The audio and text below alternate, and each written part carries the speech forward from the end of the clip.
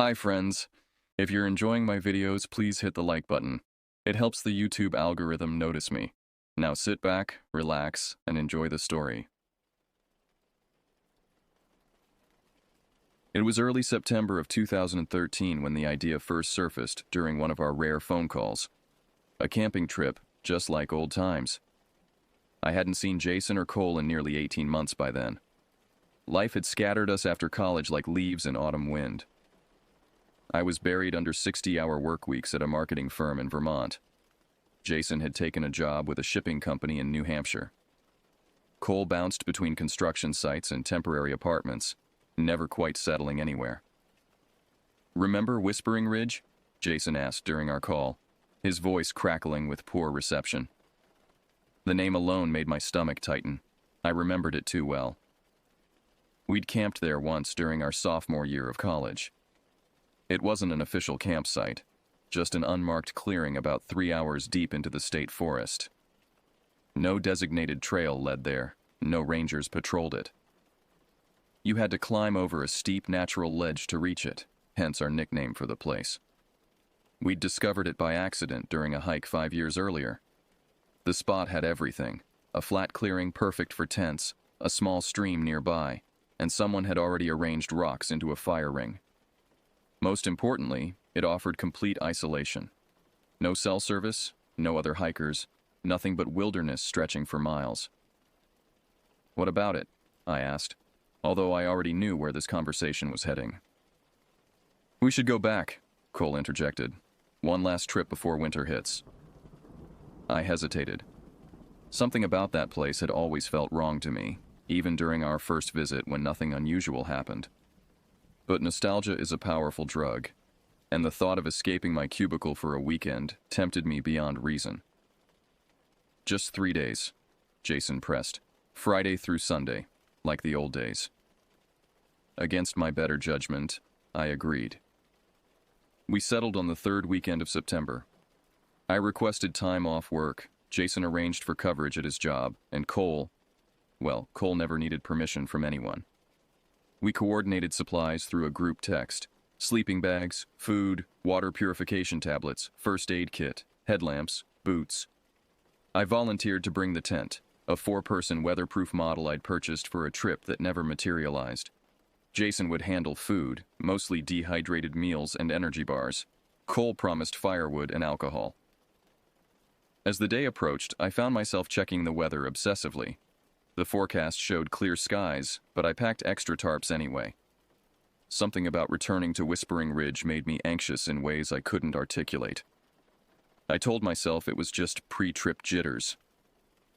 The night before our departure, I dreamt of trees with eyes. Not eyes embedded in bark, but watching from between branches.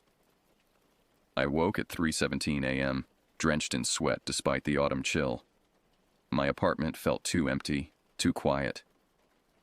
I lay awake until dawn, listening to the occasional car passing on the street below, wondering if I should cancel. I didn't. Some decisions we make knowing they're mistakes, yet we make them anyway. We met at a diner just outside the forest entrance, arriving in separate vehicles. Jason looked thinner than I remembered, his once athletic frame now wiry and tense. Cole hadn't changed much, still broad-shouldered and sporting that perpetual 5 o'clock shadow. We ate quickly, reviewing our route over coffee and maps. "The turnoff is unmarked," Jason explained, tracing a finger along a faded hiking trail. "We'll park at the main lot, then hike about 40 minutes to this creek. From there, we head east through this section of pines until we hit the ridge." Cole nodded, mouth full of pancakes. "And we're sure we can still find it?" "I've been back once," Jason admitted, surprising both of us. "About 2 years ago. It's still there." I wanted to ask why he'd gone back alone, but something in his expression stopped me. We drove to the trailhead in convoy, my car following Jason's old Honda, Cole riding shotgun with him. The parking lot was nearly empty, just a ranger's truck and a couple with hiking poles preparing for a day trip. We shouldered our packs, checked our supplies one last time, and headed into the forest. The main trail was well maintained for the first mile. But as we veered east onto the unmarked path Jason remembered, the terrain grew challenging. Fallen trees blocked our way multiple times. The forest floor was spongy with decades of decomposing leaves. Overhead branches formed a canopy so dense that by mid-afternoon it seemed like dusk was already settling. "It's colder than I expected," Cole said, zipping his jacket higher. He was right. Despite the forecast promising mid-60s, the temperature in the forest couldn't have been above 50. Our breath formed clouds in front of our faces. The air smelled sharp with pine and something else. Something metallic, like the scent of pennies in your palm. "We should be close," Jason murmured, pausing to consult his compass. "The ridge should be just ahead." We pushed through a thick stand of pines, branches scraping our arms and faces, and suddenly there it was, the ledge. A natural stone formation that rose about 15 feet, creating a wall we'd need to climb to reach our destination. "Just like I remembered." Cole grinned, but his smile didn't reach his eyes. We climbed single file, finding the same handholds and footholds we'd used years before. At the top, we helped each other over the final lip of rock, then stood for a moment, catching our breath and looking down at the clearing below. Whispering. Ridge hadn't changed. The fire pit remained, stones blackened from countless flames. The clearing was perhaps 30 feet in diameter, surrounded by dense forest on all sides except for the ledge we'd just climbed. The stream trickled nearby, barely audible over the constant hushing of wind through pines. "Home sweet home," Jason said, dropping his pack. We made camp efficiently, working with the practiced coordination of people who'd done this together before. The tent went up near the center of the clearing. We gathered additional stones to reinforce the fire ring. Cole arranged his pre-cut logs in a neat stack nearby. I unpacked the small camp stove and cooking gear. By the time darkness fell, we had a fire crackling, 3 camping chairs arranged around it, and our sleeping bags ready inside the tent. I heated water for our dehydrated meals, while Jason produced a bottle of whiskey from his pack. "Two old friends," he toasted, passing the bottle. The whiskey burned going down, but it pushed back against the unusual cold. We ate our reconstituted pasta, reminisced about college days, and avoided talking about our current lives. The fire cast long shadows that danced at the edges of the clearing. Occasionally, one of us would glance into the darkness beyond our campsite, then quickly return to the conversation. "Remember when we used to think we'd change the world?" Cole laughed, but there was something bitter in his voice. Jason nodded. "Still might. There's time." "Is there?" I asked, not sure why the question surfaced. The conversation lulled. The fire popped and hissed. Somewhere deep in the forest, a branch snapped. "Did you guys hear that?" Cole asked. We all pretended we hadn't. I woke before dawn, disoriented. The interior of the tent was pitch black and freezing cold. My watch read 5:22 a.m.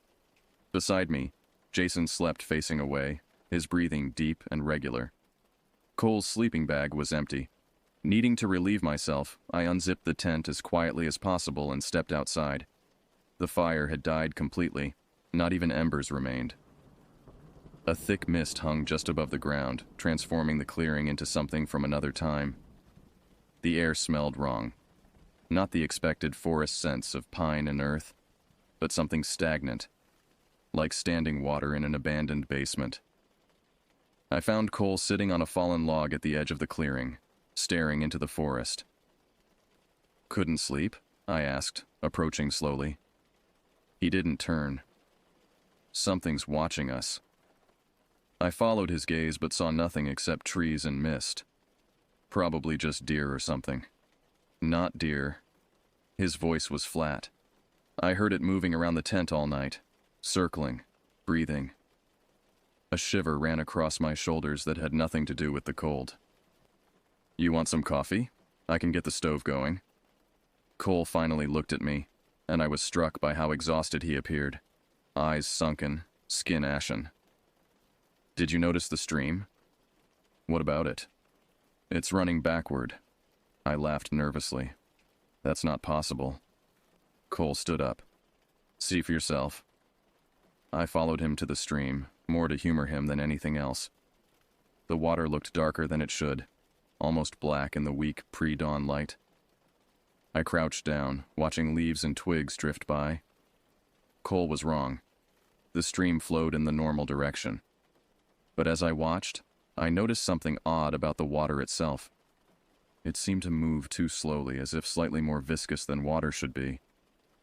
It's just water, I said, standing up. Cole shook his head. It changed when you came. It knows we're watching now. I was about to respond when Jason called from the tent. What are you guys doing? Just getting some air, I called back, grateful for the interruption. I'm going to start coffee. The day improved with sunlight and caffeine. Cole became more like himself, laughing at Jason's jokes and helping prepare breakfast. By mid-morning, the incident seemed forgotten.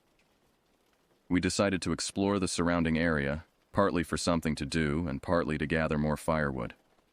We hiked along the ridge following the stream upstream. The forest grew denser, the trees older and taller. Nearly an hour into our walk, we noticed the first anomaly, a perfect circle of mushrooms surrounding a bare patch of earth. Not unusual in forests, but these mushrooms were a vibrant red with white spots that none of us recognized. Don't touch those, Jason warned. They look poisonous. 20 minutes later, we found the structure. It appeared suddenly through a break in the trees, a crude shelter made of weathered plywood nailed to living trunks, with a tattered tarp stretched across for a roof. It might have been a hunter's blind at first glance, but the position made no sense for hunting. It faced a solid rock wall with no game trail nearby. Someone lived here, Cole murmured, approaching cautiously. He was right. Inside the small space, we found remnants of human habitation. A rusted can opener, a metal cup crusted with something brown, a rotting backpack. Check this out, Jason called from behind the shelter. We joined him to find what appeared to be an arrangement of animal bones, not scattered randomly, but carefully placed in complex patterns. Small mammal skulls, raccoons, possums, maybe a fox, formed the center of the design. Larger bones radiated outward in spiral patterns. What the hell is this? I whispered. Someone's art project, Jason suggested, but didn't sound convinced. Cole crouched down, examining the pattern without touching it. These aren't all animal bones. A heavy silence fell over us. Jason broke it first. We should head back. None of us argued. The return journey took longer than it should have. Twice we found ourselves walking in circles despite following what should have been a straight path along the ridge. The third time we emerged at an unfamiliar clearing, Cole lost his temper. This is impossible. The stream is right there. We just need to follow it downhill. Let's try again, I suggested, trying to sound calmer than I felt. We just need to stay together and pay better attention. It was nearly dusk by the time we found our campsite again. Jason immediately set about building a fire while I prepared our dinner. Cole sat on a log staring into the forest, unusually quiet. That night, none of us suggested exploring any further. We kept the fire burning higher than necessary and finished Jason's whiskey. The conversation was stilted, full of long pauses and unfinished thoughts. When we finally retreated to the tent, it was with unspoken relief. Tomorrow we head out early, Jason said as we settled into our sleeping bags. First light. Cole and I murmured agreement. Despite the exhaustion of our day, sleep came reluctantly. I drifted off listening to the forest sounds, wind through branches, occasional animal calls, and something else that might have been footsteps circling our tent, too rhythmic to be random, too deliberate to be wildlife. The scream woke me, a sound so primal and terrified that I was on my feet before my mind fully registered what I'd heard. The tent was empty, except for me. My watch read 3:17 a.m., the same time I'd awakened in my apartment before the trip. Jason? Cole? I called, fumbling for my headlamp. Outside, the clearing was transformed. A dense fog had settled, so thick I could barely see 10 feet ahead. The fire had died completely. There was no sign of either of my friends, but their boots remained neatly placed outside the tent. "Jason!" I shouted, louder this time. "Cole!" Something moved in the fog. A shadow, quick and low to the ground. I spun toward it, heart hammering against my ribs. Nothing there. My headlamp cut weak paths through the mist as I circled the campsite, calling my friends' names with increasing desperation. No response came except the distant rustling of leaves. Both their sleeping bags were empty, but their phones and wallets remained in the tent. Who leaves without shoes, phone, or wallet? At the edge of the clearing, I found the first clue. Jason's sweatshirt lying on the ground, one sleeve stretched as if pulled forcefully. 10 yards further into the forest, I found his t-shirt. Then his watch. Each item formed a perfect breadcrumb trail leading deeper into the woods. I followed, aware that I was making a terrible mistake but unable to abandon my friends. The fog seemed to part just enough to reveal the next item, then close behind me as I passed. A quarter-mile in, the trail split. Jason's jeans lay to the left while Cole's hoodie appeared on a path to the right. I stood paralyzed by indecision until I heard it. A whisper that might have been my name coming from the left fork. I turned my headlamp in that direction and saw movement. A figure ducking behind a tree. "Jason?" I called, voice cracking. The figure stepped partially into view. The right height and build for Jason, but somehow wrong. Movements too fluid, posture too straight. Before I could process what I was seeing, my headlamp flickered and died. Total darkness enveloped me. Not the darkness of a night in the woods with ambient starlight, but absolute impenetrable blackness. I fumbled in my pocket for my phone, finding it dead despite being fully charged when we'd gone to sleep. Something rustled in the underbrush nearby. Not one set of footsteps, but many, moving in perfect synchronization. They circled me slowly, maintaining distance but clearly aware of my position. I remained frozen, afraid that movement would trigger whatever was out there. A sound reached my ears, breathing, heavy and wet, like someone with fluid in their lungs. It came from directly behind me. I felt warm air on the back of my neck. I ran, blind, terrified, with no sense of direction. Branches whipped my face and arms. I tripped over roots and stones, falling repeatedly only to scramble back up and continue fleeing. Behind me, something pursued. Something heavy that crashed through underbrush without concern for stealth. After what felt like hours but was probably minutes, I burst through the trees and found myself back at the ledge, our entry point to the campsite. Morning light had begun to filter through the canopy. I turned, expecting to see my pursuer, but the forest behind me was still and empty. I waited at the ledge until full daylight, calling for my friends until my voice gave out. Neither appeared. With trembling hands, I climbed down the rock face and hiked back to the parking lot, half expecting to find their vehicles gone. They weren't. Both cars sat exactly where we'd left them, locked and undisturbed. I drove to the nearest ranger station, incoherently reporting my missing friends. The rangers were professional but skeptical, especially when I couldn't precisely mark our campsite on their maps. They noted that no official campground existed in that area of the forest. "We'll send out a search team," the head ranger assured me. "But if your friends separated from you, they might have already hiked out to another exit point." I knew better but couldn't explain why. The search found nothing. No tent, no campsite, no belongings, no sign that 3 people had spent 2 nights in the forest.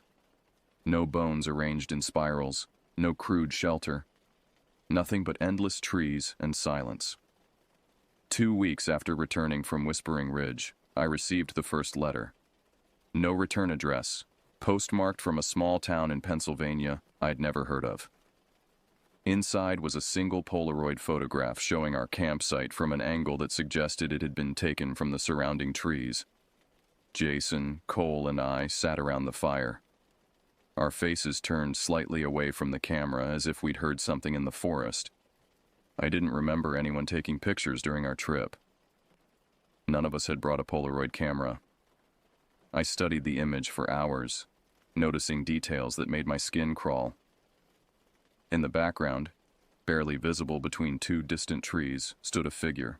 Too tall, too thin, its proportions subtly wrong, and our expressions in the photo weren't casual or relaxed. We looked terrified, frozen in the moment before flight. The second letter arrived a month later, this time from Oregon. Another Polaroid. The three of us asleep in the tent, photographed through the mesh window. The tent flap was open wider than we'd left it that night. Someone, something, had stood over us while we slept. I called the detective assigned to the missing persons case repeatedly, but interest had waned when no evidence surfaced. People go missing in national forests all the time, he explained with rehearsed patience. Usually they've chosen to disappear. I knew Jason wouldn't abandon his elderly mother who depended on his support. Cole wouldn't leave behind the construction job he'd finally secured after months of searching. But without evidence, the case stalled. The final letter arrived exactly 3 months after our trip. Postmarked from my own city, which terrified me more than its contents, a third Polaroid showing the crude shelter we'd discovered, but transformed. The plywood walls now displayed hundreds of photographs pinned to the surface. Even in the grainy image, I recognized myself in many of them. Entering my apartment building, sitting at my desk by the window, sleeping in my bed. I'd been watched for months, maybe longer. That night, I heard it for the first time. The same wet, labored breathing I'd heard in the forest, now outside my bedroom window on the 4th floor of my apartment building. When I gathered the courage to look outside, I saw nothing but empty streets and streetlights casting yellow pools on wet pavement. But something had left muddy footprints on the fire escape. Prints too large to be human, with toes too long and articulated like fingers. I didn't sleep that night, or many nights after. I installed additional locks, security cameras, motion detector lights. None of it helped the growing certainty that whatever had taken my friends had followed me home. 5 months after our camping trip, Cole's sister called me. Her voice trembled with a mixture of hope and dread. "I got a text from Cole's phone," she said. "First one since he disappeared." My grip tightened on my own phone. What did it say? Just coordinates. GPS coordinates in one word. Help. I knew before she told me. The coordinates would lead back to Whispering Ridge. When she confirmed this, something inside me shattered. The fragile normalcy I'd constructed since returning from the forest collapsed like a house of cards. "I'm going to send them to the police," she continued. "They won't find anything," I said, surprising myself with the certainty in my voice. "I need those coordinates." "Why? You can't be thinking of going back there." I didn't answer her question directly. "Did you tell anyone else about the text?" "No, just you." A pause. "You know something you're not telling me." "It's better if you don't know," I replied. "Send me the exact coordinates, then delete the message and forget you received it." She argued, of course. Threatened to call the police herself if I didn't explain. Eventually, I told her a sanitized version of what had happened, that we'd become lost, separated in the forest, that I believed Jason and Cole might have found shelter somewhere remote with limited phone service. I promised to take experienced guides, emergency supplies, proper communication equipment. All lies. The coordinates arrived in my email an hour later, along with a message. Find my brother. I spent the next week preparing, not with camping gear and hiking supplies, but with different tools altogether. A handheld GPS unit, a night vision monocular I purchased from a hunting supply store, a digital recorder, and my father's revolver, taken from the safe where it had remained since his death 3 years earlier. I had never fired it, but I watched enough YouTube videos to understand the basics. I told no one where I was going. I called in sick to work, citing a family emergency. I left no note, made no arrangements for my absence. Part of me already knew I might not return. The forest looked different in winter. Skeletal trees, patches of snow in shaded areas, the undergrowth withered and brown. I reached the trailhead at noon, parked in the now empty lot, and began the hike with single-minded determination. The GPS unit led me unerringly toward the coordinates from Cole's text, which aligned almost perfectly with my memory of our campsite. The forest was silent, except for the crunch of dead leaves and occasional twigs beneath my boots. No birds called. No squirrels darted through branches. The absence of wildlife registered as wrong on a primal level, a warning sign my body recognized before my conscious mind. I reached the ledge by mid-afternoon. The climb was more difficult than I remembered, the hand and footholds slick with ice in places. At the top, I stood staring down at the clearing where we had camped. It remained recognizable but transformed. The fire ring was gone, replaced by a perfect circle of bare earth surrounded by evenly spaced stones. Our tent was still there, collapsed and partially rotted. Its once bright fabric faded to a sickly gray. Most disturbing were the markings carved into surrounding trees. Not random vandalism, but precise geometric patterns. Circles containing smaller circles. Triangles with extra angles. Eyes that weren't quite eyes. I checked the GPS coordinates again. This was exactly where Cole's text had originated. "Cole?" I called, my voice sounding thin and frail in the winter air. "Jason?"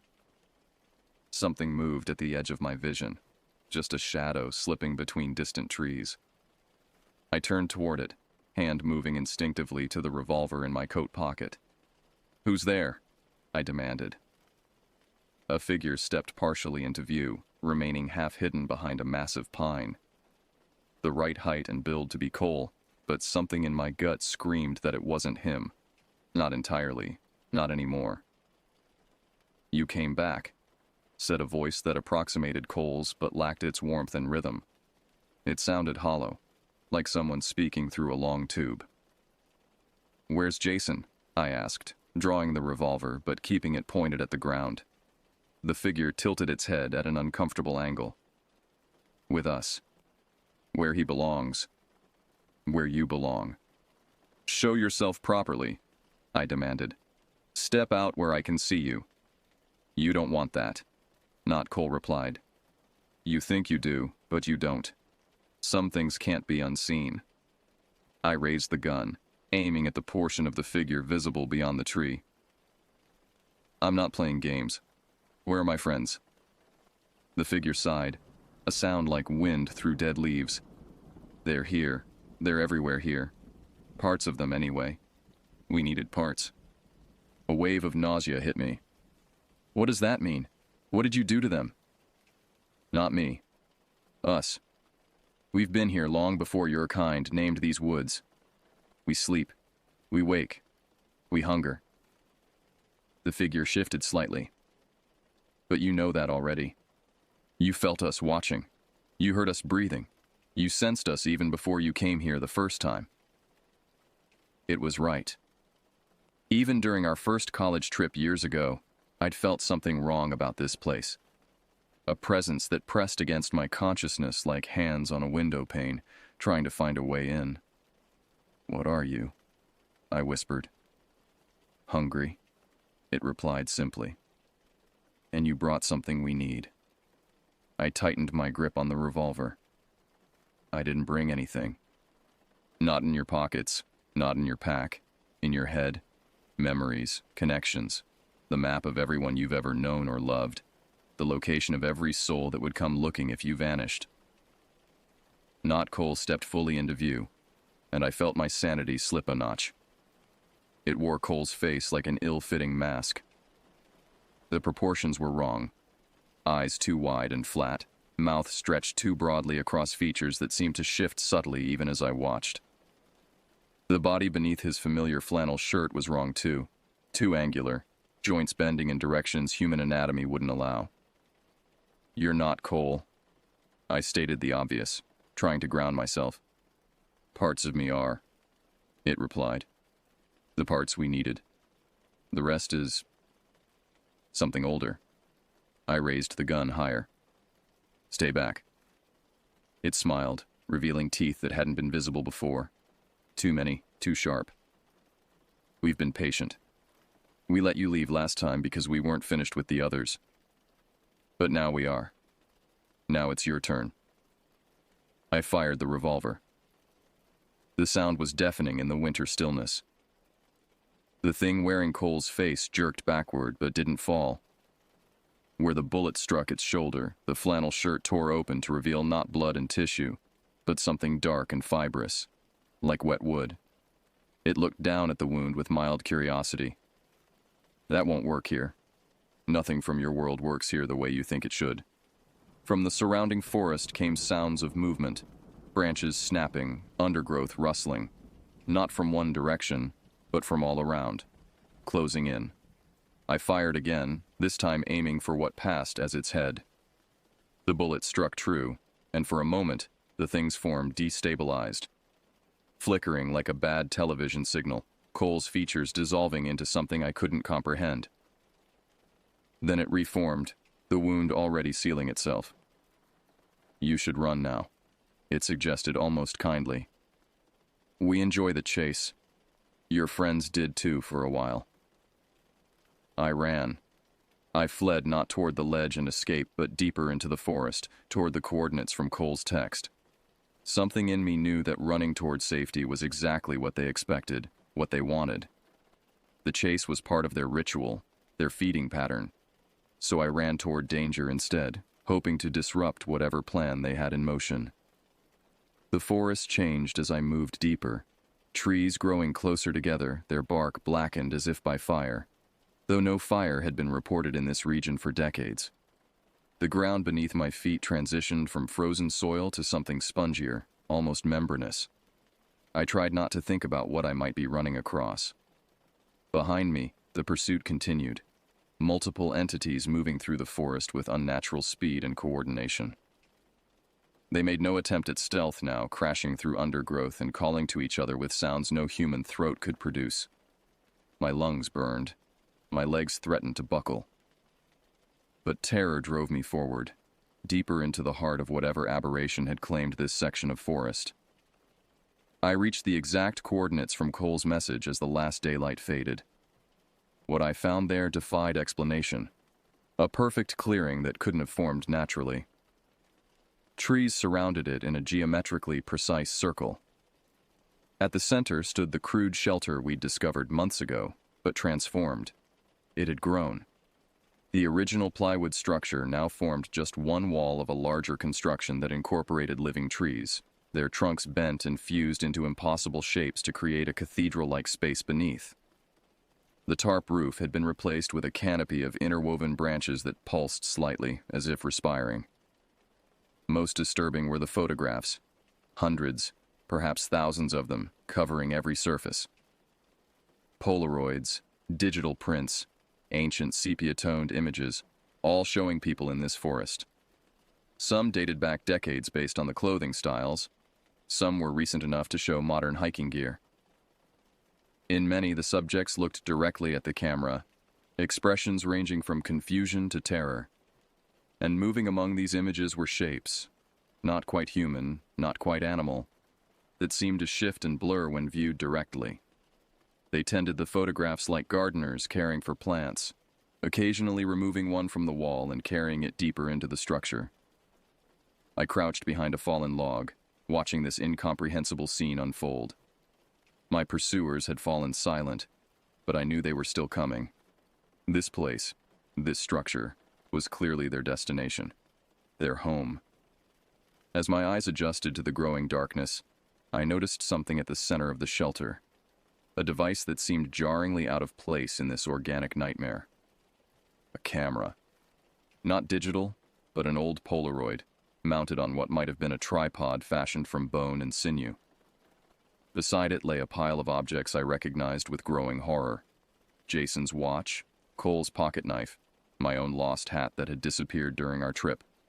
Personal items taken from dozens, perhaps hundreds of victims, over who knows how many years. I understood then, in a moment of clarity that felt like breaking through ice into freezing water. They didn't just take people, they collected them, preserved them somehow in these endless photographs. The camera wasn't just a tool, it was the center of whatever ritual they performed. My revolver had 3 bullets remaining. Not enough to fight whatever these entities were, but perhaps enough for what I needed to do. I waited until the shambling figures moved to the far side of the clearing, then sprinted toward the center of the shelter. The ground beneath my feet felt warm and yielding, like flesh rather than soil. I reached the camera, aimed my revolver at it point blank, and fired twice. The Polaroid exploded in a spray of plastic, metal, and something dark that might have been blood. A scream tore through the forest. Not from any single entity, but from the forest itself. The trees shuddered. The ground convulsed. Photographs began falling from the walls, their images melting and running like wax. The figures turned toward me, their forms fluctuating wildly between human appearance and something else. Something with too many limbs, too many eyes, proportions that violated the laws of geometry. I fired my final bullet into the pile of personal effects, hitting something that sparked and caught fire. The flames spread unnaturally fast, engulfing the center of the shelter in seconds. As the fire grew, the entities became more substantial, more visible, as if the flames revealed their true nature. What I saw in that firelight broke something in my mind. They had never been human, never been animals. They were something else entirely. Ancient intelligences that had learned to mimic life forms but never quite mastered the subtleties. The largest of them lurched toward me, its form settling briefly into a grotesque approximation of coal. Beneath the familiar features, I glimpsed something vast and incomprehensible. A consciousness that had existed in these woods long before humans arrived, feeding on fear and memory and identity. "You cannot unmake us," it said in Cole's voice. "We are bound to this place." "I don't need to unmake you," I replied, backing toward the edge of the clearing. "I just need people to know you exist." From my pocket, I pulled my phone, not dead as I'd led them to believe, but recording everything since I'd entered the clearing. I'd live-streamed the entire encounter to a private server, insurance in case I didn't make it out. The creature wearing Cole's face recoiled as if physically struck. "Others have tried to expose us. Their evidence never survives." "Technology changes," I said. "You don't." With that, I turned and ran for the ledge, for escape, for whatever normal life might remain possible after what I'd witnessed.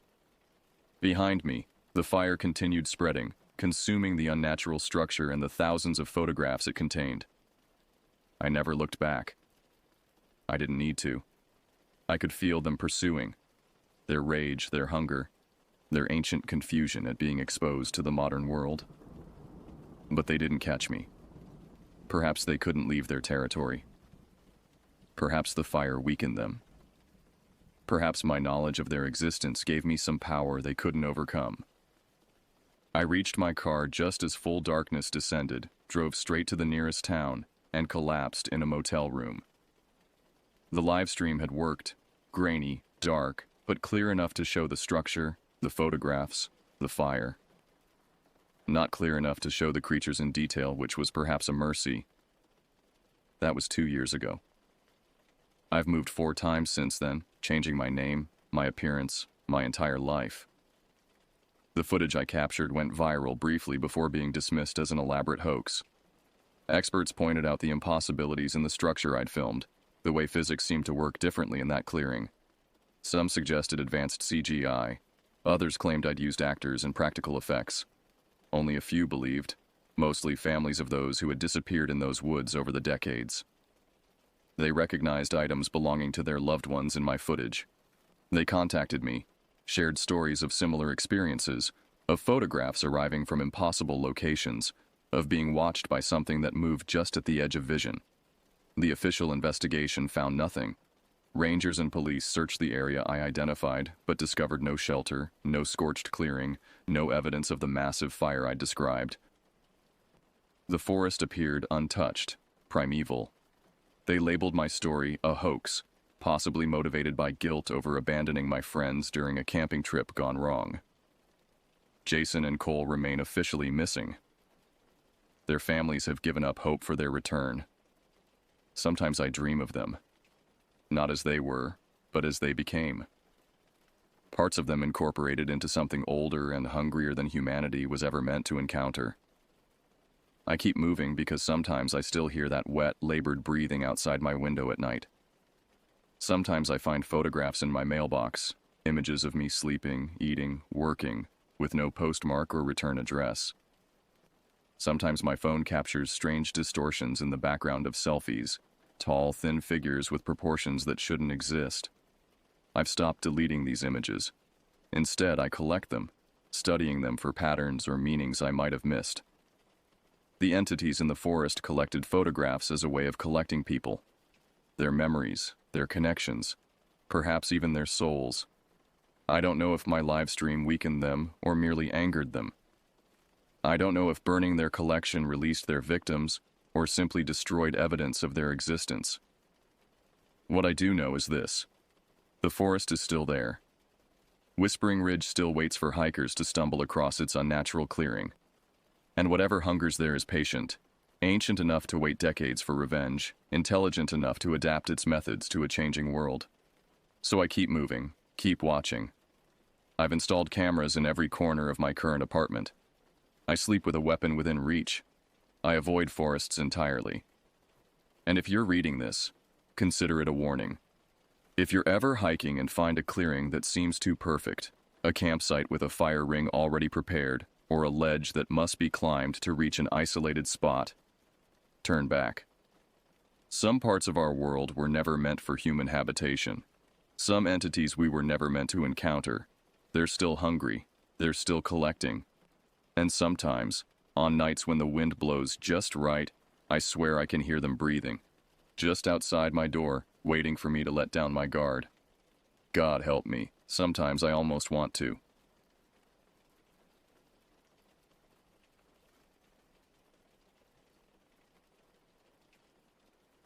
In late autumn of 2019, I was working as a package delivery driver for a shipping company in rural Tennessee.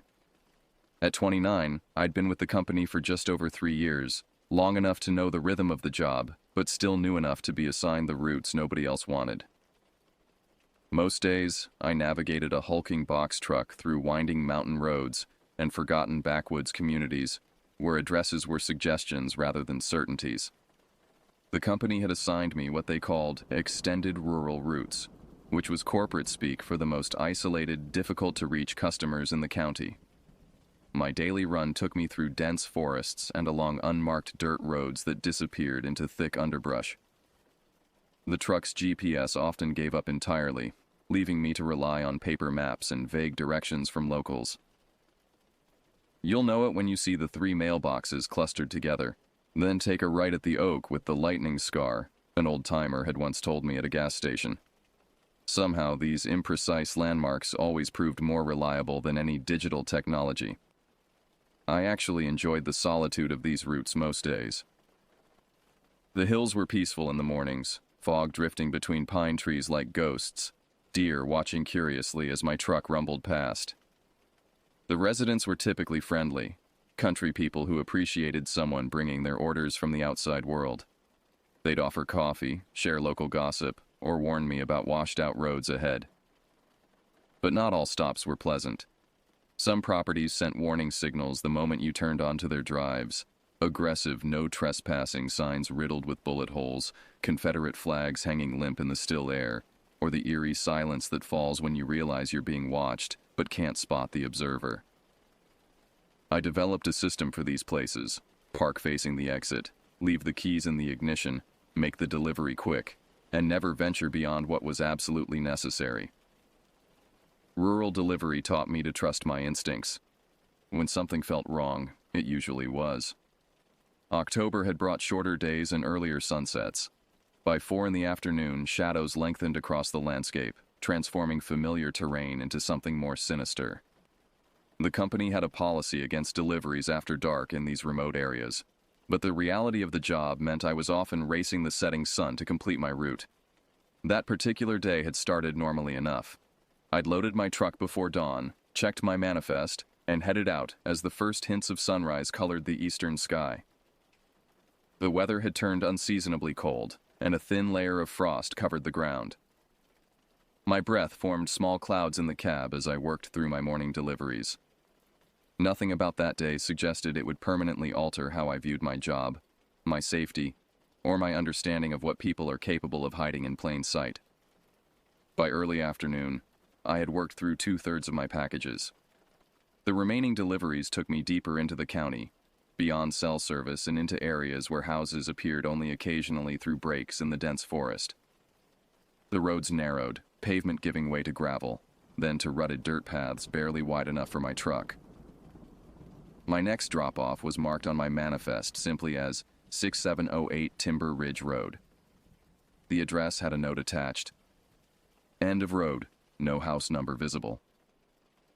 This wasn't unusual for rural deliveries, but something about this particular note made me pause. I'd been down Timber Ridge Road before, delivering to houses near its entrance, but never to its end.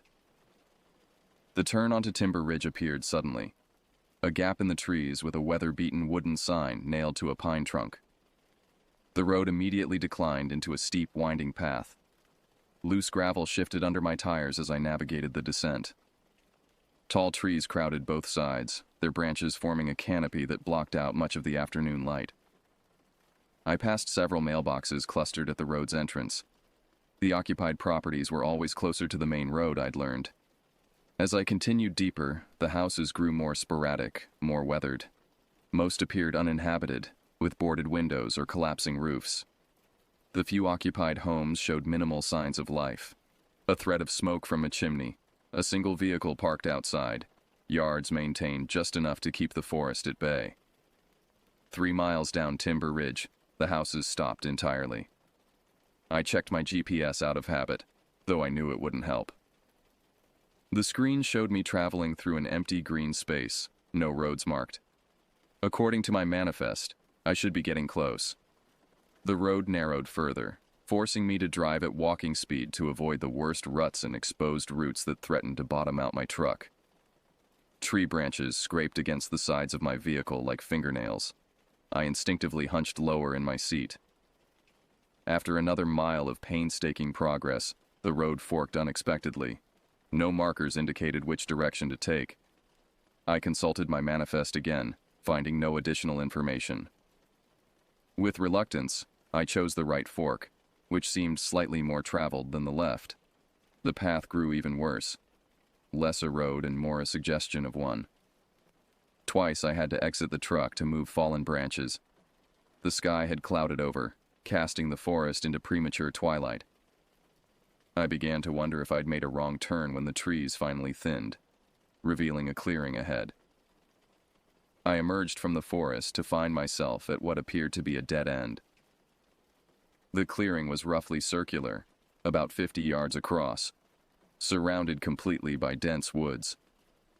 At its center stood a small cabin, set back from where the road terminated in a patch of overgrown weeds. No vehicles were visible. No smoke rose from the chimney. Nothing indicated human presence except the building itself, a single-story structure with wood siding weathered to a uniform gray. If not for the package on my passenger seat, I would have assumed the place was abandoned. I checked my watch. 3:47 p.m. The sun would be setting in less than an hour. Company policy dictated that undeliverable packages should be returned to the depot, but that would mean navigating these roads in darkness. Better to attempt the delivery now. I reached for my scanner and the small box addressed to occupant 6708 Timber Ridge Road. The package was lightweight, about the size of a hardcover book, wrapped in standard brown paper with no return address. Nothing unusual except for its destination. I stepped out of the truck, immediately struck by the profound silence of the clearing. No birds called. No insects buzzed. Even the wind seemed to have died completely, leaving the air unnaturally still. For the first time that day, a distinct sense of unease settled over me like a physical weight. The first thing I noticed was how the clearing seemed deliberately maintained. Unlike the overgrown road, the open space around the cabin had been kept clear of saplings and underbrush. Not neatly mowed like a lawn, but methodically cleared, as if someone regularly patrolled the perimeter with tools designed for cutting back the forest's constant encroachment. I approached slowly, scanning my surroundings with increasing discomfort. The cabin itself appeared older than I initially thought, perhaps built in the 1950s, with architectural elements that hadn't been in style for generations. The roof sagged slightly in the middle, and the wooden steps leading to the front porch had been reinforced with cinder blocks where they'd begun to rot. What struck me as odd was the presence of modern technology attached to this decaying structure. A satellite dish was mounted on the roof. Not just one, but 3 separate dishes positioned at different angles. A 4th dish lay on the ground nearby, partially overgrown with weeds. The incongruity was jarring, like finding a smartphone in a medieval castle. As I approached the cabin, I noticed something else that stopped me momentarily. What I had assumed was an abandoned vehicle tucked against the tree line was actually the rusted shell of an old pickup truck. Nature had begun to reclaim it. Vines grew through the empty engine compartment, and the cab was filled with decades of fallen leaves. But it hadn't been dumped there. It had been parked, and then simply left to decay in place. I resumed my walk toward the cabin, the package clutched in my hand. My footsteps sounded unnaturally loud in the silence, each crunch of gravel beneath my boots announcing my presence. I found myself walking more carefully, placing each foot with deliberate precision to minimize noise. The front yard, if it could be called that, contained no personal items, no forgotten tools, no outdoor furniture, nothing to suggest regular use of the space. Just bare dirt and patches of stubborn weeds. I reached the bottom of the steps and paused, listening for any indication of movement within. Nothing. "Hello?" I called out, my voice sounding thin and ineffectual in the oppressive quiet. "Delivery service." No response came from within. I hesitated, then mounted the steps one at a time, wincing at their creaking protest under my weight. The porch boards seemed solid enough, though weathered to a silvery gray. A single bare light bulb was mounted above the door, unlit. The front door was the most modern thing about the structure. Solid wood with a large glass pane in its upper half. The glass was surprisingly clean compared to the rest of the exterior, as if recently wiped. I raised my hand to knock, then froze as I caught my first glimpse of the interior. Through the glass, I could see directly into what should have been the main living area. The room was completely empty except for 2 metal folding chairs placed in its center. Not against a wall, not arranged conversationally, but positioned side by side, both facing the corner of the room. The corner itself contained nothing. No television, no shrine, no object of any kind. Just 2 chairs facing a blank wall. I felt the hairs on my arms stand on end. Something about those chairs, their deliberate placement, their solitary purpose, suggested a ritual or behavior I couldn't comprehend. They seemed to be waiting for occupants. I nearly turned away then. Every instinct urged me to return to my truck and leave the package on the porch. But professional habit took over, and I knocked firmly on the door frame. The sound echoed through the apparently empty structure. I waited 30 seconds, then knocked again, louder this time. "Package delivery," I called out, my voice noticeably strained. When no response came, I tried the door handle, finding it locked. Following protocol, I set the package down in front of the door, took a photo with my scanner to confirm delivery, and backed away, still facing the cabin. As I retreated, my gaze drifted to a window on the side of the structure. Through dirty glass, I could make out what appeared to be a kitchen. Unlike the main room, this one contained ancient appliances. A refrigerator with rounded corners from the mid-century. A stove with mechanical dials. But like the main room, it showed no signs of recent use. No dishes, no food containers, no evidence of habitation. The entire structure appeared to be a shell, maintained just enough to keep standing, but not actually lived in. except for those chairs, deliberately placed and waiting. My unease crystallized into genuine fear. Something was profoundly wrong with this place. Whatever its purpose, it wasn't simply a home. The decision to leave came with absolute clarity. I turned and walked briskly toward my truck, no longer concerned about the noise of my footsteps.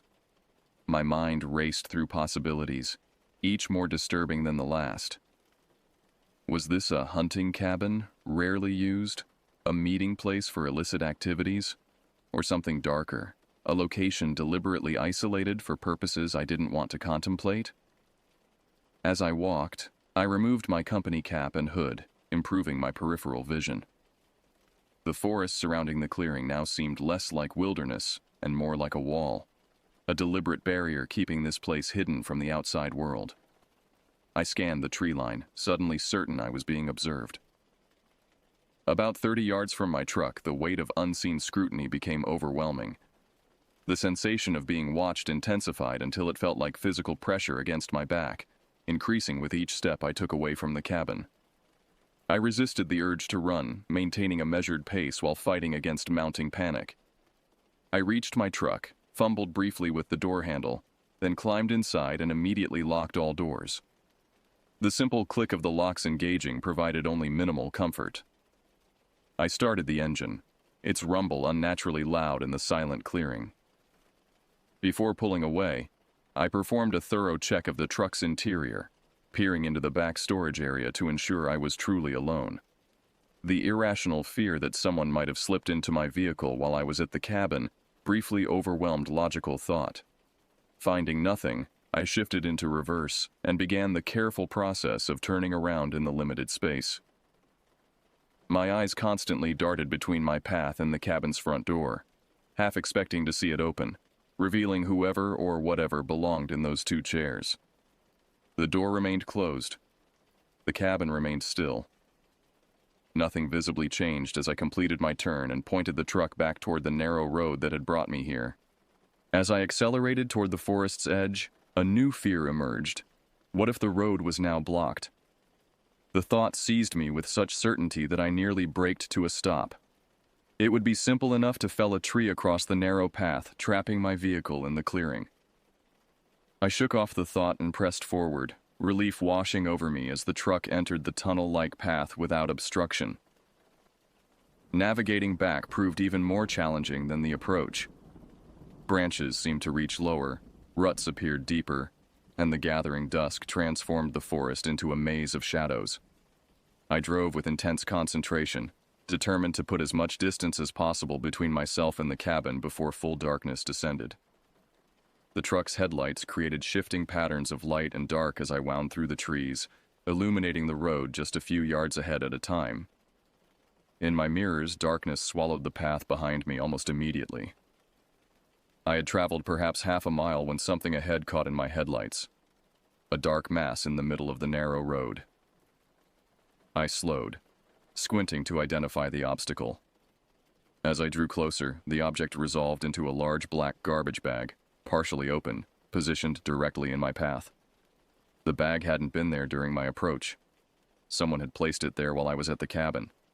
I brought the truck to a stop about 20 feet from the bag, headlights illuminating its glossy black surface and the contents partially visible through its opening. From my position, I could make out what appeared to be fabric, something with a pattern, possibly clothing. A woman's sweater, maybe. My hands gripped the steering wheel until my knuckles whitened. The bag's placement was deliberate, not accidental roadside trash, but an object meant to make me stop, to force me to exit my vehicle. For a moment, I considered attempting to drive around it, but the narrow road offered little room to maneuver. Driving over it seemed equally dangerous. What if it contained something that could damage my tires? A third option presented itself. Reverse course, find another way out. But that would mean returning toward the cabin, potentially encountering whoever had placed the bag in my path. As I sat frozen in indecision, a new, horrifying thought emerged. What if the bag contained not just clothing, but human remains? What if I had interrupted something at the cabin, some terrible act that had already been committed, and this was evidence being disposed of. The implications cascaded through my mind. The empty cabin with chairs facing the corner, the multiple satellite dishes, the absence of personal effects. Could it be what I initially feared? A location where people were held against their will? A place of captivity and worse? My breathing grew rapid and shallow as I stared at the garbage bag. The fading daylight cast long shadows through the trees, creating a disorienting pattern across the road. I needed to act, but each option carried its own risk. I reached for my phone out of habit only to find no service, as expected in these remote hills. I was entirely on my own, with only my judgment to rely on. After several minutes of paralyzed deliberation, I made my decision. I would drive around the bag, staying on the road as much as possible. The truck's clearance should handle the shallow ditch if I maneuvered carefully. I put the vehicle in drive and approached slowly, angling toward the right side of the narrow road. As I drew alongside the bag, I allowed myself a closer look at its contents. Through the partially open top, I could indeed see what appeared to be a woman's sweater, pale blue with a pattern I couldn't quite discern. Something else was visible beneath it, dark and irregularly shaped. My imagination supplied horrifying possibilities. The truck's tires dipped into the shallow ditch as I navigated around the obstacle. For one terrifying moment, I felt the vehicle tilt slightly toward the right, threatening to slide further off the road. I corrected carefully, applying gentle pressure to the accelerator, and felt the wheels catch and pull me forward. Once past the bag, I straightened the truck and accelerated, pushing the vehicle faster than was safe on the rough terrain. My heart pounded against my ribs as I focused on escaping the narrow forest road. Every shadow among the trees seemed to move with purpose. Every sound from the surrounding woods registered as a potential threat. I reached the fork where I'd originally turned right and continued straight, following what I hoped was the path back to Timber Ridge Road proper. The truck bounced violently over exposed roots and rocks, my body tensing with each impact as I anticipated a tire blowout or mechanical failure that would strand me in these woods. After what seemed like hours but was likely only minutes, the trees thinned and the road widened. I emerged onto the main gravel section of Timber Ridge, the relative openness feeling like salvation. I didn't slow down until I reached the paved county road, where I finally pulled onto the shoulder and cut the engine. The sudden silence was broken only by my ragged breathing and the ticking of the cooling engine. I sat motionless, trying to process what I'd just experienced. The rational part of my mind suggested innocent explanations, an eccentric hermit with unusual living arrangements perhaps, a hunting cabin rarely used except during specific seasons, abandoned property with strange decorative choices. But those chairs, the multiple satellite dishes, the garbage bag appearing in my path. I glanced at my watch. 4:32 p.m. Less than an hour had passed since I'd first arrived at the cabin, though it felt like days. I still had 3 deliveries remaining on my route, but completing them was unthinkable now. I needed to report what I'd seen. But what exactly had I seen? Nothing definitively criminal, just deeply unsettling. Would anyone take me seriously? Would my concerns be dismissed as overactive imagination or end-of-day fatigue? I started the truck again and pulled back onto the road, heading toward the nearest town where I knew I could get cell service. As I drove, a new thought occurred to me. I should document what I'd found. If something truly sinister was happening at that cabin, evidence would be crucial. The thought of returning to that isolated clearing made my stomach clench, but the alternative, saying nothing, doing nothing, seemed equally unbearable. What if someone was being held there against their will? What if the clothing in that bag belonged to a victim? I reached the small town of Millerton 15 minutes later and pulled into a gas station parking lot. My phone immediately registered service, multiple missed notifications appearing on the screen. I ignored them and called my friend who worked as a security consultant, someone who would understand the gravity of my suspicions without dismissing them outright. He listened without interruption as I described the cabin, the chairs, the satellite dishes, and the garbage bag. When I finished, his response was immediate and unequivocal. Take photos, as many as you can, but don't approach the cabin again. Stay in your vehicle. Document the location, the bag, anything unusual, then call the sheriff directly. I knew he was right. Without evidence, my account would sound like paranoid fantasy.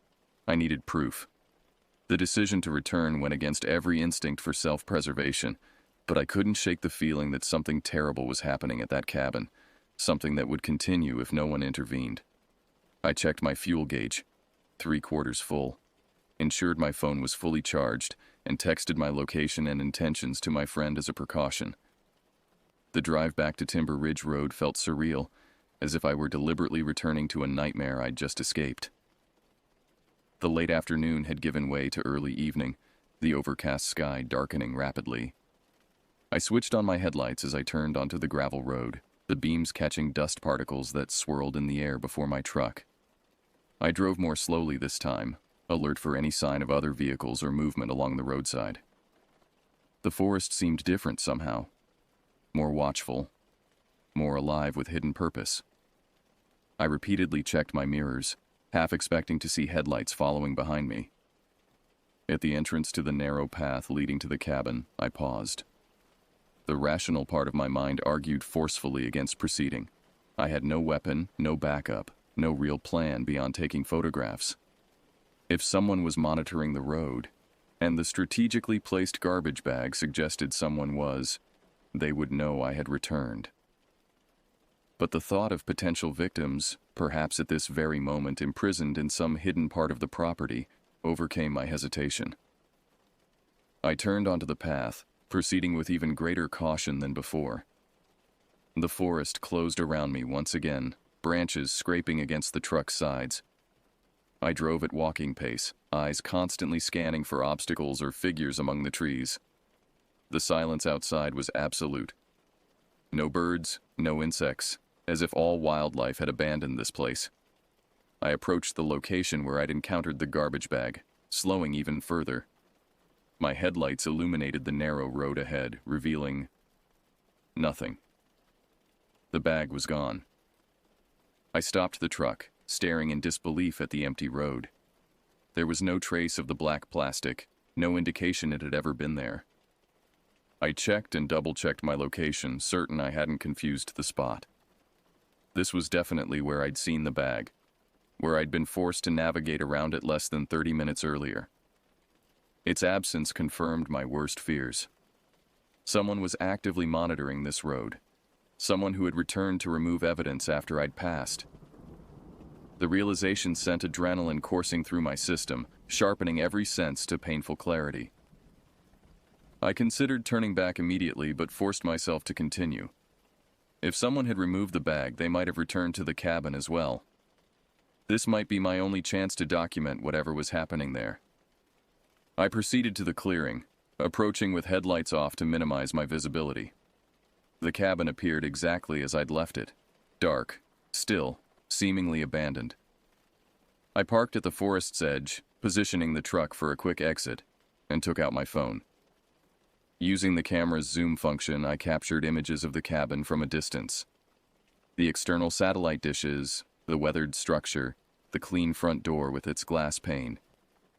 I photographed the surrounding clearing, the overgrown pickup truck, and what appeared to be a small shed partially hidden behind the main structure that I hadn't noticed during my first visit. I switched to video mode and recorded a brief narration, describing the location, the date and time, and what I'd observed earlier. My voice sounded strained even to my own ears, but I forced myself to provide clear, detailed information. As I finished recording, movement caught my eye. A brief flicker of light from one of the cabin's side windows. So brief I might have imagined it, except that I was staring directly at the building through my phone's screen. Someone was inside. I froze, phone still raised, barely breathing. Had they seen me? Were they watching even now as I sat exposed in my vehicle? I started the engine with shaking hands, no longer concerned about stealth. As the headlights came on automatically, they illuminated something I hadn't noticed during my approach. a thin trail leading from the cabin into the forest on the clearing's far side. Not a formal path, but a line of disturbed vegetation, as if something heavy had been dragged repeatedly along the same route. I wanted desperately to investigate, to follow that trail and discover what lay at its end. But self-preservation finally overrode curiosity. I put the truck in reverse, executed a rapid three-point turn, and accelerated back toward the forest road. As I drove, I checked my side mirrors repeatedly, watching the cabin recede into darkness. No lights appeared in its windows. No figure emerged to pursue me. The structure simply stood in silent witness to my retreat, revealing nothing of its secrets. I didn't stop until I reached the county sheriff's office in Millerton, pulling into the nearly empty parking lot just past 6 p.m. The station was a single-story brick building with fluorescent lights glowing from within, promising safety and rationality after the unsettling isolation of the forest. Inside, I approached the desk sergeant, a heavy-set man with graying hair and a skeptical expression that deepened as I explained my reason for coming in. He listened without interruption, making occasional notes, his face revealing nothing. When I finished my account and offered to show him the photos I'd taken, he nodded slowly. "So you're saying you delivered a package to an empty house, saw some chairs facing a wall, noticed some satellite dishes, and found a trash bag in the road that later disappeared." Put that way, it sounded absurdly innocuous. I tried again, emphasizing the strangeness of the scene, the deliberately positioned chairs, the trail leading into the forest, the feeling of being watched. "Mr. Baker," the sergeant said finally, using the name from my driver's license, "I understand you found this situation unusual, but we can't investigate private property based on furniture arrangements or satellite equipment. As for the trash bag, people dump garbage on those back roads all the time. Someone probably picked it up. But why would it appear exactly when I was leaving the cabin? And why would someone remove it so quickly afterward?" I pressed. He sighed, the sound of a man accustomed to dealing with overactive imaginations. "Could be coincidence. Could be the property owner saw it and cleaned it up. Without evidence of actual criminal activity, there's not much we can do." I showed him the photos on my phone, which he examined with mild interest. They looked less compelling than I'd hoped. Just images of a rundown cabin in poor lighting. Nothing visibly suspicious. "I'll tell you what," he said finally. "I'll make a note of your concerns. Deputy Wilson knows that area well. Next time he's patrolling out that way, he can drive by and check the property." It wasn't the immediate response I'd hoped for, but it was something. I provided detailed directions to the cabin, described the package I'd delivered, and gave my contact information. Before leaving, I asked one final question. "Has anyone ever reported problems with that address before?" The sergeant's expression changed subtly, a slight tightening around the eyes that lasted only a moment. "Not that I recall offhand," he said, too casually. "But I can check the records if you'd like." "Please," I said. He typed something into his computer, studied the screen longer than seemed necessary, then looked up. "No reports associated with that specific address. But as I mentioned, Deputy Wilson knows that area. I'll have him look into it." I left the station with the distinct impression that the sergeant knew more than he was willing to share.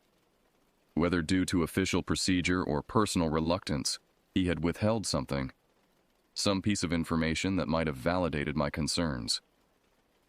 I returned to the delivery depot to complete my paperwork and park the company truck. The familiar surroundings, the fluorescent lit warehouse, the sound of packages being sorted, co-workers chatting about ordinary frustrations, should have been comforting.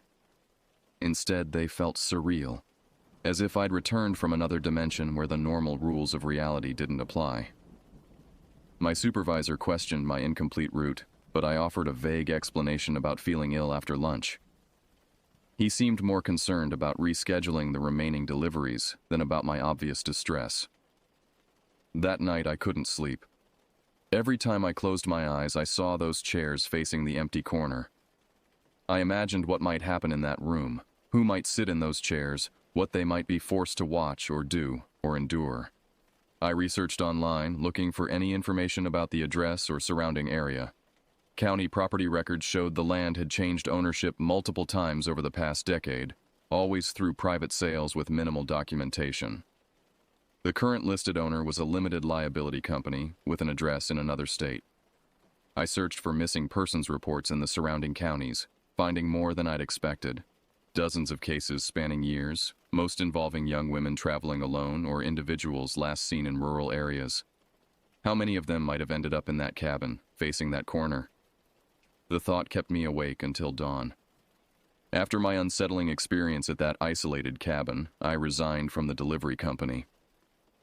Though I'd been considering a career change already, the encounter with those eerily positioned chairs and the mysterious disappearing garbage bag pushed me to make the decision. I couldn't bear the thought of continuing to drive those remote roads, potentially encountering similar disturbing situations. Before leaving, I spoke with my supervisor about removing the address from regular delivery routes. I provided a sanitized version of my experience, emphasizing safety concerns. He agreed that packages for such remote locations could be held for pickup instead. I also asked to be informed if police ever inquired about the Timber Ridge Road address. To my knowledge, no such inquiry ever came. In the weeks that followed, I regularly contacted the sheriff's office about Deputy Wilson's promised investigation. Their responses grew increasingly evasive, citing reassignments, schedule changes, and staffing shortages, until they stopped taking my calls altogether. I considered contacting higher authorities, but realized my evidence was too insubstantial to warrant serious investigation. 2 months later, I relocated to another county, creating physical distance between myself and Timber Ridge Road. Despite this, the memory persisted in recurring nightmares. About 6 months after the incident, I discovered a news article about hunters finding human remains in the national forest adjacent to Timber Ridge. When I contacted the reporter, he revealed that fabric fragments had been found with the remains in an area near Timber Ridge. This connection left me deeply unsettled, though I never learned whether the remains were linked to the cabin. I often wonder if I should have done more. But then I remember the oppressive sensation of being watched in that clearing and the inexplicably appearing and disappearing garbage bag. I try to reassure myself that alerting authorities fulfilled my moral obligation. Yet during sleepless nights, I find myself wondering about subsequent deliveries to that cabin, and whether others notice those chairs facing the corner, waiting for their next occupants.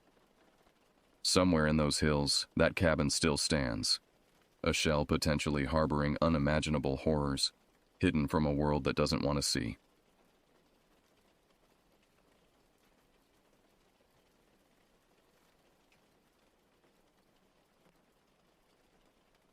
I never believed in monsters until I inherited one.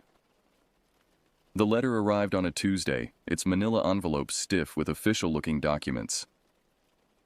My great-uncle Liam had died, leaving me his remote property in northern Michigan, a family cabin I'd never known existed on the shores of what the locals called Lake Wanagiska.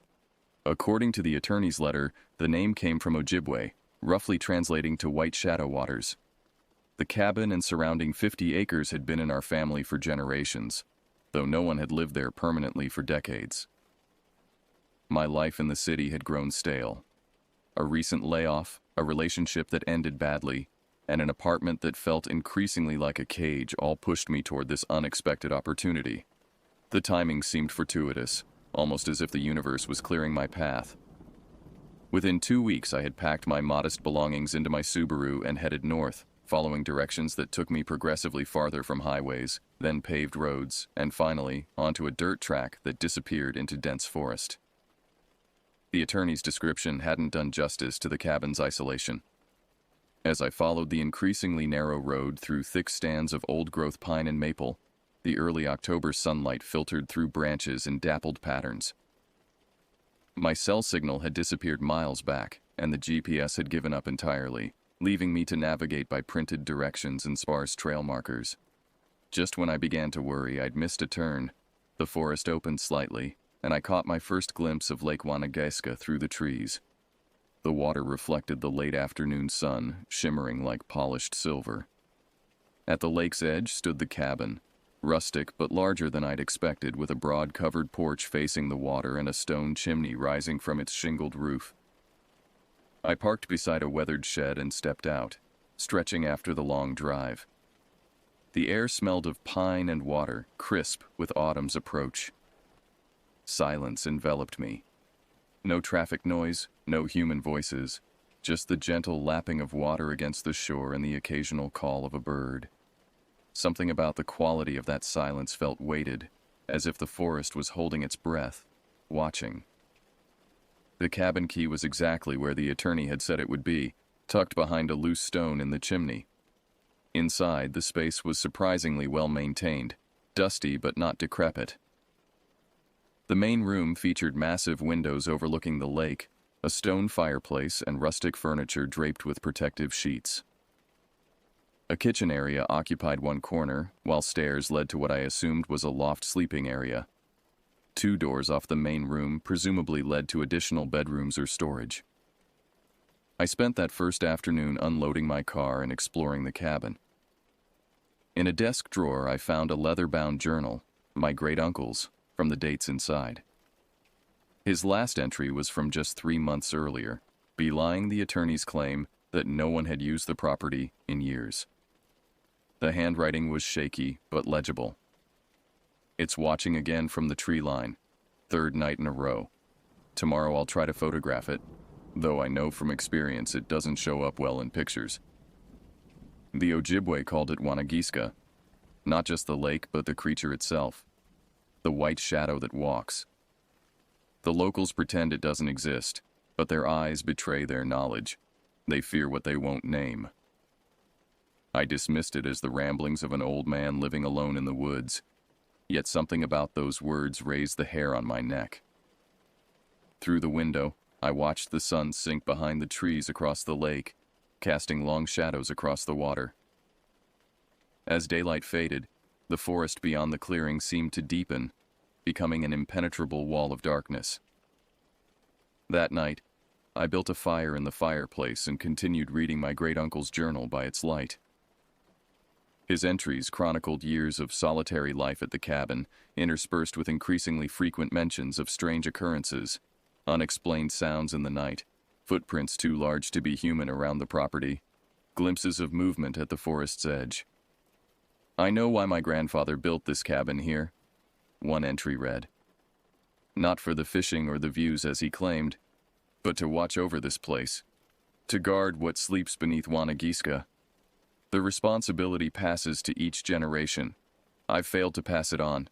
There was no one to tell." Sleep came uneasily that first night. The cabin creaked and settled around me, unfamiliar sounds that my mind transformed into footsteps, breathing, scratching at the walls. I told myself it was just the wind, just the normal sounds of an old structure in the woods. Just my imagination, primed by an old man's delusional writings. Dawn brought clarity and embarrassment over my midnight fears. The lake stretched before me, mist rising from its surface in ghostly tendrils that dissipated in the morning light. Birds called from the trees, and a pair of deer grazed cautiously at the forest's edge. The world seemed peaceful, ordinary. After breakfast, I decided to explore the property. A well-worn path led around the lake's perimeter. I followed it, noting old stone markers at irregular intervals, each carved with a symbol that resembled a stylized eye. My great-uncle's journal hadn't mentioned these. About half a mile from the cabin, the path veered away from the lakeshore and into denser forest. Here, the trees grew closer together, branches intertwining overhead to create a natural tunnel. The ground sloped gradually upward, leading to what appeared to be a small clearing ahead. The clearing was perfectly circular, as if deliberately formed. At its center stood a stone structure, not quite a building, more like a small shrine or monument. It was constructed of flat stone stacked without mortar, forming a cube about 4 feet high with a single opening facing east. Inside the opening, a stone pedestal held what looked like a carved wooden mask, weathered with age but still discernible as a face with deep-set eyes and an elongated jaw. I approached cautiously, feeling like an intruder. The air in the clearing seemed different, heavier, charged with something I couldn't identify. As I reached for the mask, a sound from behind me froze my hand in midair. A snapping twig, then silence. I turned slowly, scanning the trees that encircled the clearing. Nothing moved, yet I couldn't shake the certainty that I was being watched. My gaze traveled the perimeter, searching for any sign of movement or color that didn't belong. Then I saw it. Not a movement, but an absence of movement, a stillness too perfect to be natural. Between two ancient oaks at the clearing's edge stood a shape that at first glance seemed to be part of the forest itself, tall and indistinct, neither fully visible nor fully hidden. For several heartbeats I stared at that shape, trying to resolve it into something recognizable. A tree, a shadow, a trick of light. Then it moved, just slightly, a subtle shift of weight that no shadow could mimic. I glimpsed massive shoulders, a head that seemed too high among the branches, and then, most disturbingly, eyes reflecting the morning light with a dull reddish glow. Fear locked my muscles. I couldn't run, couldn't call out, could barely breathe. The shape remained motionless, watching me with those reflective eyes. Then, deliberately, it stepped backward and was absorbed into the darkness between the trees, leaving only swaying branches to mark its passage. I ran then, abandoning all pretense of courage, sprinting down the path toward the cabin with my heart hammering against my ribs. I didn't slow until I reached the porch, slamming the door behind me and throwing the deadbolt with shaking hands. Safe inside, rationality returned in fragments. It must have been a bear, I told myself. A moose, perhaps, or even a particularly large deer seen from an odd angle. The red-eye effect was just sunlight reflecting off an animal's retinas. The human-like stance was my imagination, influenced by my great-uncle's writings. But deep down, I knew these explanations were attempts to paper over a truth my mind wasn't ready to accept. What I'd seen hadn't been any animal known to these woods. And somehow, on an instinctual level, I understood that it was connected to this place, to Lake Wanagiska, to the strange shrine in the clearing, and to the responsibility my great-uncle had failed to pass on. That night I returned to his journal with new purpose, reading entry after entry by flashlight when the power flickered and died during a sudden thunderstorm. Outside, rain lashed the windows, and lightning illuminated the lake in strobing flashes. Between thunderclaps, I heard noises on the porch. Heavy footsteps, a sound like claws scraping wood, and once, a low, rumbling growl that vibrated through the cabin's walls. I told myself it was just the storm, but in the journal's pages, I found my great-uncle's voice speaking across time. When it comes in the rain, it's searching. The water masks its scent, allows it to get closer. It's drawn to fear. It can smell it like sharks smell blood. Stay calm. Stay still. Remember what sleeps beneath Wanagiska must remain asleep. I didn't understand. But as the night deepened and the noises outside grew more persistent, I realized with growing dread that understanding might be the key to survival. Morning revealed claw marks on the porch railing, deep gouges in the wood that hadn't been there the day before. Massive footprints in the mud led from the forest's edge to the cabin and back again, their shape distinctly humanoid but much too large, nearly 16 inches long with 5-toe impressions. No bear made prints like these. I photographed them with shaking hands, then traced the trail to where it disappeared into the underbrush. The forest seemed innocent in daylight, birds singing among sun-dappled branches, but I no longer trusted its peaceful facade. Something was out there, something that had circled my cabin in the night, testing doors and windows, searching for a way in. Back inside, I returned to my great-uncle's journal, searching for answers. The entries grew increasingly erratic over the final months, blending observations with local legends and personal theories. One passage caught my attention. Local librarians showed me old missionary records from 1700s. Described a tribe that once lived around this lake, not Ojibwe but older, perhaps wiped out before Europeans fully documented the region. They worshipped something they called the keeper of dreams that lived beneath the water, made sacrifices to keep it sleeping. The stone markers around the lake form a boundary, a cage of sorts. The creature I see is drawn to the lake but fears to cross the markers. I remembered the stone pillars with eye-like carvings I'd noticed along the lakeshore path. Was it possible they served some protective function? It seemed absurd, yet the precision of their placement suggested purpose rather than decoration. Another entry provided more disturbing details. Sheriff came today after I reported tracks, acted concerned, took photos, made report, but saw him later at the store laughing with locals. They know, all of them know. Just let it be, he told me when I confronted him. Your family's watched over that thing for generations. Nothing good comes from poking at it. When I pressed, he admitted 3 hikers disappeared in these woods last spring. Bodies never found. The implications chilled me. If the locals knew about this creature, why hadn't they warned me? Was there some unspoken agreement to keep silent, to protect the town's reputation, or perhaps something darker? I needed information, and the cabin's isolation suddenly felt suffocating rather than peaceful. I decided to drive into the nearest town, Lakewood, about 20 miles south, to stock up on supplies and perhaps cautiously inquire about the property's history. Lakewood proved to be a small settlement of weathered buildings clustered around a single main street. The general store doubled as a post office and diner, with a handful of locals nursing coffee at a counter. Conversations hushed noticeably when I entered, eyes tracking me with what I now recognized as wary assessment rather than small-town curiosity. The clerk, a gray-haired woman with deep smile lines and watchful eyes, greeted me with rehearsed cheer. Passing through or staying a while? Just moved into a cabin on Lake Wanagiska, I replied, watching closely for her reaction. Inherited it from my great-uncle Liam. Something flickered behind her polite smile. Recognition, perhaps concern. The McAllister place. Been a while since anyone's lived there full-time. Did you know my uncle?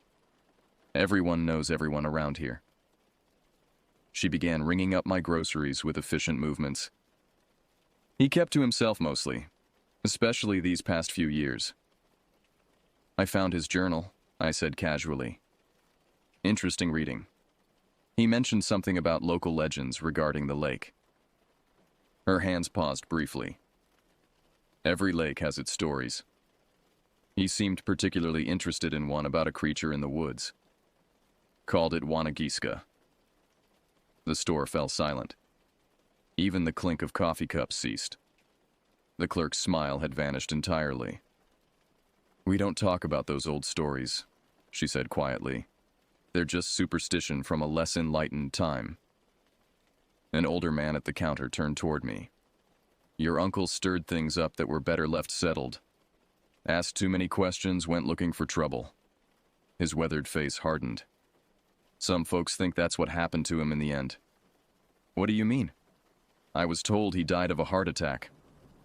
No one answered.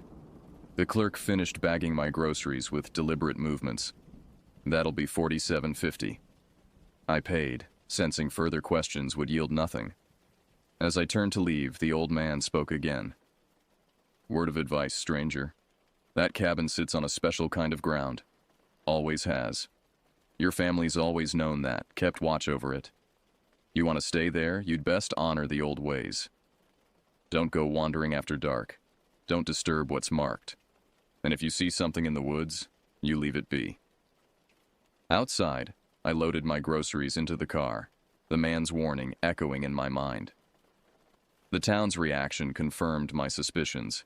They knew something about the creature, about my property, perhaps even about my great-uncle's death that contradicted the official story. Back at the cabin, I searched more thoroughly, looking for anything that might explain these cryptic warnings. In a locked chest in the cabin's cellar, I found a collection of old documents, land deeds, maps, and a leather folder containing what appeared to be family records dating back to the 1800s. One document caught my eye, a letter dated 1879 from my great-great-grandfather to his son. The responsibility I pass to you is grave. Our family made a pact generations ago with the last shaman of the Mishinimaki people. We would guard this place, maintain the stone wardens, and in return the creature they bound would spare our blood. Break this covenant at your peril. What sleeps beneath Wanagiska must remain there, for if it wakes, no power on earth can contain it again. The guardian that walks the shore is but its servant, a fragment of its consciousness given form. Fear it. Respect it. But remember, it is not the true danger. Accompanying the letter was a crude drawing of a bipedal creature with disproportionately long arms, a sloped forehead, and eyes that the artist had heavily shaded. In the background was a stylized representation of a lake with a massive shape beneath its surface. My hands trembled as I replaced the documents.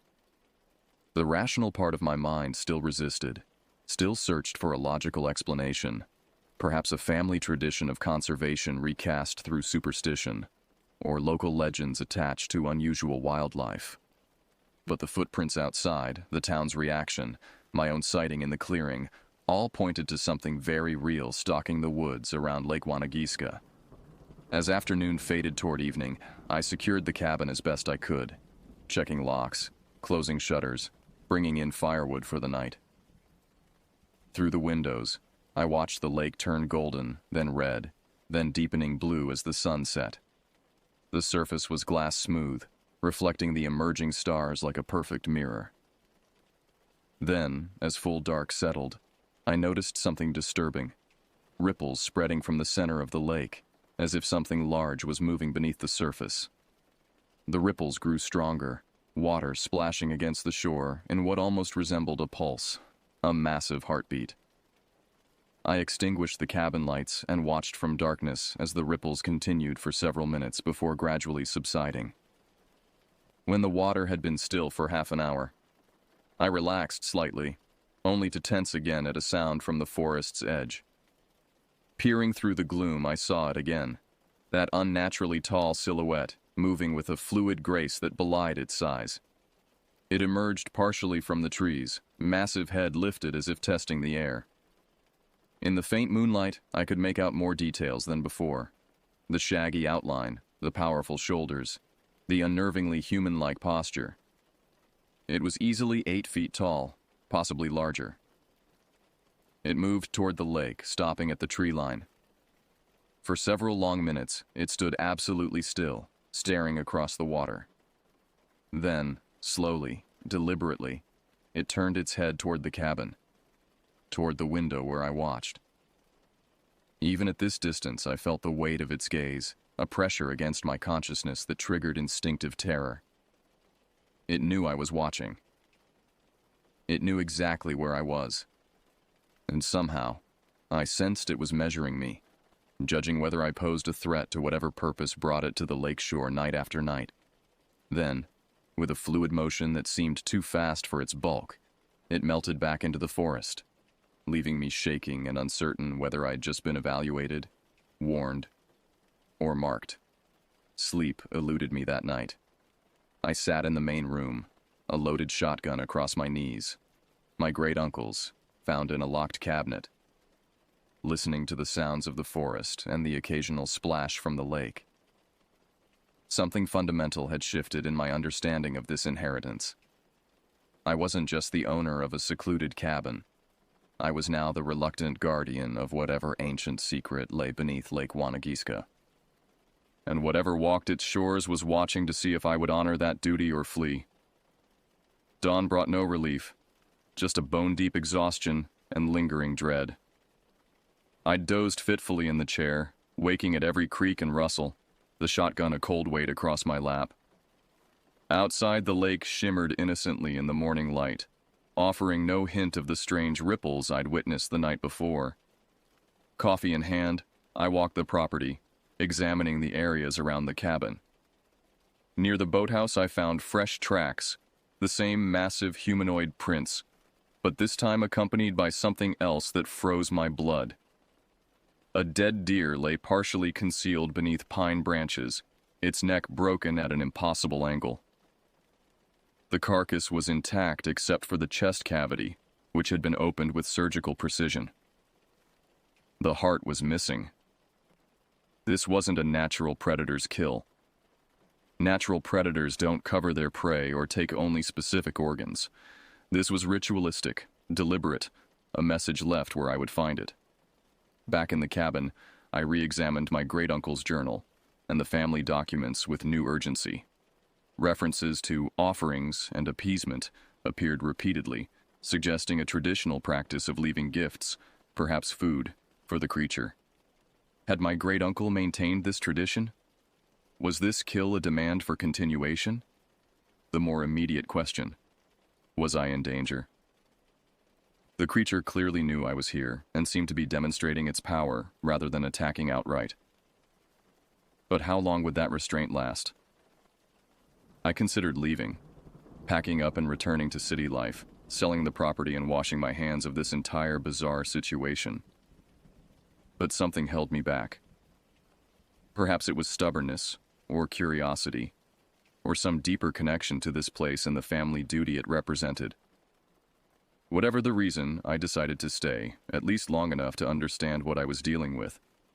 The local library seemed the logical next step in my investigation. I drove back to Lakewood, parking outside a small brick building that looked like it hadn't been updated since the 1970s. Inside, a young woman with glasses and a wary expression greeted me from behind a desk stacked with books. "Can I help you find something?" she asked, her tone carefully neutral. "I'm researching local history," I replied.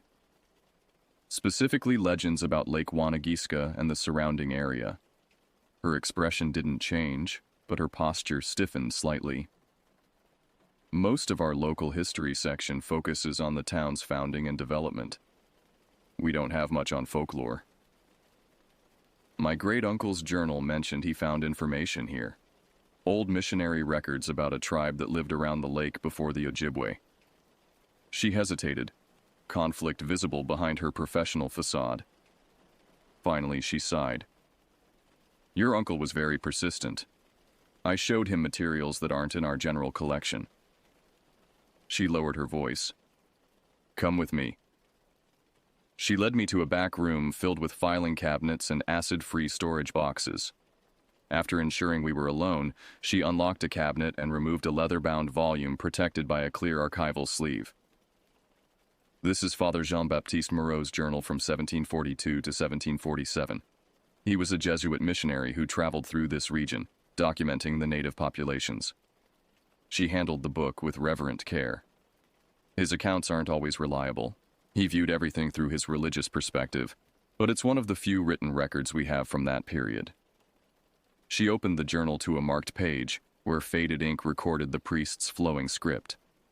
The entry was dated June 1743. "Encountered a small band of natives who call themselves Mishinimaki, or People of the Great Spirit Lake.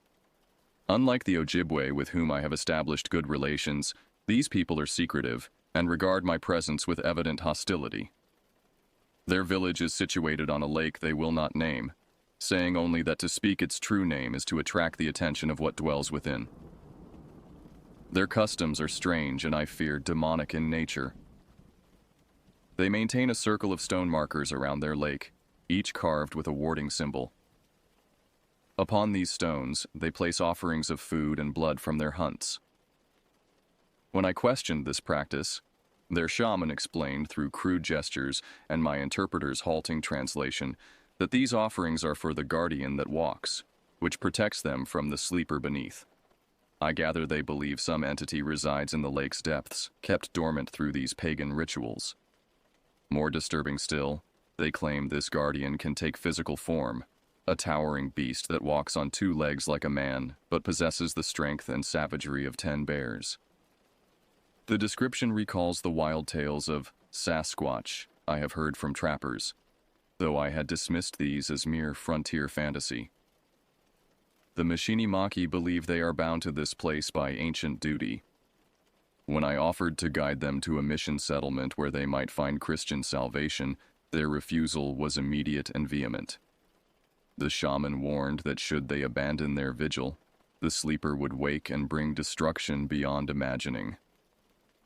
I looked up from the journal, processing this information, What happened to the Mishinimaki?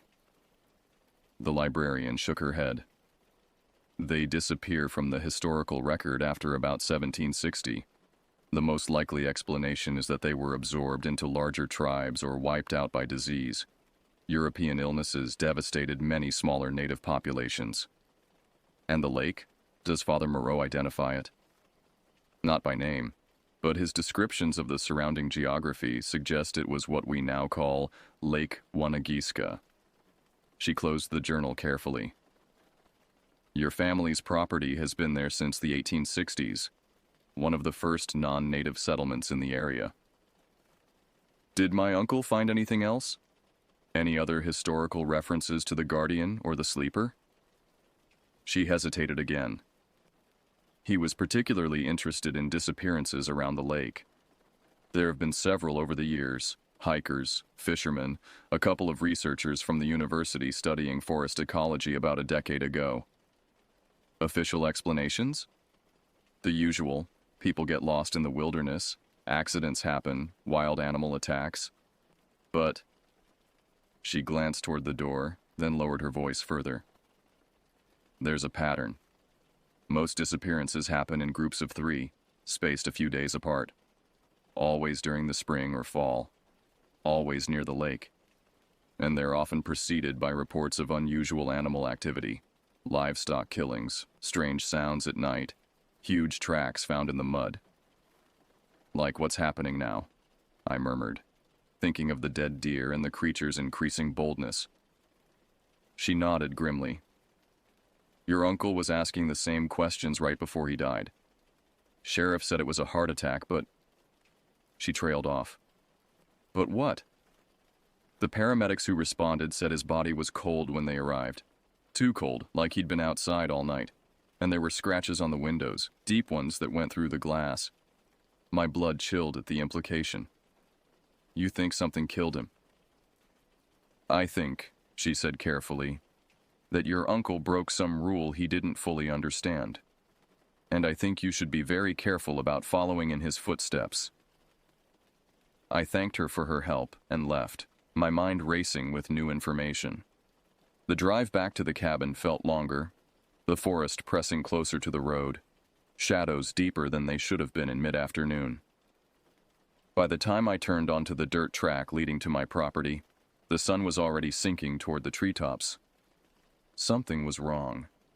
I sensed it before I rounded the final bend. A stillness in the air, an absence of bird calls.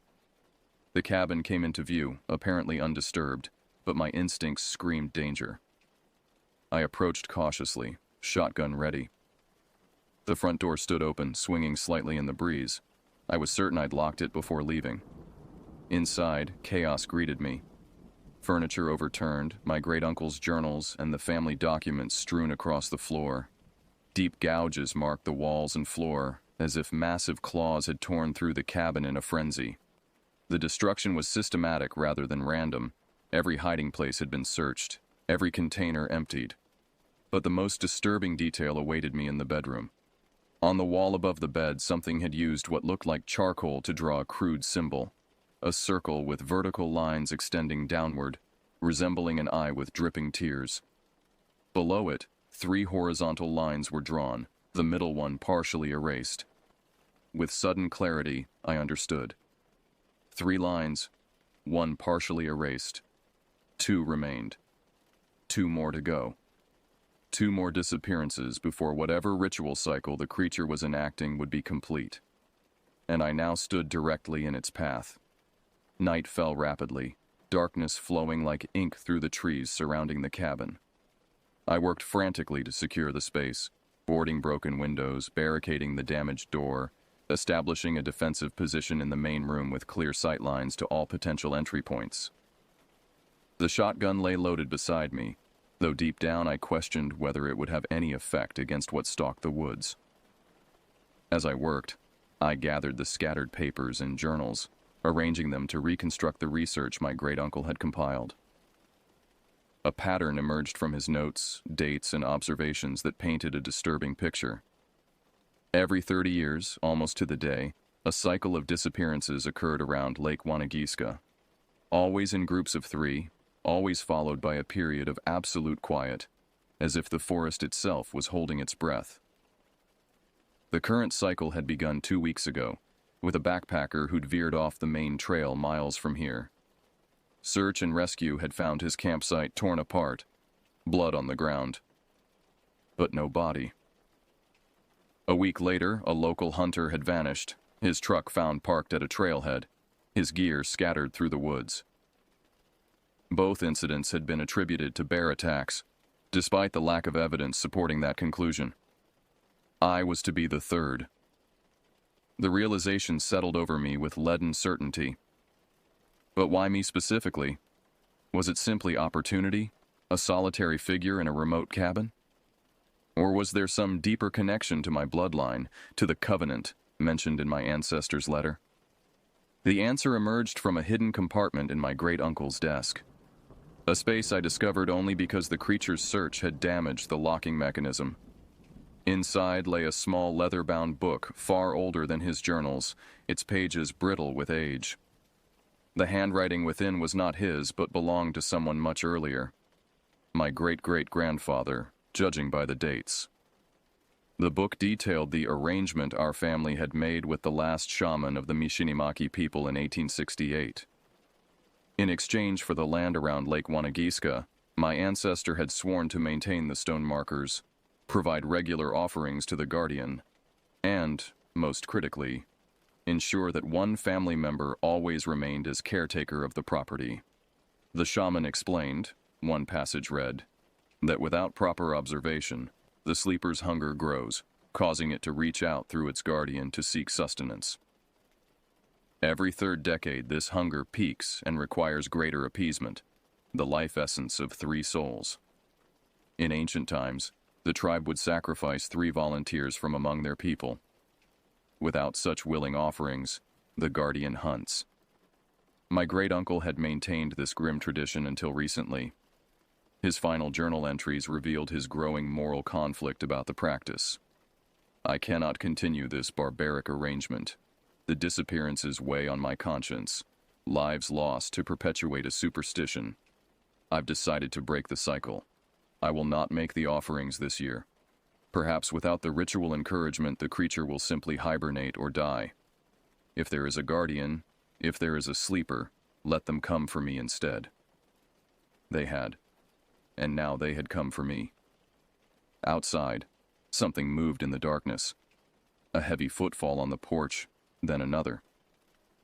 Wood creaked under significant weight. A low rumbling sound vibrated through the cabin walls. Not quite a growl, more like the subsonic purr of some massive predator. I raised the shotgun, aiming at the barricaded door. Minutes passed in tense silence. Then, unexpectedly, a sound from above. Movement on the roof. Claws or heavy nails scraped across the shingles, seeking weakness. A crash from the rear of the cabin shattered the silence, the bathroom window giving way. I swung the gun toward the hallway just as a massive shape filled the doorframe. In the dim light, I caught impressions rather than details. Height that forced it to stoop beneath the ceiling, broad shoulders covered in matted hair, arms too long for its already elongated frame. Its face remained in shadow, but 2 points of dull red light marked where its eyes must be. I fired without hesitation, the shotgun's roar deafening in the confined space. The creature jerked backward but didn't fall. Instead, it emitted a sound no earthly animal could make. A high, keening wail that seemed to originate from multiple throats simultaneously. It retreated down the hallway. I followed cautiously, gun ready for a second shot. The bathroom window gaped open to the night, glass shards littering the floor alongside dark droplets that could only be blood. I'd wounded it at least. A sudden impact shook the entire cabin, something massive striking the outer wall with tremendous force. Then again and again, methodical blows testing the structure's integrity. I backed into the main room, positioning myself to cover all possible entry points. The assault on the walls ceased abruptly. In the silence that followed, I heard a new sound. Water sloshing rhythmically against the lakeshore, though there was no wind to create waves. Looking through a crack in the boarded window, I saw the lake's surface undulating, ripples spreading outward from the center as if something massive was rising from the depths. A distant memory surfaced, a line from the priest's journal. The guardian that walks protects them from the sleeper beneath. Two entities, not one. And I had wounded the guardian. As this realization dawned, the cabin's foundations trembled. The floorboards beneath my feet vibrated with increasing intensity. Cracks appeared in the stone fireplace, mortar dust raining down as the tremors grew stronger. This was no earthquake.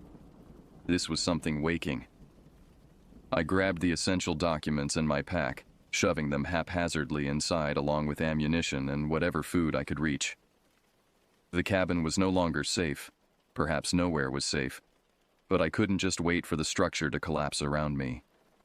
As I prepared to flee, a final entry in my great-uncle's journal caught my eye. The stone shrine in the clearing holds the key.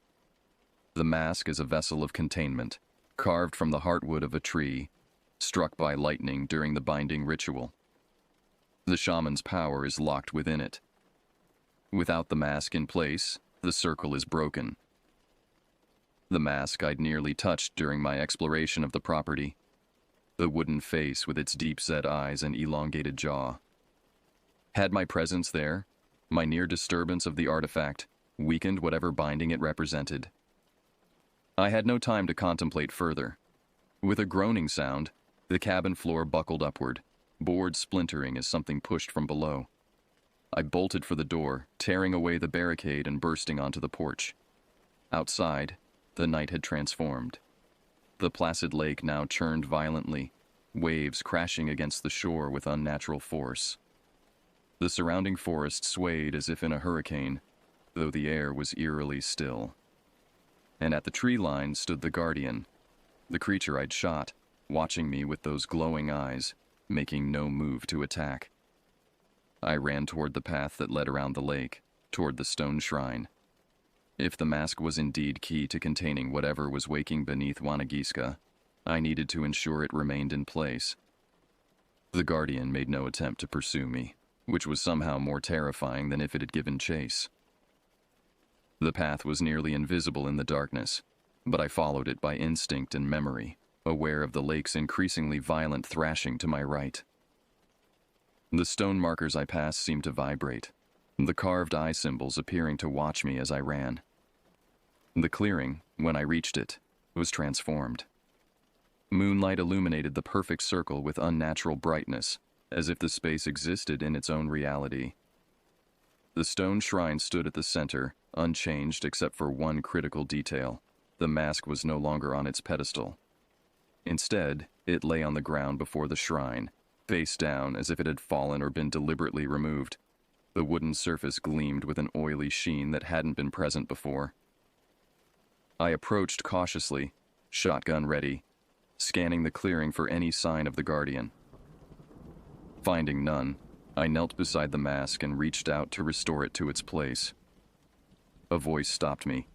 Not a physical sound, but words that formed directly in my mind, accompanied by impressions of ancient knowledge and inhuman patience. Child of the Covenant. Last of the bound bloodline. What do you seek here? The voice held neither malice nor benevolence, merely a cold curiosity that felt older than human civilization.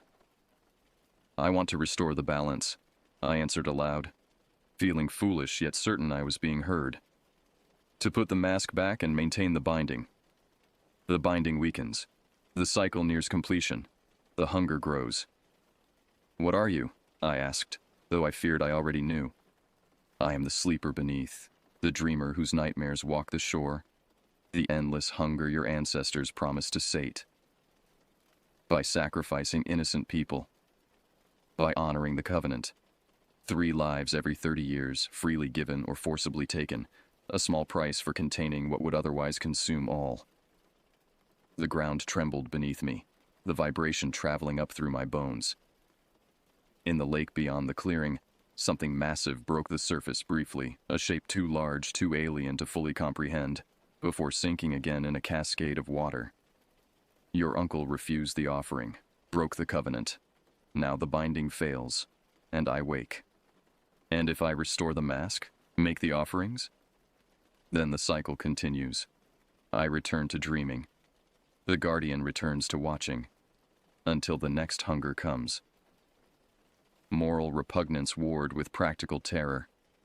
Could I condemn others to maintain this monstrous arrangement?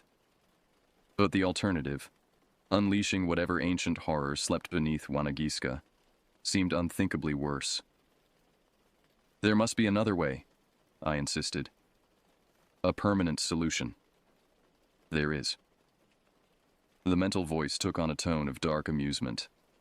Join me beneath. Become part of what sleeps and dreams. Your essence would satisfy for centuries, not decades. No more offerings, no more hunts. Self-sacrifice instead of sacrificing others, I murmured. Your uncle made the same choice in the end. His last offering. Himself. The revelation struck me like a physical blow. My great-uncle hadn't been killed by the guardian. He had willingly given himself to the sleeper, attempting to break the cycle of death permanently through his own sacrifice. But it hadn't been enough. Or perhaps, without the proper ritual, his sacrifice had merely postponed the inevitable. I stood at the crossroads of an impossible choice. Continue a tradition of periodic sacrifice, end my own life in hopes of a more lasting solution, or do nothing and let an ancient horror loose upon the world. As I deliberated, the clearing darkened. Looking up, I saw the guardian standing at the edge of the trees, its massive form silhouetted against the night sky. It made no move to approach, but its presence radiated expectation. The mask at my feet seemed to pulse with its own heartbeat, calling to be restored to its rightful place. And beneath the lake, something waited for my decision. Dawn approached, tinging the eastern sky with faint gray light. I had spent the night in the clearing, alternating between frantic research through my great-uncle's papers and tense observation of the guardian, which maintained its vigil at the perimeter. The lake had gradually calmed as night progressed, suggesting the sleeper had retreated to deeper waters. But this was temporary respite, not resolution. I needed to decide, and soon. My great-uncle's journals revealed more details about the nature of the covenant. The Maki had not simply appeased the creature beneath Wanagiska. They had utilized its power, drawing on it for protection against enemies and harsh winters. The arrangement had been symbiotic rather than purely sacrificial. Over generations, this knowledge had been lost or deliberately obscured.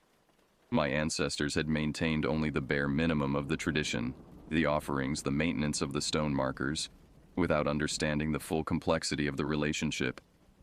Another discovery proved crucial. The mask itself was not merely a symbol, but a conduit, carved from wood that had absorbed the shaman's blood during the original binding ritual. It served as both lock and key to the sleeper's prison and power.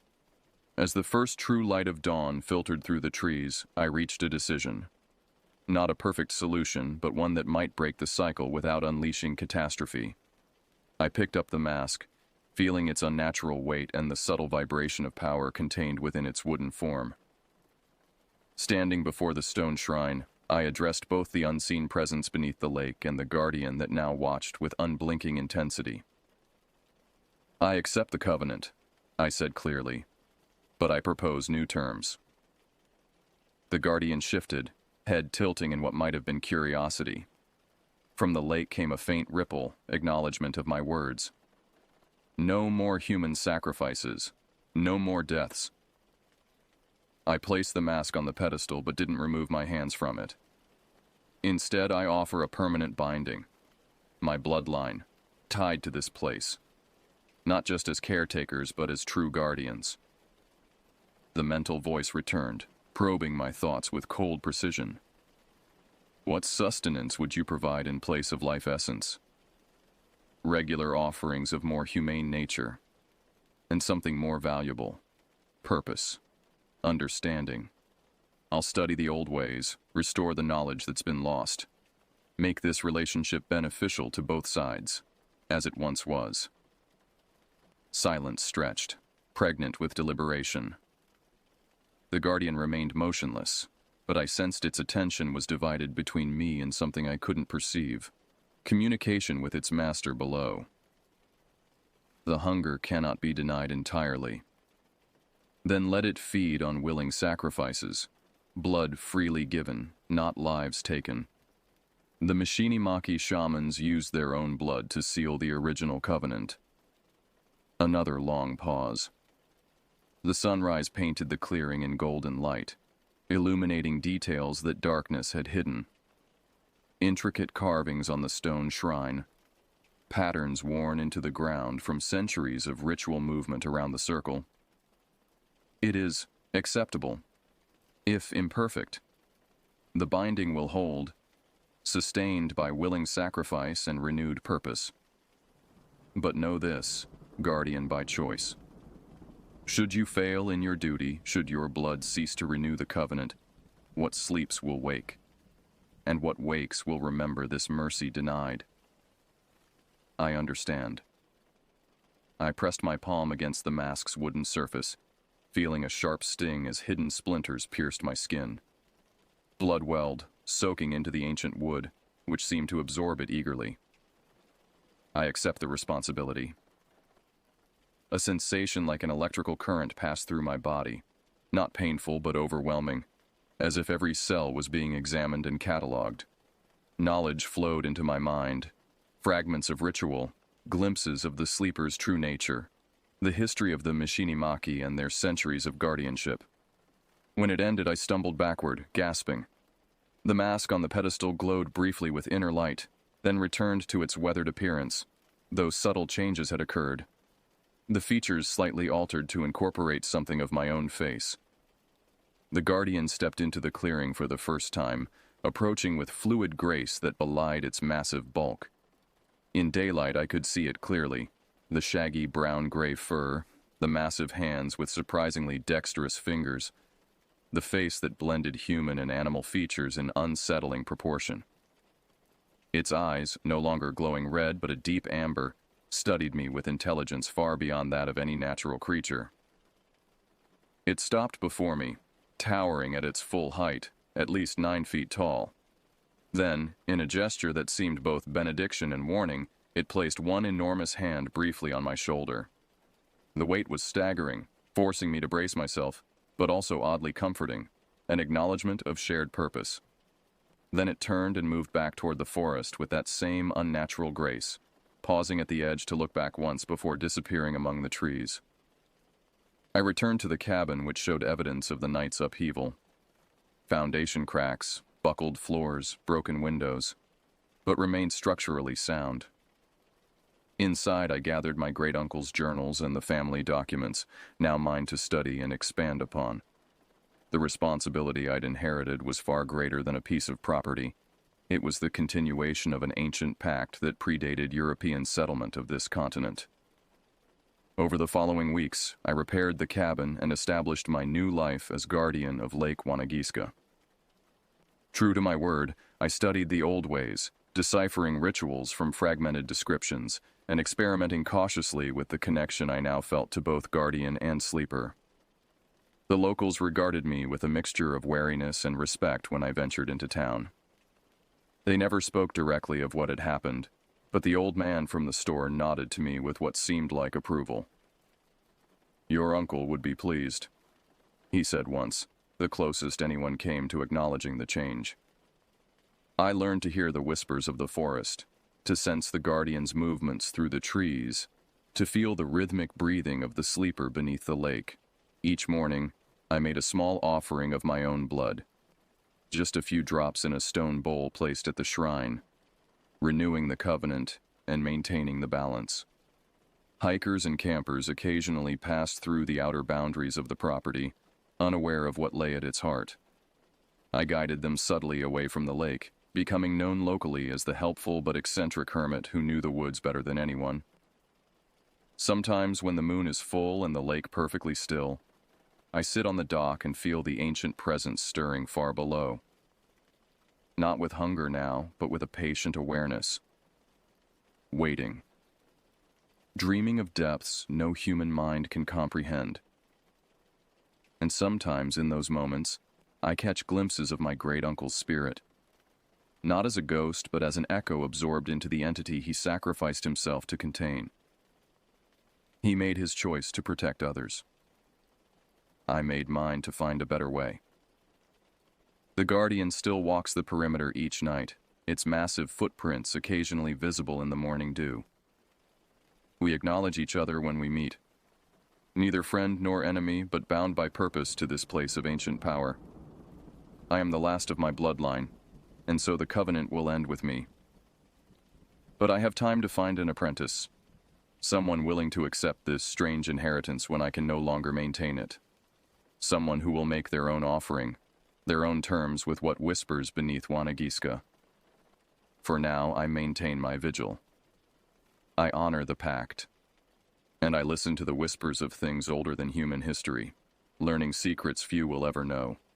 This is my inheritance. This is my purpose. This is my covenant with the darkness that dreams beneath white shadow waters.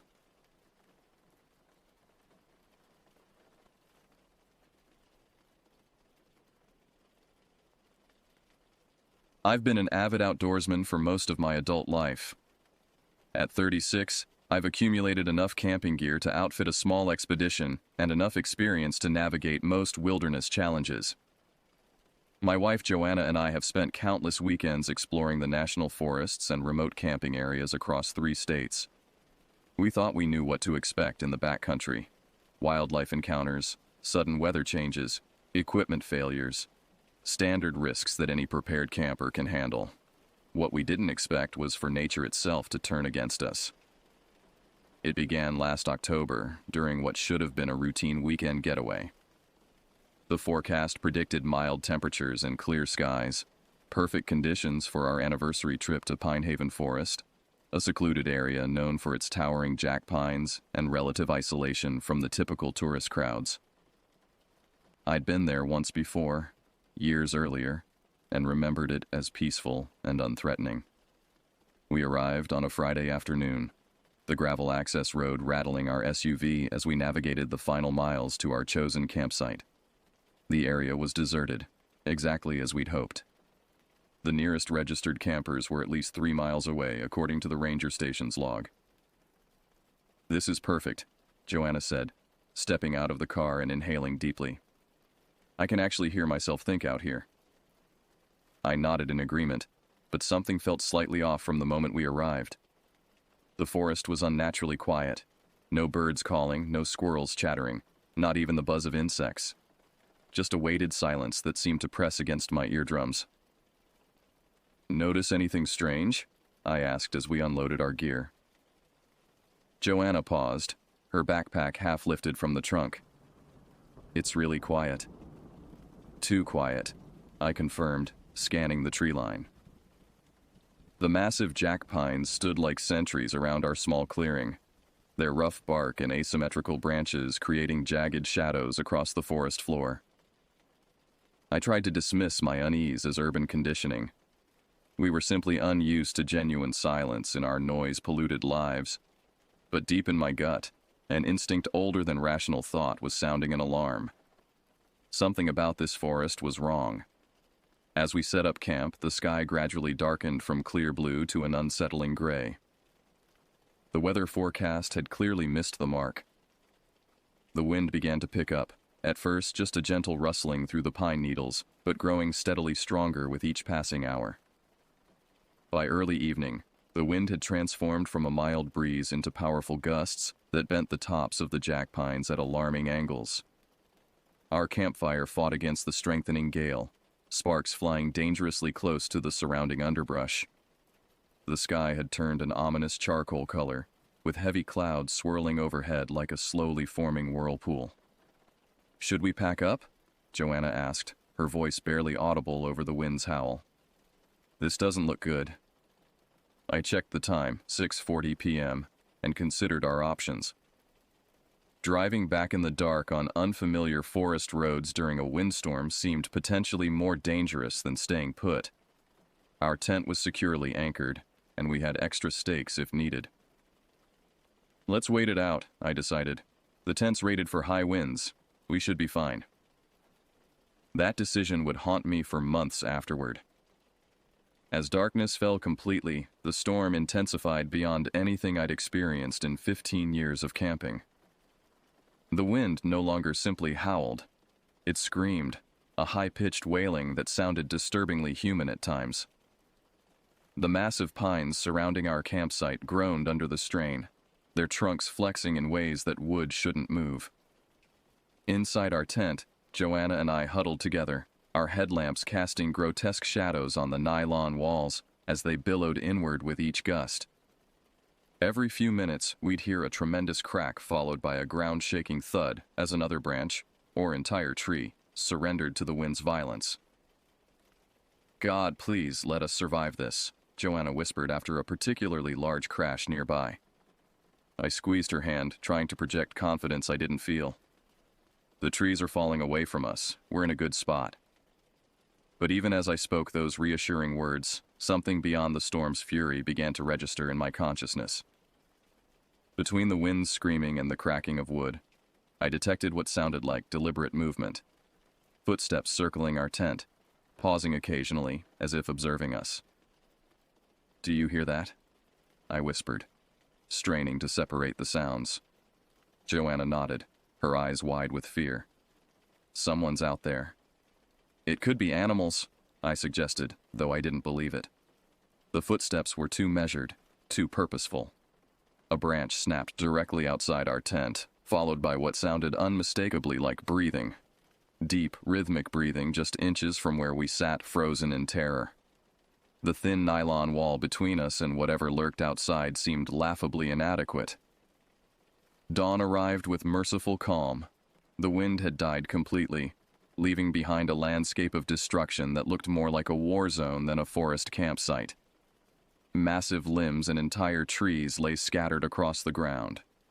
Our tent stood miraculously intact in a small clearing that seemed to have been spared the worst of the damage. Joanna and I emerged cautiously, surveying the chaos with stunned expressions. Our campfire pit had been completely buried under debris, and the picnic table we'd used for dinner lay crushed beneath a fallen pine. "We could have died," Joanna said quietly, staring at a massive trunk that had crashed down less than 15 feet from our tent. I nodded, too shaken to speak. But what truly froze the marrow in my bones wasn't the storm's aftermath. It was what I discovered while Joanna packed up our remaining supplies. Circling our tent, pressed clearly into the soft, needle-covered earth, was a set of footprints. Human footprints. They formed a complete perimeter around our shelter, sometimes approaching within inches of the tent walls. The tread pattern didn't match either of our boots. Someone had been watching us during the height of the storm, circling our tent like a predator. I quickly scuffed out the prints before Joanna could see them, not wanting to amplify her already considerable anxiety. But my mind raced with disturbing questions. Who would be out in such dangerous conditions? What did they want? Why just watch us instead of making their presence known? "Ready to go?" Joanna called, our gear packed and loaded. "More than ready," I replied, casting one last glance at the devastated campsite. On the drive home, we processed the experience as nothing more than a dangerous weather event, a close call that would make for a dramatic story. But in the quiet moments when Joanna dozed in the passenger seat, I couldn't shake the image of those footprints and the certainty that we'd been observed by something, or someone, with unknown intentions. In the weeks that followed, I became oddly obsessed with researching the area. I found old newspaper articles about disappearances in Pine Haven Forest dating back to the 1970s. Most were eventually explained. Hikers who got lost and found their way out. Campers who changed plans without notifying anyone. But a few cases remained unsolved, including a family of 4 who vanished in 1982, their campsite found intact but completely abandoned. The forest held secrets, and somehow I felt we'd brushed against one of them.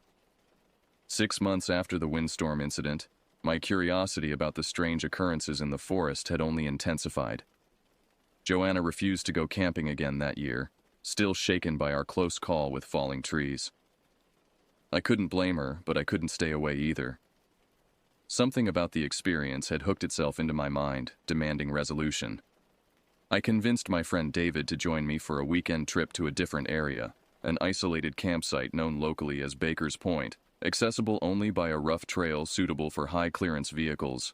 According to online forums, the site had 2 dilapidated picnic tables, a metal fire ring, and 2 outhouses that hadn't seen maintenance in years. Its remoteness appealed to me. I wanted space to think, to process my growing suspicions about what might be happening in these woods. We arrived on a clear Saturday afternoon in April. The site was exactly as described: weathered tables tilting at odd angles, a rusted fire ring, and 2 wooden outhouses listing slightly to one side.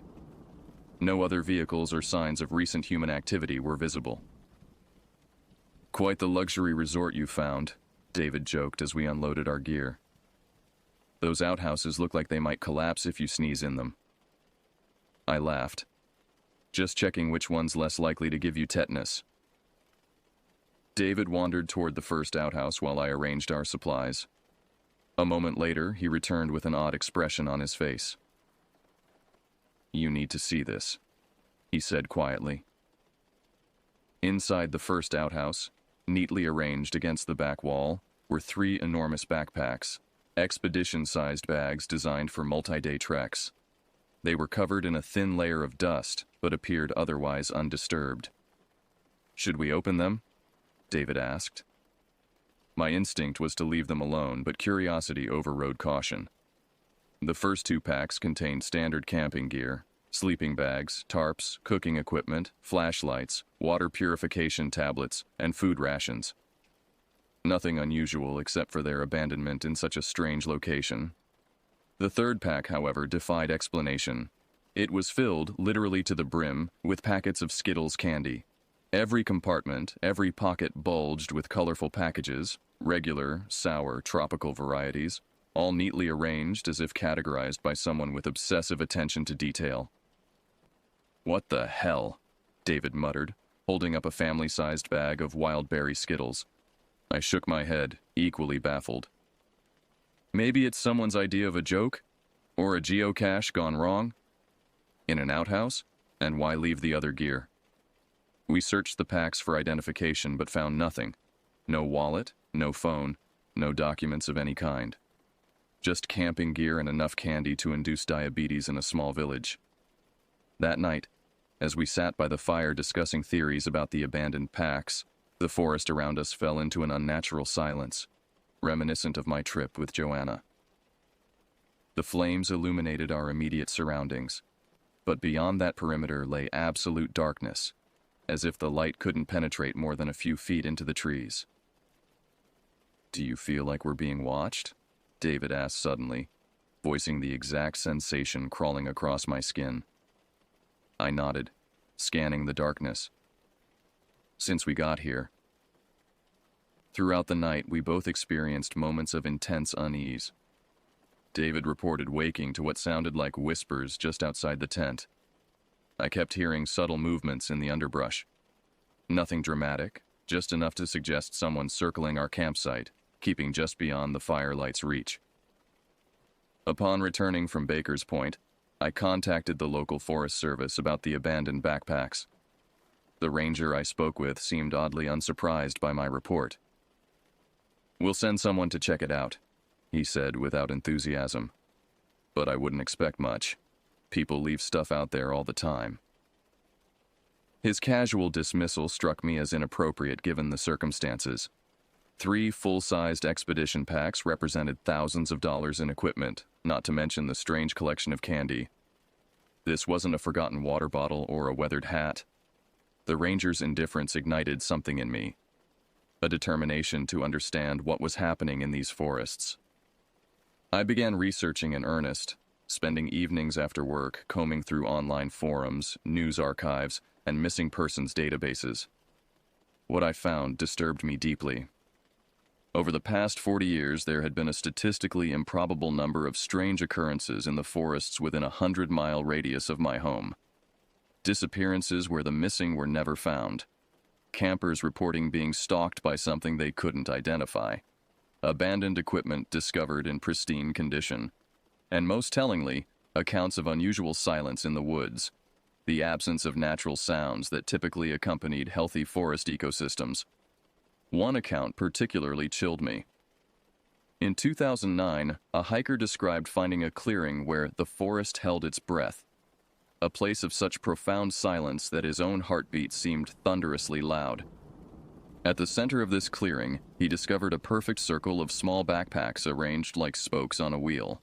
All contained children's clothing and candies. Forest rangers investigated but found nothing when guided back to the location. I created a map, marking each incident with a colored pin. Red for disappearances, blue for abandoned equipment, green for reports of stalking, yellow for unusual silence. A pattern emerged. A rough circle approximately 70 miles in diameter, with a notably higher concentration of incidents in the northeast quadrant, which included both Pine Haven Forest and Baker's Point. My wife grew concerned about my obsession. "You need to let this go," Joanna urged one night, finding me hunched over my maps at 2 a.m. Whatever happened out there, it was just bad luck and coincidence. But I couldn't accept that explanation. The footprints around our tent during a violent windstorm weren't coincidence. The backpacks filled with Skittles weren't normal. And the pattern of incidents spanning decades couldn't be dismissed as statistical noise. Something was happening in these woods, something organized and deliberate. I needed one more trip to confirm my suspicions. Against everyone's advice, I decided to make a solo camping trip in early June. Joanna was visiting her sister that weekend, which provided the perfect opportunity. I told her I was staying home to catch up on yard work, a deception that filled me with guilt but felt necessary. I couldn't explain my compulsion to return to the woods, even to myself. I chose a location within the northeast quadrant of my incident map, but separate from my previous experiences. A small clearing about half a mile from an unmarked Forest Service road. Not an official campsite, but not explicitly prohibited either. I wanted to observe without being observed, to test my theories about what might be happening. My only companion was Barley, my 4-year-old chocolate Labrador. His presence provided both comfort and an early warning system. His senses far exceeded my own. I kept my setup minimal.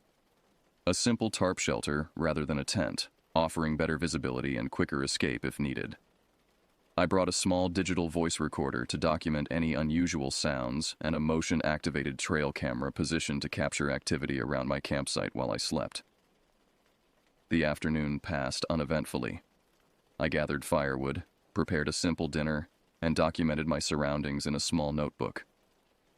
Barley seemed relaxed, exploring nearby but never straying far. As dusk approached, I noticed the gradual silencing of the forest. First the birds stopped calling, then the insects fell quiet.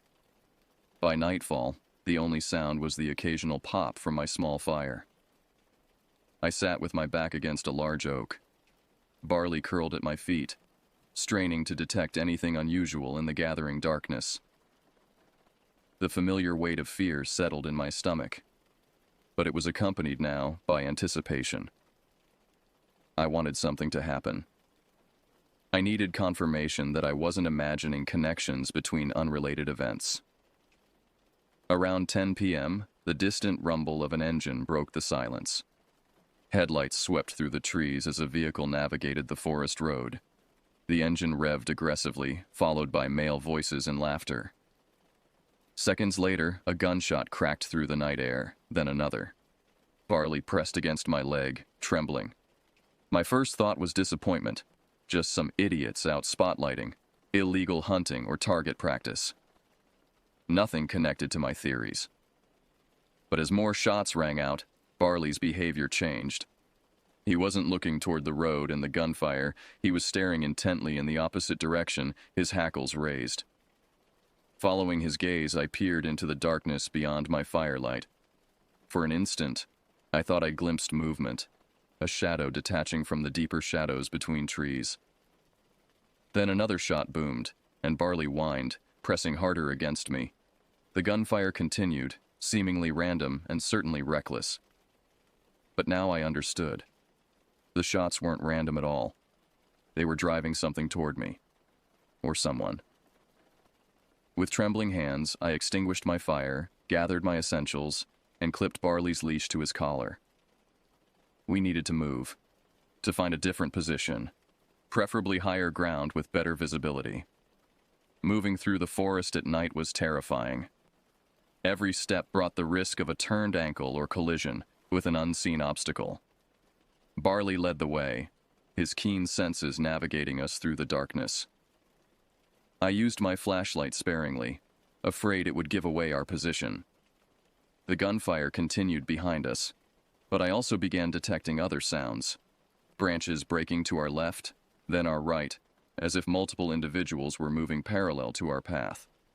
Barley confirmed my fears, his head swiveling toward each new sound, a continuous low growl vibrating through his body. We were being herded. I changed direction abruptly, cutting west instead of continuing north. Almost immediately, a branch cracked loudly to my right, much closer than before. Whoever was tracking us had just adjusted their position. My heart hammered against my ribs as I quickened our pace, no longer concerned about noise. We needed to break through this perimeter to find the forest road and the relative safety of my vehicle. A figure stepped into our path, barely visible in the darkness. A human silhouette approximately 30 yards ahead. I froze, fumbling for my flashlight, but before I could switch it on, the figure retreated into the trees. "Who's there?" I called out, my voice embarrassingly unsteady. "I'm armed." A lie, but one I hoped might deter whoever was stalking us. No response came, but the gunfire had stopped. The forest was deathly quiet again, that same unnatural silence I'd experienced twice before. Even the night insects had fallen still. We ran. There was no more pretense of careful navigation or strategic retreat. Barley and I crashed through underbrush, stumbled over fallen logs, and scraped against branches in our desperate flight toward what I hoped was the direction of the forest road. Behind us, I heard pursuit. Multiple sets of footsteps moving with far more grace than our panicked scramble. They weren't trying to catch us, I realized with growing horror. They were pacing us, maintaining a constant distance, like wolves trailing exhausted prey. My foot caught on an exposed root, sending me sprawling face first onto the forest floor. Pain shot through my ankle as I struggled to stand. Barley circled back, whining anxiously, urging me to continue. "Go," I gasped, knowing he could outrun whatever was following us.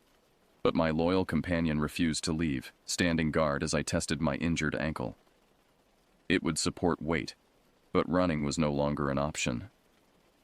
I fumbled for my flashlight, deciding that visibility was now more important than concealment. The beam cut through the darkness, illuminating the narrow game trail we'd been following.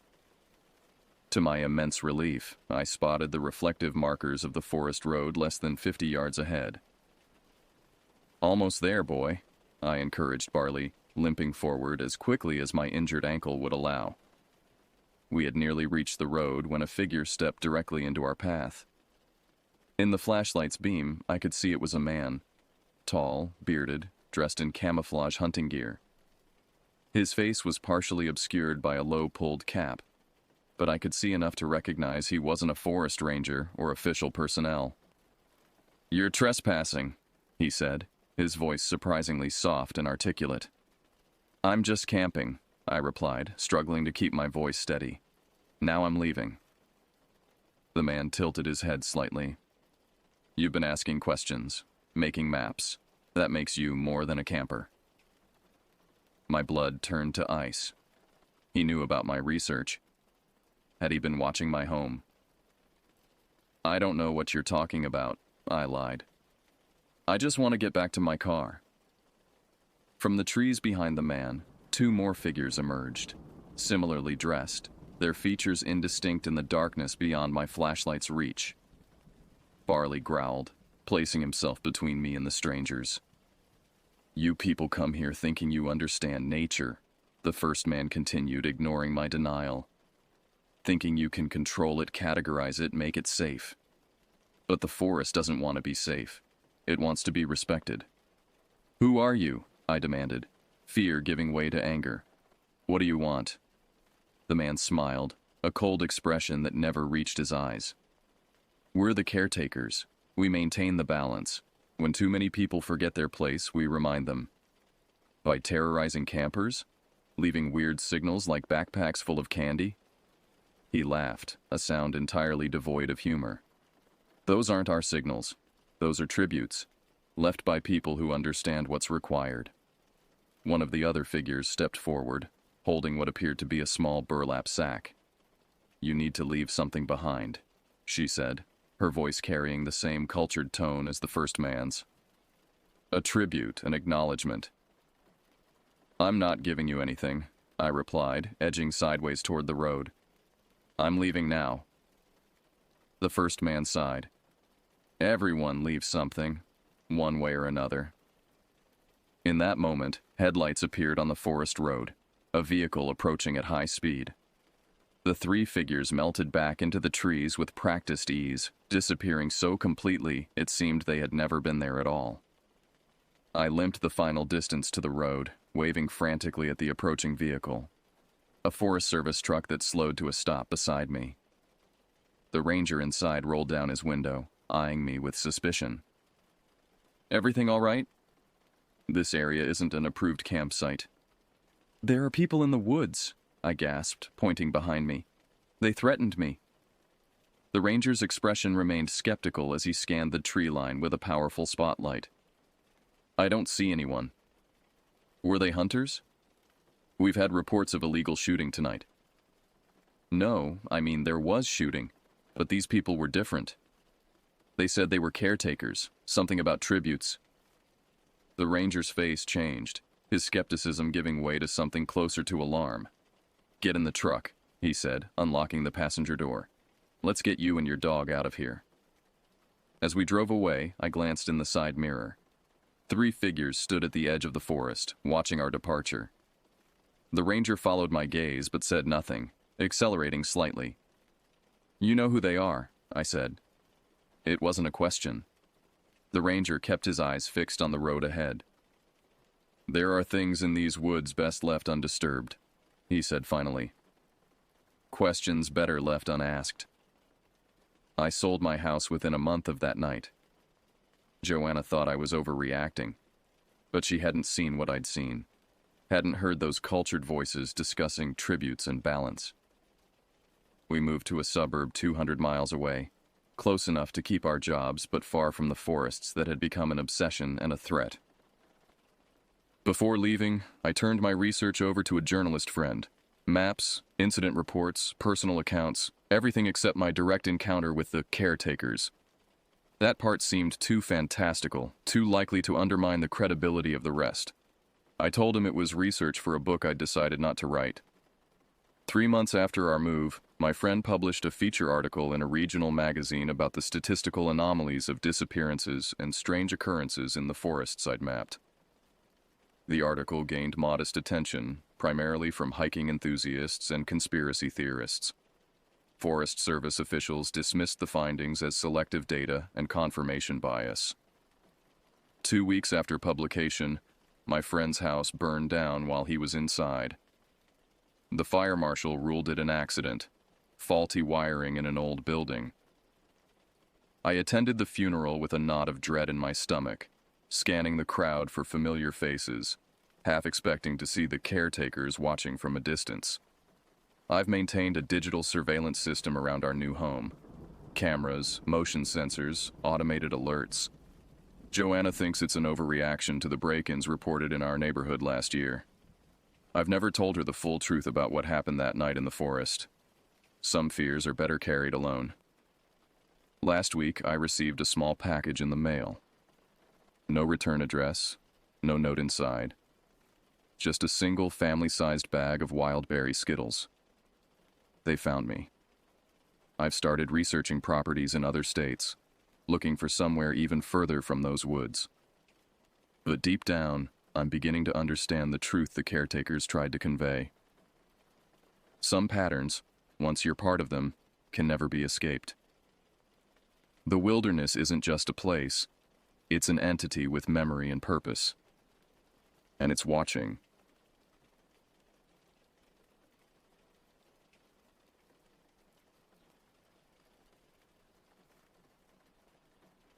I had been planning this trip to Big Bend National Park for months. As an experienced wildlife photographer and part-time guide for outdoor expeditions, I needed fresh material for my upcoming presentation at the Wilderness Conservation Conference in Austin. The rugged beauty of the Chihuahuan Desert and its inhabitants would make for compelling visual content. After driving for nearly 8 hours from Houston, fatigue settled into my bones as I navigated the final stretch of highway leading to the park entrance. At 42, I wasn't bouncing back from these long drives like I used to in my 20s. The radio signal had disappeared about an hour back, leaving me alone with my thoughts and the rumble of tires on asphalt. "Welcome to Big Bend National Park," announced the weathered sign as I pulled up to the entrance station. The ranger, a weathered man in his 50s with deep creases around his eyes, leaned out of his booth. "Afternoon," he said, studying my face. "You planning on staying overnight?" "Yes, sir," I replied, handing over my annual parks pass. "Hoping to get some good shots of Santa Elena Canyon before sunset, then find a campsite." He glanced at my equipment-laden van and nodded knowingly. "Photographer?" "That's right." "Well, just so you know, we've had some unusual wildlife activity near the canyon recently." He handed back my pass.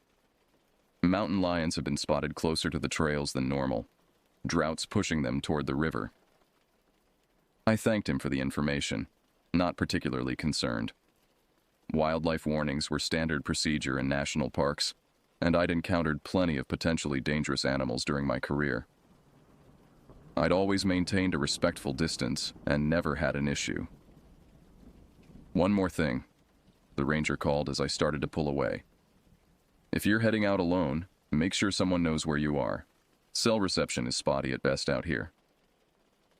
I assured him I'd be careful and continued down the winding road into the park. The landscape opened up around me, vast, arid, and breathtaking. Distant mesas rose against the horizon, their silhouettes sharp against the clear blue sky. The temperature gauge on my dashboard read 96-degree Kelvins, but the dry heat felt more manageable than Houston's sweltering humidity. After consulting my map, I decided to head straight for Santa Elena Canyon. I wanted to capture the dramatic light when the sun began its descent, casting the massive limestone walls in golden hues. The road stretched before me, a ribbon of pavement cutting through an ocean of desert scrub and occasional cacti. I passed only 2 other vehicles during the hour-long drive to the canyon trailhead: a park maintenance truck and a family in an SUV heading in the opposite direction. The isolation felt both liberating and vaguely unsettling. By the time I pulled into the gravel parking area near the canyon, the sensation of being utterly alone had intensified. Stepping out of the air-conditioned van into the heat was like walking into an oven. The stillness was profound. No birdsong, no insect buzzing, just the occasional whisper of wind brushing across the landscape. I gathered my camera equipment, strapped on my hiking boots, and filled my water bottle. The enormous walls of Santa Elena Canyon loomed ahead, split by the Rio Grande that formed the natural border between the United States and Mexico. As I approached the trailhead, an inexplicable feeling of unease washed over me. I'd been in countless remote locations before, but something about this place felt different.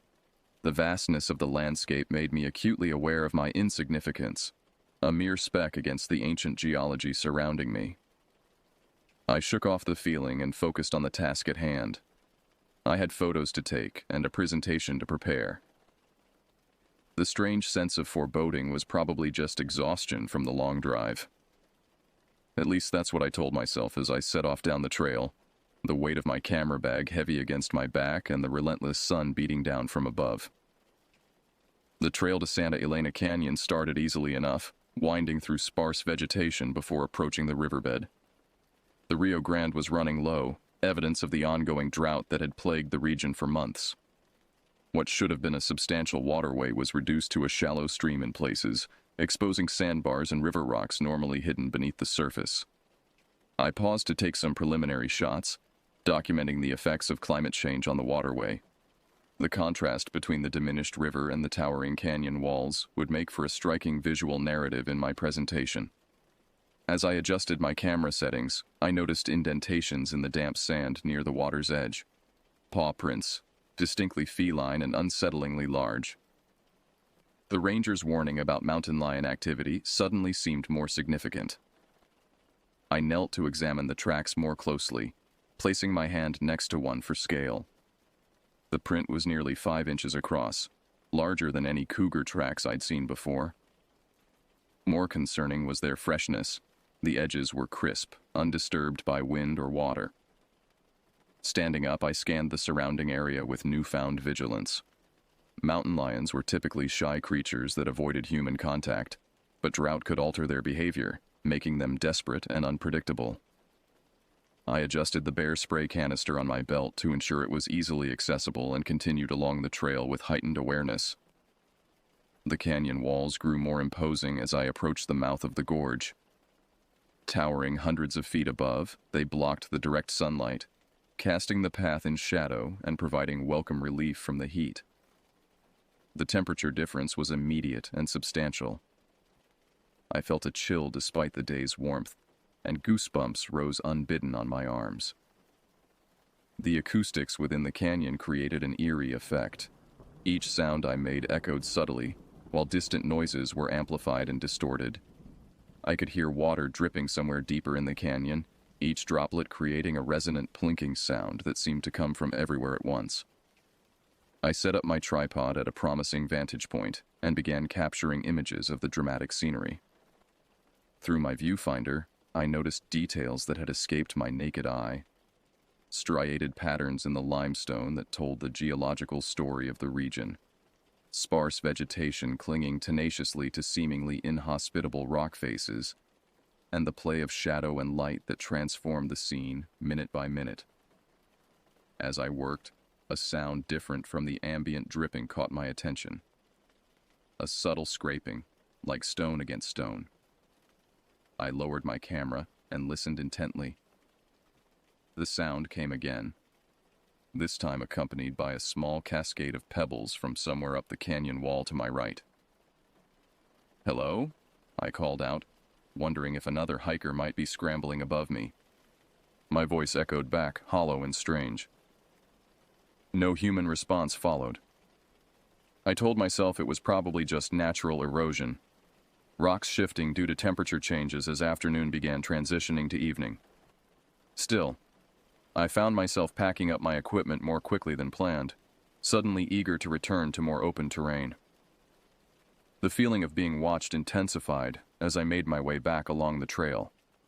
Several times I stopped and turned abruptly, half expecting to catch someone, or something, following me. Each time I found only the empty path and silent landscape. When I finally emerged from the shadow of the canyon into the open area near the parking lot, the sun was significantly lower, casting long shadows across the desert floor. I checked my watch, 5:48 p.m. I had been photographing longer than I'd realized. If I wanted to secure a decent campsite, I needed to move quickly. As I approached my van, something made me turn for one last look at the canyon. Perhaps it was a photographer's instinct seeking a final shot, or perhaps it was some primal survival mechanism. Whatever the reason, I'm grateful for that impulse, because what I saw in that moment would be my first true warning of what awaited me in Big Bend. A movement caught my eye. Something crossing the riverbed where the water ran shallow. At first I could only make out a tawny shape moving with fluid grace. I raised my telephoto lens and focused. The mountain lion was magnificent, powerfully built with muscles rippling beneath its coat as it moved. It was also alarmingly large, far bigger than I would have expected.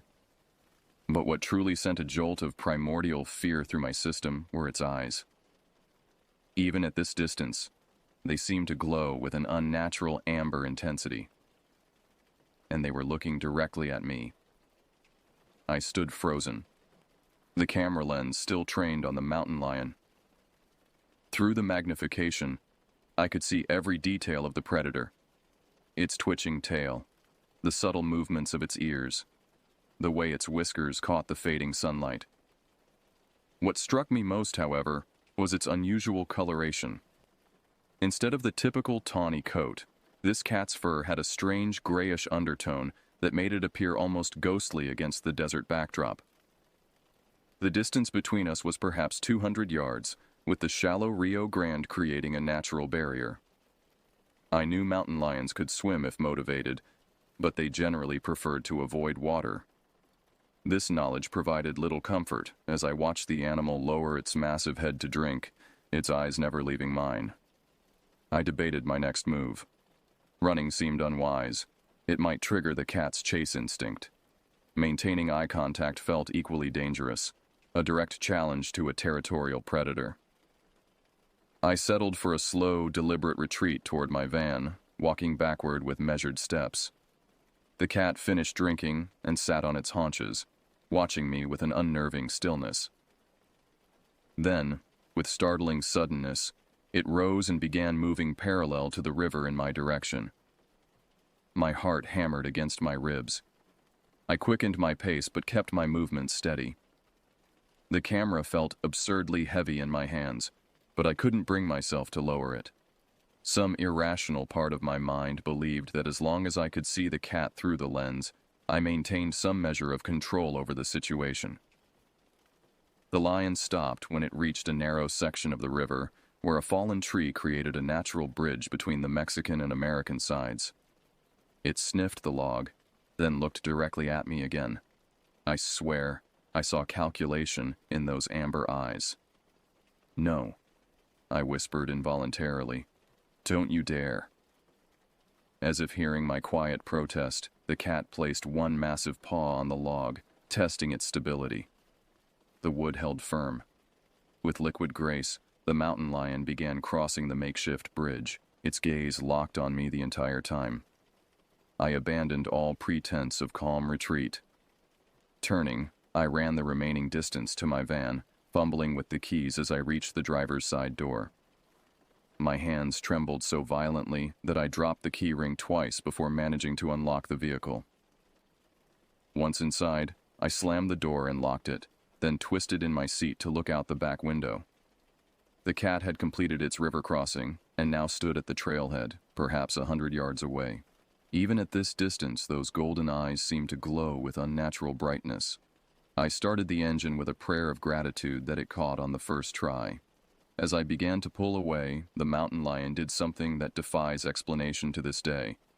It lifted its right paw and placed it deliberately on a nearby rock, as if marking the spot. The gesture seemed almost human in its intentionality. Accelerating down the gravel road, I kept checking my rearview mirror until the trailhead disappeared around a bend. Only then did I allow myself to take a full breath. My hands were still shaking on the steering wheel, and sweat had soaked through my shirt despite the air conditioning now blasting through the van's vents. I had encountered mountain lions before in my career, but never one that behaved like this. Their natural response to humans is avoidance, not pursuit. This animal had deliberately crossed a natural barrier to follow me. It had shown purpose and intelligence beyond normal predatory behavior. As the adrenaline began to subside, I tried to rationalize what I'd witnessed. Perhaps the drought had altered its behavior, making it desperate enough to see a human as potential prey. Or maybe it was protecting a nearby kill or cubs I hadn't noticed. There had to be a logical explanation. Yet I couldn't shake the memory of those eyes, intense, aware, almost knowing. And that final gesture with its paw, so deliberate it seemed like a message. I drove faster than was prudent on the park's winding roads, putting as much distance as possible between myself and Santa Elena Canyon. The logical part of my mind knew that mountain lions have territories spanning many miles, and that driving away didn't necessarily mean escaping its range. But logic was rapidly losing ground to a more primitive imperative. Get away. The sun was now setting in earnest, painting the desert in surreal hues of orange and purple. The beauty was lost on me as I consulted my park map, looking for the nearest designated campsite. The thought of sleeping in my van suddenly seemed foolhardy, but the park entrance was hours away, and driving unfamiliar mountain roads in the dark held its own dangers. The map showed a small campground called Rio Grande Village about 30 minutes from my current position. It would likely have other campers, witnesses, and potential help if the unthinkable happened.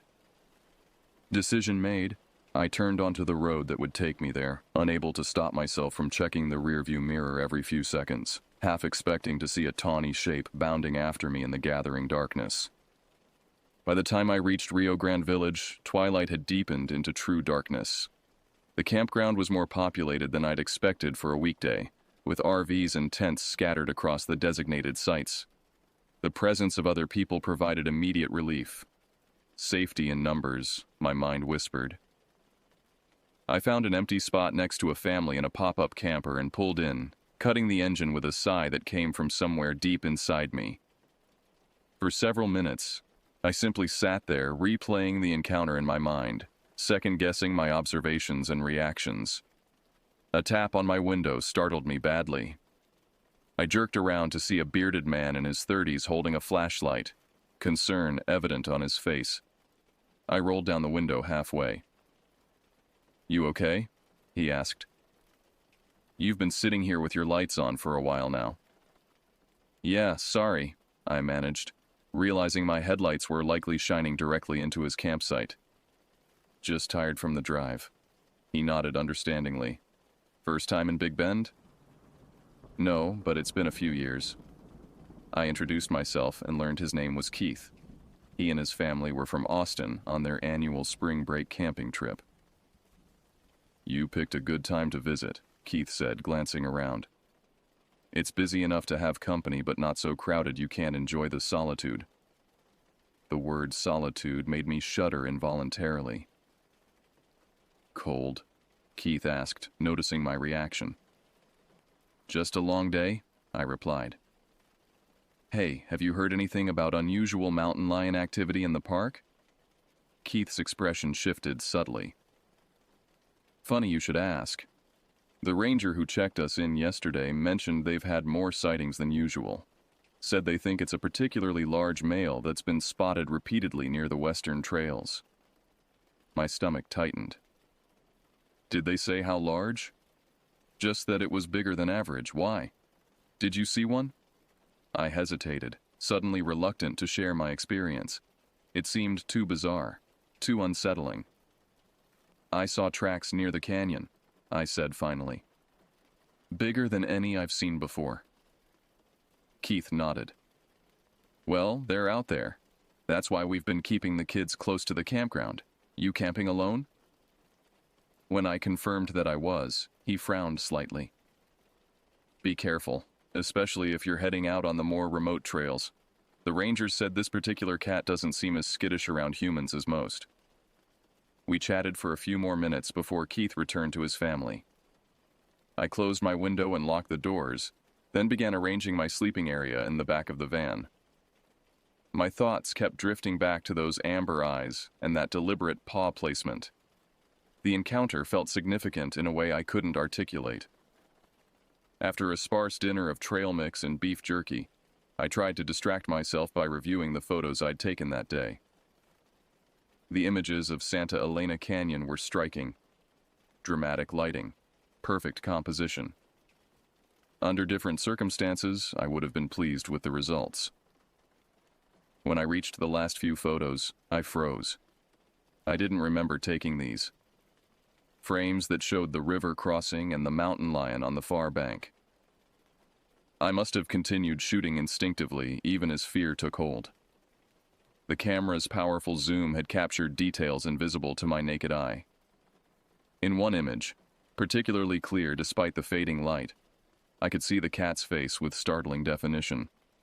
Its eyes reflected the camera flash, creating an eerie red-eye effect that made it look demonic. But what truly disturbed me was its expression. If an animal could appear to have purpose, intent, this one did. I zoomed in further, studying the mountain lion's features. Something about its face seemed off, but I couldn't identify what specifically bothered me. The proportions were slightly wrong, the spacing of its features just a fraction different from what felt natural. Perhaps it was just the angle or the lighting playing tricks. A distant sound interrupted my thoughts. A high, wavering scream that cut through the night. I recognized it immediately as a mountain lion's call, a sound often described as similar to a woman screaming. Though I knew what it was, the primal part of my brain still registered it as a human in distress, sending fresh adrenaline coursing through my system. The call came again, closer this time. From nearby campsites, I heard voices, people emerging from tents to listen. A child began crying. I checked that all my van's doors were securely locked, then peered out through the windows, seeing nothing but darkness beyond the circle of campground lights. A park ranger's vehicle rolled slowly through the campground, its spotlight sweeping the perimeter. The ranger stopped near the center of the loop and stepped out, addressing the gathered campers. I couldn't hear what was being said, but people gradually returned to their sites, though with obvious reluctance. The ranger's presence should have been reassuring, but somehow it had the opposite effect. If officials were concerned enough to patrol after dark, the situation might be more serious than I'd thought. I laid down in my sleeping bag, exhaustion fighting with hypervigilance. Every sound outside, the wind rustling through desert scrub, distant conversations from other campsites, the occasional vehicle on the main park road, kept me from drifting off. My body ached from tension, muscles coiled tight as if preparing to flee. When sleep finally claimed me, it was shallow and troubled. I dreamed of running through the canyon, pursued by something I couldn't see, but could sense behind me, always just out of sight around the next bend. In the dream, the canyon walls narrowed until I could touch both sides with outstretched arms, then continued constricting until I had to turn sideways to squeeze through. All the while, I could hear measured footfalls behind me, unhurried yet relentless. I woke gasping at 3:17 a.m. according to my watch. The campground had fallen silent, even the most determined night owls apparently having retired.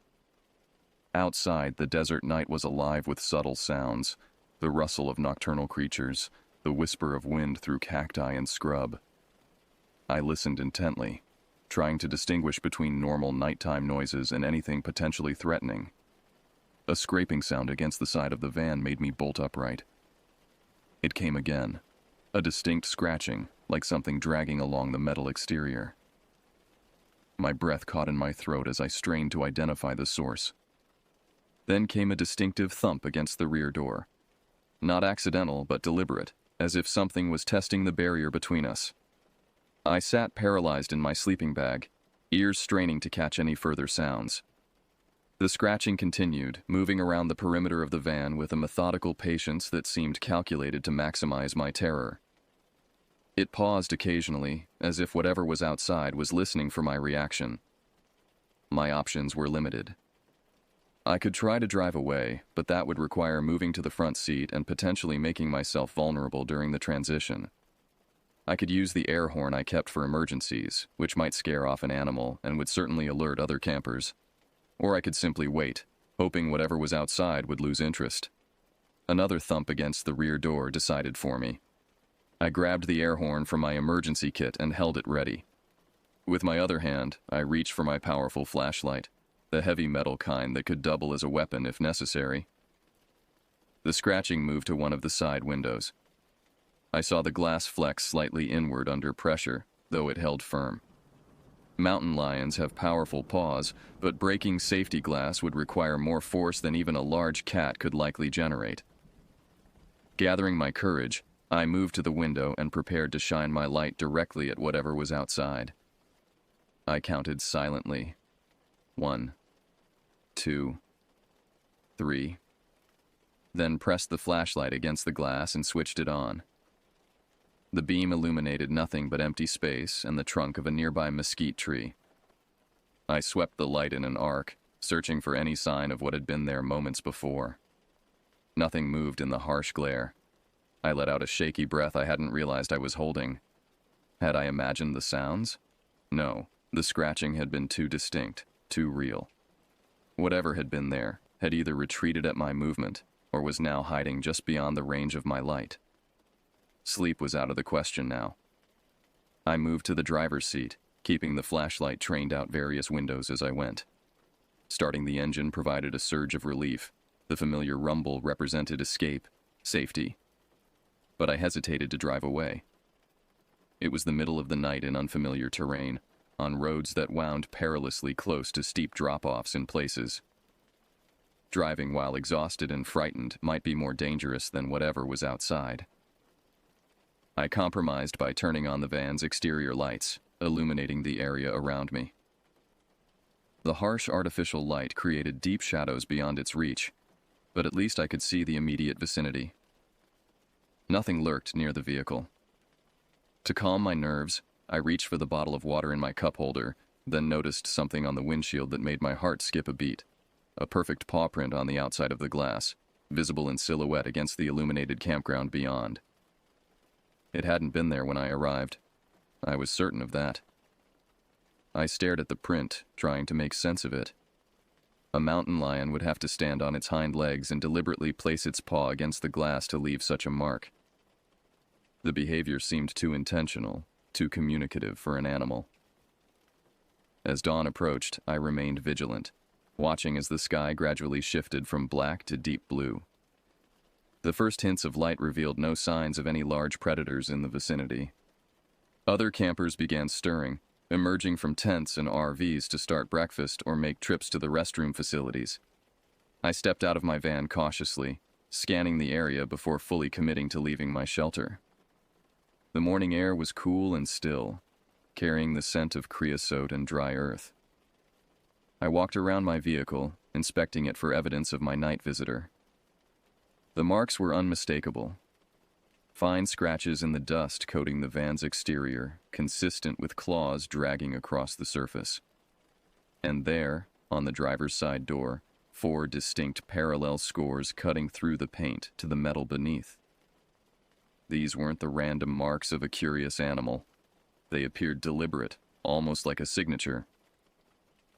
"Whoa, what happened to your van?"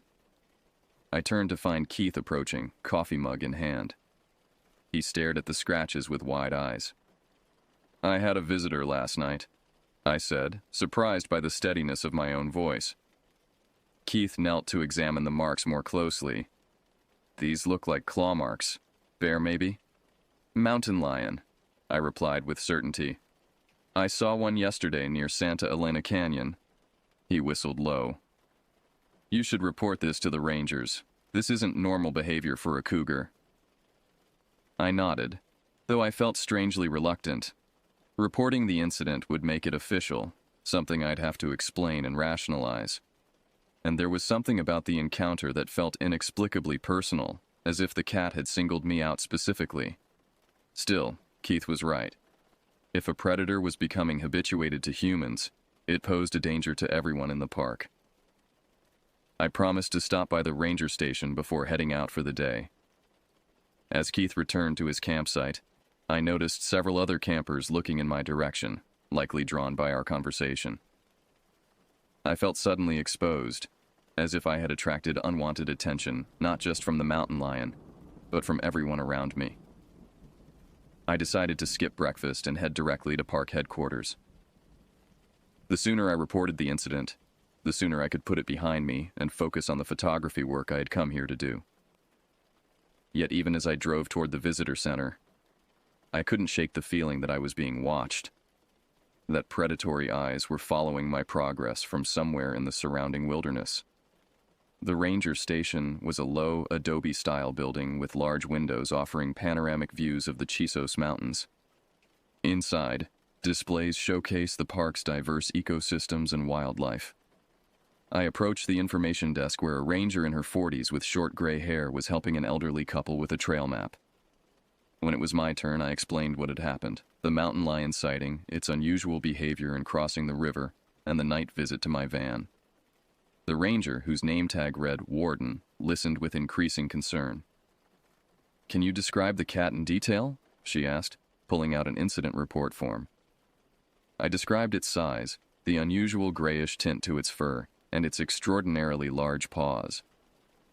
When I mentioned its eyes, Warden's pen paused over the paper. "What about its eyes?" she prompted.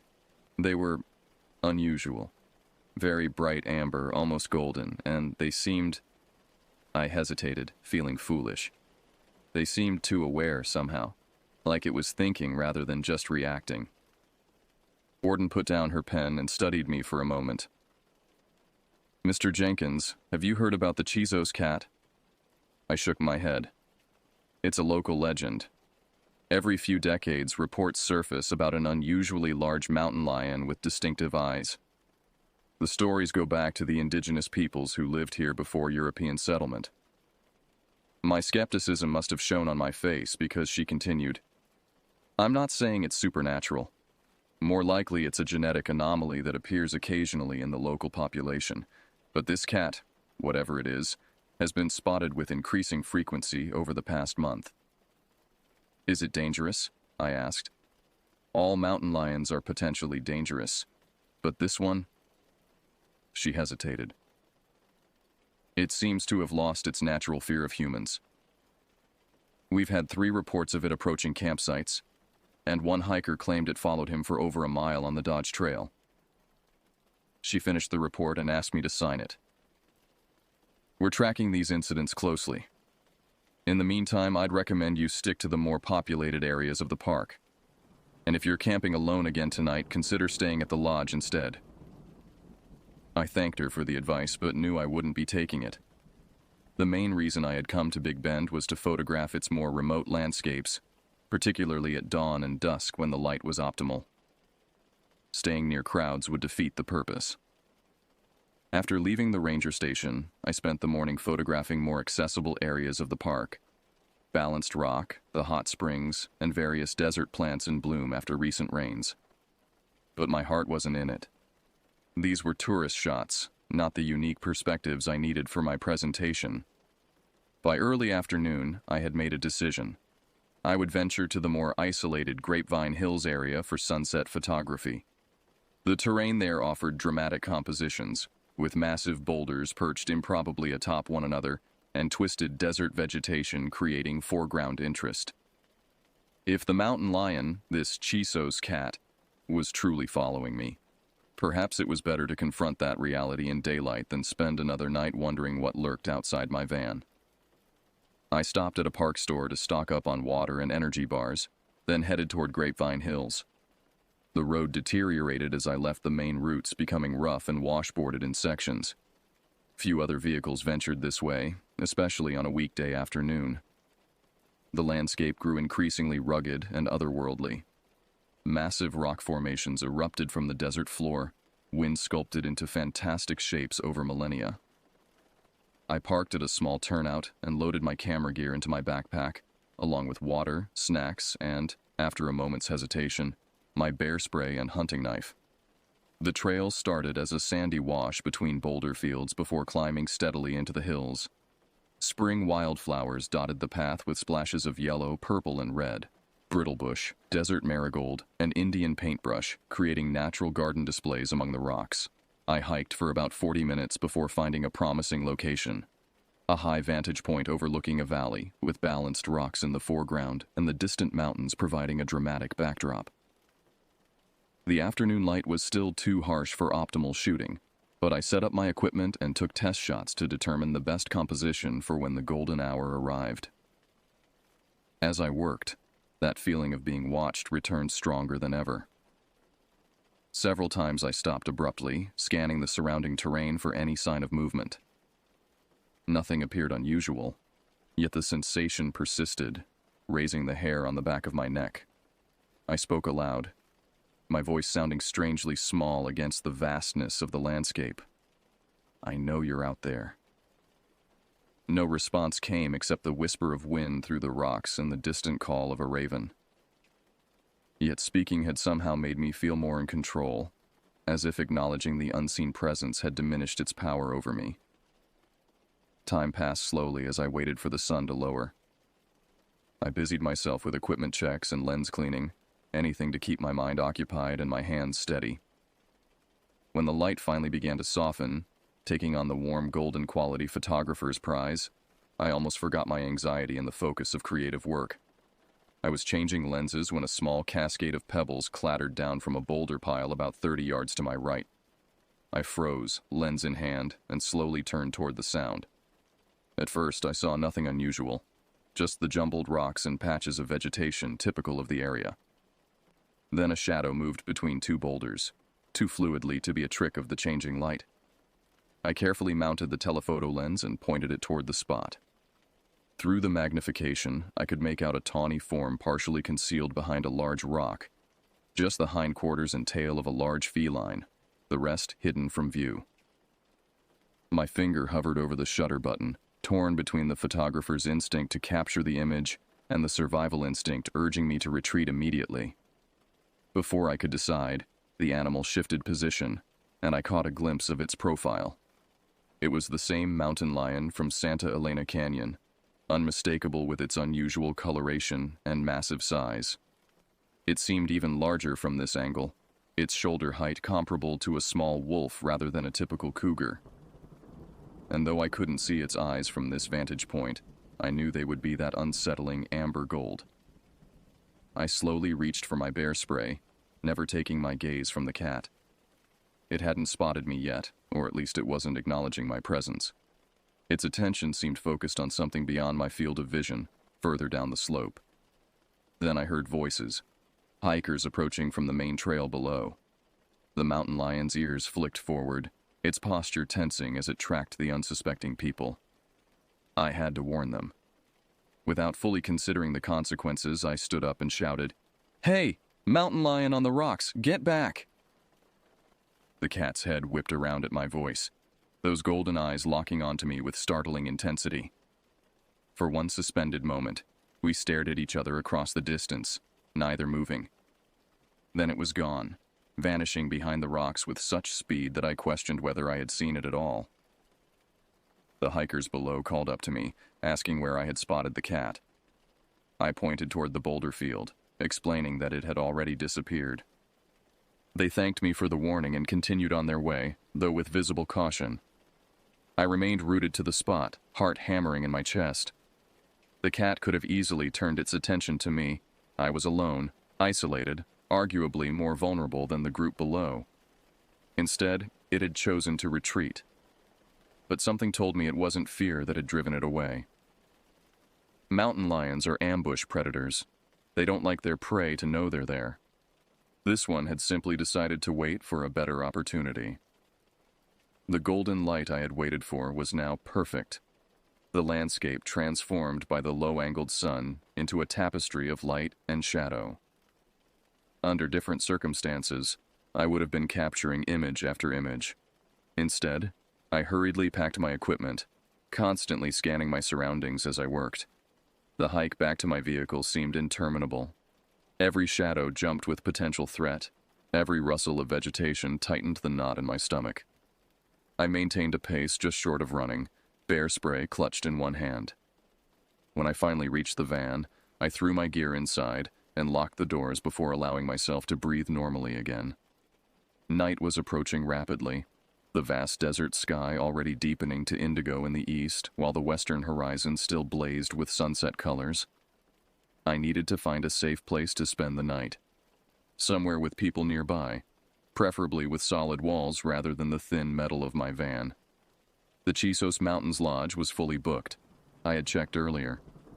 That left the developed campgrounds or a long drive out of the park entirely. As I started the engine, a movement in my side mirror caught my attention. I turned just in time to see a large shape dissolve into the gathering darkness behind me. Not clearly visible, just the suggestion of something powerful and patient, watching and waiting. I drove faster than was sensible on the rough park roads, headlights cutting through the deepening twilight. My destination was the Chisos Basin Campground, more populated than where I had stayed the previous night and situated in a developed area near the park restaurant and store. If I had to spend another night in the van, at least I would have people within shouting distance. The road wound upward into the Chisos Mountains, switchbacks becoming tighter and the drop-offs to my right more precipitous. I gripped the steering wheel with white-knuckled intensity, taking each curve with cautious acceleration. The last thing I needed was to go off the road in the dark, stranded in mountain lion territory. A flash of movement in my headlights made me slam on the brakes. Something had darted across the road about 50 yards ahead, something large and quick. I stopped completely, engine idling, and peered into the darkness beyond the reach of my lights. Nothing moved. After a minute that felt like an hour, I cautiously proceeded, scanning the roadside vegetation for any sign of wildlife. A javelina or deer seemed the most likely explanation, though the shape had seemed lower to the ground, more sinuous in its movement. I had nearly reached the spot where the animal had crossed when something hit the side of my van with enough force to rock the vehicle. I swerved reflexively, nearly veering into the opposite lane before regaining control. "What the hell?" I gasped, checking my mirrors. In the red glow of my taillights, I caught a glimpse of a large shape in the road behind me, unmistakably feline, outlined against the pavement for just a second before it disappeared into the brush. My mind struggled to process what had just happened. Had the mountain lion charged my moving vehicle? The behavior defied everything I knew about these animals. They were calculating predators that conserved energy and avoided unnecessary risks. Attacking a moving vehicle served no evolutionary purpose, unless this wasn't about predation at all. The thought chilled me more than any other possibility. If the cat was motivated by something beyond hunger, territorial aggression perhaps, or some deeper instinctual drive, then its behavior became even more unpredictable. I accelerated again, pushing the van harder than was wise on the unfamiliar mountain road. Each bend revealed only more empty pavement and the occasional reflective eyes of small nocturnal creatures caught in my headlights. The road leveled out as I approached the Chisos Basin, the developed heart of the park where the lodge, restaurant, and main campground were located. Lights from buildings appeared ahead, promising safety and normalcy. I felt some of the tension leave my shoulders as I pulled into the campground entrance. A sign posted at the check-in station crushed my hopes. Campground full. A smaller notice below explained that a school group had reserved most of the sites for a geology field trip. I sat staring at the sign, trying to formulate a new plan. The lodge parking lot would have people coming and going all night. I could park there and sleep in my van, which wasn't technically allowed, but might be overlooked given the circumstances. Alternatively, I could try the Rio Grande Village campground again, though it was a considerable drive back down the mountain in the dark. A tap on my window nearly sent me through the roof. A park ranger stood outside, flashlight angled away from my face. "Everything okay?" he asked when I rolled down the window. "Looking for a campsite," I explained, trying to keep my voice steady. "But I see you're full." He nodded sympathetically. "Spring break. Every site's been booked for months." He studied my face more carefully. "You look like you've had a rough day. Something happened on the trails?" I hesitated, unsure how much to share. Would another mountain lion report be taken seriously, or would I be dismissed as an overwrought tourist? "I've had a couple of concerning encounters with wildlife," I said finally. "A mountain lion that seemed to be following me. It even hit the side of my van on the road up here." The ranger's expression shifted from polite interest to sharp attention. "Hit your van? Where exactly?" I pointed to the area of road I had just traveled, about 2 miles back on one of the switchbacks. He unclipped his radio and spoke into it briefly, reporting the incident and my location. Turning back to me, he said, "I'd like you to follow me to the ranger station. We need to document this properly." 20 minutes later, I was seated in a small office in the Chisos Basin Ranger Station, describing my experiences to the ranger, whose name was Dominguez, and his colleague who had just come on duty for the night shift. They listened with professional attention, asking clarifying questions but showing no sign of disbelief. When I finished, Ranger Dominguez exchanged a glance with his colleague. "This matches other reports we've received," he said, "though the direct contact with your vehicle is new and concerning." "What's going on with this animal?" I asked. "This isn't normal mountain lion behavior." Dominguez sighed. "We're not entirely sure. We've had unusual wildlife patterns this year due to the extended drought. Game animals have altered their movements, which affects predator behavior." His colleague, a younger woman named Ranger Martinez, added, "We've set up trail cameras to try to capture images of this particular cat. So far, we've only gotten partial visuals, enough to confirm it's unusually large, but not clear enough for proper study." "What should I do?" I asked. "I need to stay in the park at least through tomorrow to complete my work, but I'm concerned about sleeping in my van after what happened last night." They exchanged another look, and Dominguez said, "We normally don't offer this, but given the circumstances, you can sleep in the employee bunkhouse tonight. It's basic accommodation, but it has solid walls and doors." Relief flooded through me.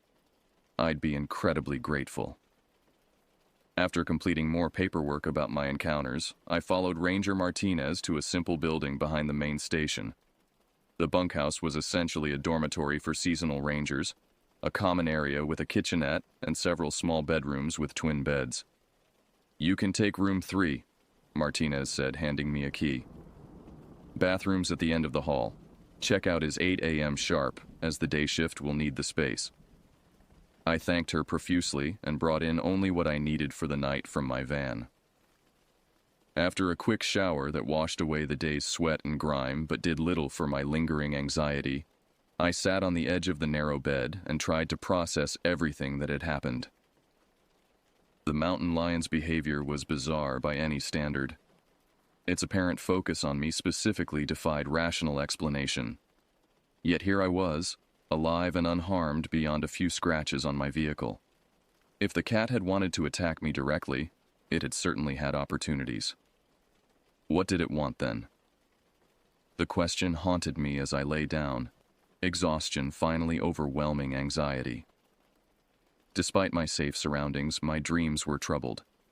Shifting landscapes where canyon walls became living entities, where golden eyes watched from every shadow, where my camera captured images that changed when I reviewed them, revealing truths I didn't want to see. I woke before dawn, disoriented momentarily by the unfamiliar surroundings. The events of the previous day and night came rushing back, along with the realization that I had one final day in Big Bend. Despite everything, I still needed those dawn shots of the desert for my presentation. The question was, would the mountain lion be waiting for me? I left the bunkhouse at first light, nodding to the bleary-eyed ranger coming off night shift. My van sat undisturbed in the parking area, though I circled it carefully, checking for any new marks or signs of tampering. Finding none, I loaded my overnight bag and consulted my park map. For my final shots, I had planned to visit the Dagger Flat area, known for its stands of giant dagger yucca that bloomed spectacularly in spring. It was remote enough to offer the pristine landscape I needed, but accessible enough that I wouldn't be completely isolated. Before setting out, I stopped at the ranger station to report my plans, a precaution that now seemed essential rather than optional. The morning dispatcher noted my intended location and estimated return time, advising me to check in by radio if I would be later than expected. "Any more sightings overnight?" I asked. The dispatcher shook her head. "Nothing reported, but that doesn't mean much. Most visitors are asleep during peak activity hours for mountain lions." I thanked her and headed out. The morning air still cool enough to require a light jacket. The sun was just cresting the eastern horizon as I drove, painting the landscape in that magical golden light photographers chase around the world. Dagger Flat was about 40 minutes from the basin, down winding mountain roads that gradually leveled out into desert terrain. As I drove, I found myself constantly checking my mirrors and scanning the roadside, expecting at any moment to glimpse that tawny shape. The dirt road to Dagger Flat was rough but manageable in my van. I passed no other vehicles, unsurprising for this early hour in a less visited section of the park. The isolation that would normally have delighted me now set my nerves on edge. I parked at the small turnaround at the end of the road and sat for a moment, listening to the ticking of the cooling engine and the subtle sounds of the desert morning, distant bird calls, the rustle of wind through the yucca stands. Everything seemed normal, peaceful even. Taking a deep breath, I gathered my camera gear, water, and bear spray. Today, I added a walking stick I sometimes used on rough terrain, both hiking aid and potential defense tool. The dagger yuccas were impressive even from a distance, their thick trunks and sword-like leaves creating dramatic silhouettes against the morning sky. Many were in bloom, their tall, flowering stalks reaching upward like natural monuments. I began photographing immediately, capturing the interplay of light and shadow as the sun rose higher. For nearly an hour, I worked uninterrupted, moving among the yuccas to find different angles and compositions. The creative focus was therapeutic, temporarily pushing aside my anxiety about the mountain lion. This was why I had come to Big Bend, to document its harsh beauty, its resilient life forms, its ancient geological story. I was lining up a shot of a particularly spectacular yucca bloom when I heard it. A subtle displacement of air, like something large moving quietly nearby. I lowered my camera slowly and turned, scanning the landscape. Nothing moved among the yuccas or the scattered boulders. Yet the feeling of being observed was overwhelming, raising goosebumps on my arms, despite the now warm morning air. "I know you're there," I said aloud, surprised by the steadiness of my voice. "Show yourself." Silence answered me. I raised my camera again, ostensibly returning to my work, but actually using the zoom lens to systematically search the surrounding area. Through the magnification, I examined each shadow, each potential hiding place. The flash of movement came from an unexpected direction, behind a yucca I had already photographed, perhaps 30 yards to my left. I swiveled the camera quickly, focusing on the spot. There it was, the mountain lion, partially concealed behind the yucca's broad base but clearly visible through my telephoto lens. It was watching me with that same unsettling intentness I had seen at Santa Elena Canyon. My finger automatically pressed the shutter button, capturing the image before conscious thought caught up. The sound seemed unnaturally loud in the quiet desert. The cat's ears flicked at the camera's click, but it made no move to retreat. Instead, it stepped fully into view, revealing its impressive size. In the clear morning light, I could see details I had missed before. A notch in its right ear, a pattern of darker spots on its hindquarters that was unusual for mountain lions, and those extraordinary eyes, almost luminous even without the reflection of artificial light. I took another photo, then another, professional instinct temporarily overriding fear. The cat watched me, neither approaching nor retreating. Its tail swished slowly, not the agitated lashing that would indicate imminent attack, but a more contemplative movement. "What do you want?" I asked softly, not expecting an answer. To my amazement, the mountain lion sat down on its haunches, still watching me. The posture was almost dog-like, incongruous for a wild predator. It reminded me of encounters I'd had with animals in places where humans had habituated them through feeding, a comparison that did nothing to ease my concern. I slowly lowered my camera and stood very still, considering my options. Running was out of the question.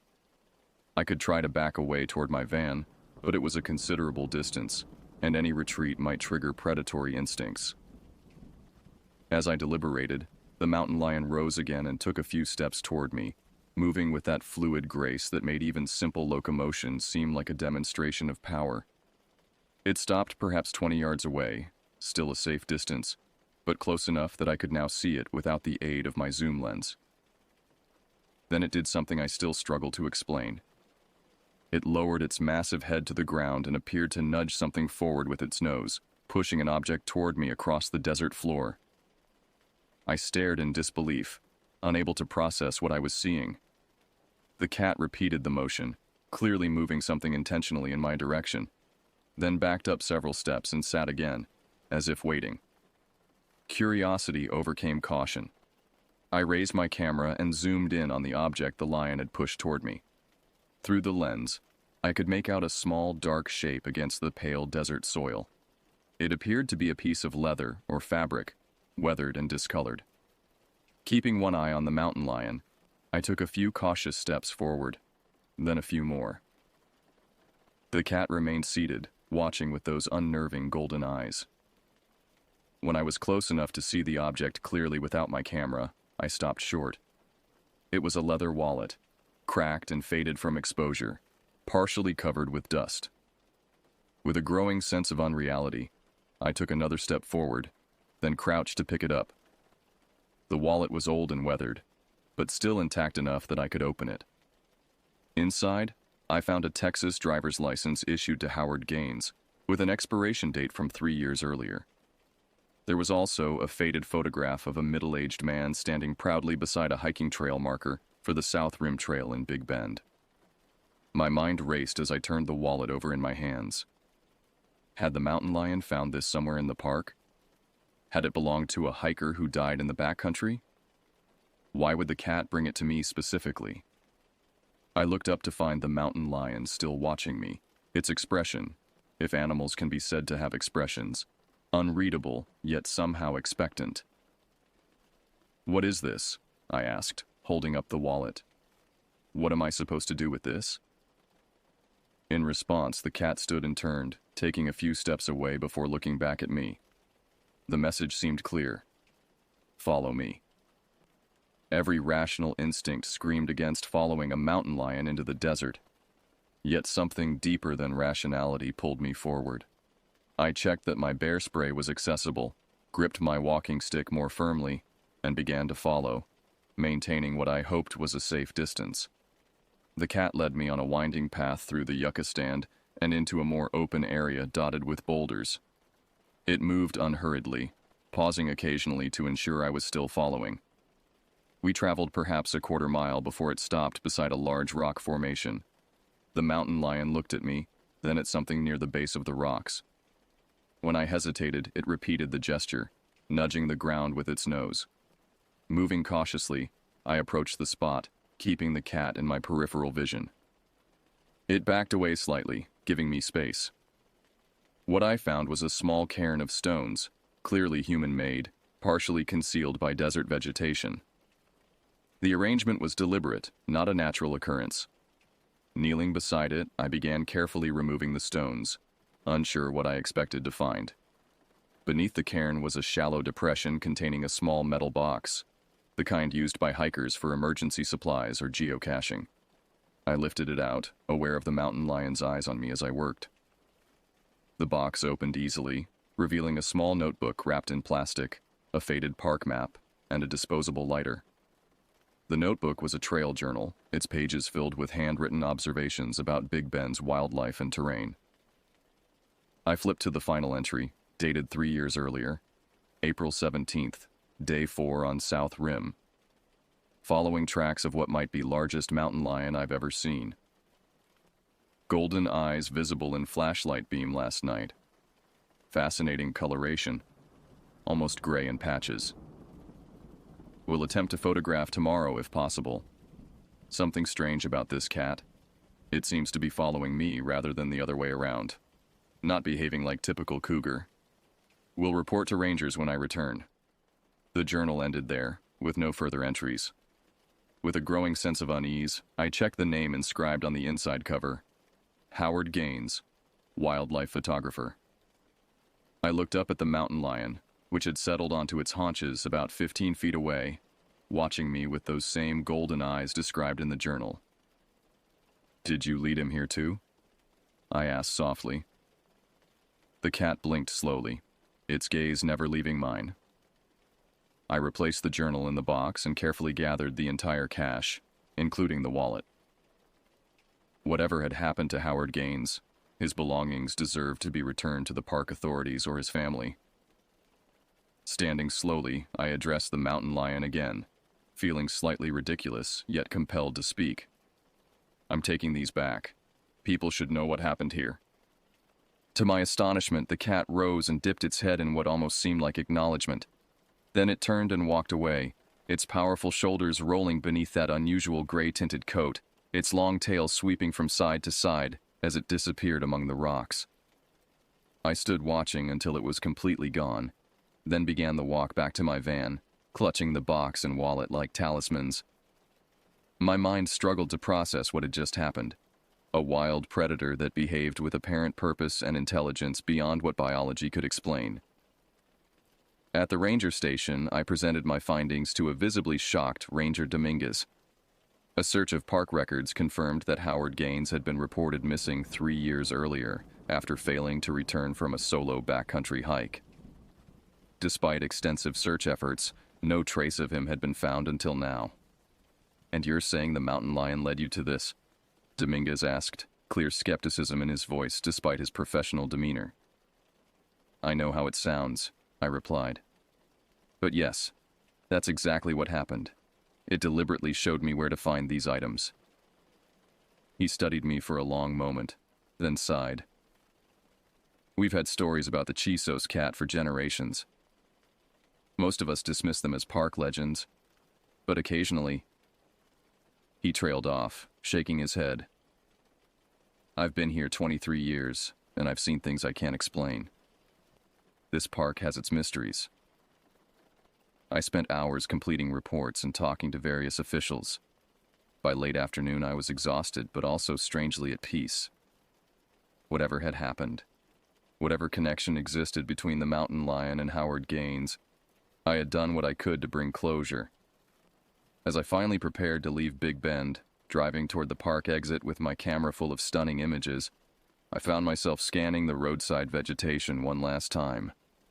Part of me hoped for a final glimpse of that extraordinary predator with the golden eyes. The desert offered no such parting gift. The landscape stretched empty and beautiful around me, its secrets once again concealed beneath an impassive exterior. Yet as I crossed the park boundary, I couldn't shake the feeling that somewhere in those ancient canyons and rugged mountains, intelligent eyes were watching. Not with malice, but with a wild awareness that defied human understanding. I've returned to Big Bend several times since then, always half expecting to encounter the mountain lion again. It has never reappeared, at least not to me. But park rangers occasionally mention unusual sightings, a larger-than-normal cat with distinctive coloration, often described as appearing when hikers are in distress or lost. Some mysteries resist explanation. Some experiences change us in ways we can't articulate. What I know for certain is this. In the vast wilderness of Big Bend, I briefly crossed paths with something that existed at the boundary between the world we think we understand and something older, wilder, and more knowing. And in that crossing, I glimpsed a truth about our place in the natural order, not as masters or even as observers, but as participants in a story far larger and stranger than we can comprehend.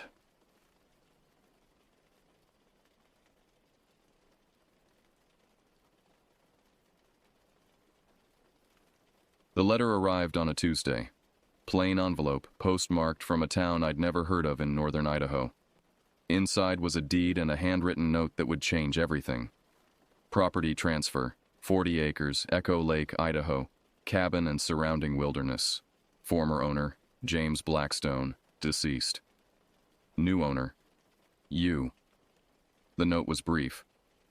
You don't know me, but I knew your grandfather. This property has been abandoned for 2 decades. He always wanted you to have it when the time was right. That time is now. The keys are under the 3rd rock to the left of the front door. I'm sorry. No signature. Just a crude map drawn on the back showing how to reach the property from the nearest town. Whispering Pines. Population 842. I stared at the papers spread across my kitchen table, trying to make sense of it. My grandfather had died before I was born. My mother rarely spoke of him, and when she did, her voice would take on an edge that warned against further questions. All I knew was that he'd been some kind of wilderness expert who'd disappeared in the mountains. No body was ever found. And now, apparently, I owned his cabin. The timing was almost eerie. I'd just been laid off from my accounting job of 8 years, the severance package sitting untouched in my bank account. My apartment lease was ending next month, and my girlfriend of 3 years had decided last week that she needed space. Everything that had anchored me was coming untethered all at once. Maybe this was exactly what I needed. A chance to escape, to reset, to connect with the grandfather I'd never known. 2 weeks later, I was driving my old Toyota pickup along a rutted dirt road that barely deserved the name. The GPS had lost signal hours ago, forcing me to rely on the hand-drawn map. The forest pressed in on both sides, thick pines and firs creating tunnels of shadow even in midday. I'd passed the last signs of civilization, a gas station with ancient pumps, nearly 50 miles back. My stomach clenched with each mile deeper into nowhere. What was I doing? I was a city guy, comfortable with spreadsheets and coffee shops, not wilderness and isolation. Yet something pulled me forward. Curiosity, maybe. Or desperation. The road ended abruptly at a wall of trees. According to the map, I needed to continue on foot for another mile, following a barely visible trail. I grabbed my backpack, loaded with supplies, and locked the truck. No one was likely to steal it out here, but old habits die hard. The trail wound through dense forest, occasionally opening up to reveal glimpses of mountains in the distance. The late afternoon sun filtered through the canopy, creating dappled patterns on the forest floor. Despite my urban instincts screaming caution, I found myself breathing deeper than I had in years. The air was clean, scented with pine and earth. Then I heard it, water lapping against a shore. Pushing through a final screen of bushes, I emerged onto the edge of Echo Lake. The water stretched before me, crystal clear and still as glass, reflecting the mountains that surrounded it. And there, perched on a small rise about 50 yards from the shore, stood the cabin. It wasn't what I'd expected. No rustic log structure, but a substantial craftsman-style building of dark wood and stone. 2 stories, with a wide porch wrapped around the front and one side. A stone chimney climbed up the far wall. Despite obviously being abandoned for years, it seemed solid, well-built. As I approached, I noticed details that sent shivers along my spine. Strange carvings adorned the porch posts and door frame. Not decorative, but primitive symbols that seemed to form a pattern around the entryway. Above the door hung a weathered antler rack from some massive deer or elk. Following the instructions, I found the key under the third rock to the left of the steps. It was old and heavy, made of iron that had developed a patina of rust. It turned with surprising ease in the lock. The door swung open with a creak that seemed to echo across the lake, giving the place its name. I stepped inside, into air that smelled of dust, old wood, and something else I couldn't identify, something musty and primal. The interior was dim, with sunlight filtering through dirty windows. A large main room held furniture draped in sheets, bookshelves lining one wall, and a massive stone fireplace. A kitchen area occupied one corner, with old-fashioned appliances and cabinets. A central staircase led to the second floor. But what caught my attention was the far wall. It was covered with maps, notes, photographs, and newspaper clippings, all interconnected with red string, like something from a detective show. At the center was a large topographical map of the surrounding wilderness, with certain areas circled in red. I moved closer, brushing away cobwebs. The yellowed newspaper clippings had headlines that made my blood run cold. Third hiker disappears in Anasazi wilderness. Search called off for missing forest ranger. Local man claims to have photographed forest guardian. Next to the last one was a blurry photograph of what appeared to be a tall, dark figure standing between trees. Someone had scrawled across it. Not a guardian, a watcher. Thumbtacked next to this were pages of handwritten notes in what I assumed was my grandfather's handwriting. The script was tight and precise, detailing observations of strange sounds, unusual tracks found in mud, and theories about territorial boundaries. One passage caught my eye. They're intelligent, more than animals. They avoid cameras and traps. They know when they're being hunted. But they're also curious. I've felt eyes on me for weeks now. Last night, something walked around the cabin for hours, testing the doors, pressing against the windows. The symbols are holding, but for how long? They want something. Or someone. My hands trembled as I read. Was my grandfather delusional? Or was there something to his claims? The forest suddenly seemed darker, the shadows deeper. A sound from upstairs made me freeze. A soft thump like something heavy shifting position. I held my breath, listening. Nothing but silence followed, yet I couldn't shake the feeling that I wasn't alone. "Hello?" I called, my voice sounding thin and weak. No answer. Probably just the house settling, I told myself. Old buildings make noises. That's normal. I decided to check upstairs before I lost my nerve. The wooden stairs creaked under my weight as I climbed, one hand on the banister, the other clutching my flashlight like a weapon. The second floor had a central hallway with 4 doors, 2 on each side. The first door on the right opened to a bathroom, outdated but clean. The next revealed a study with more bookshelves and a desk covered in papers.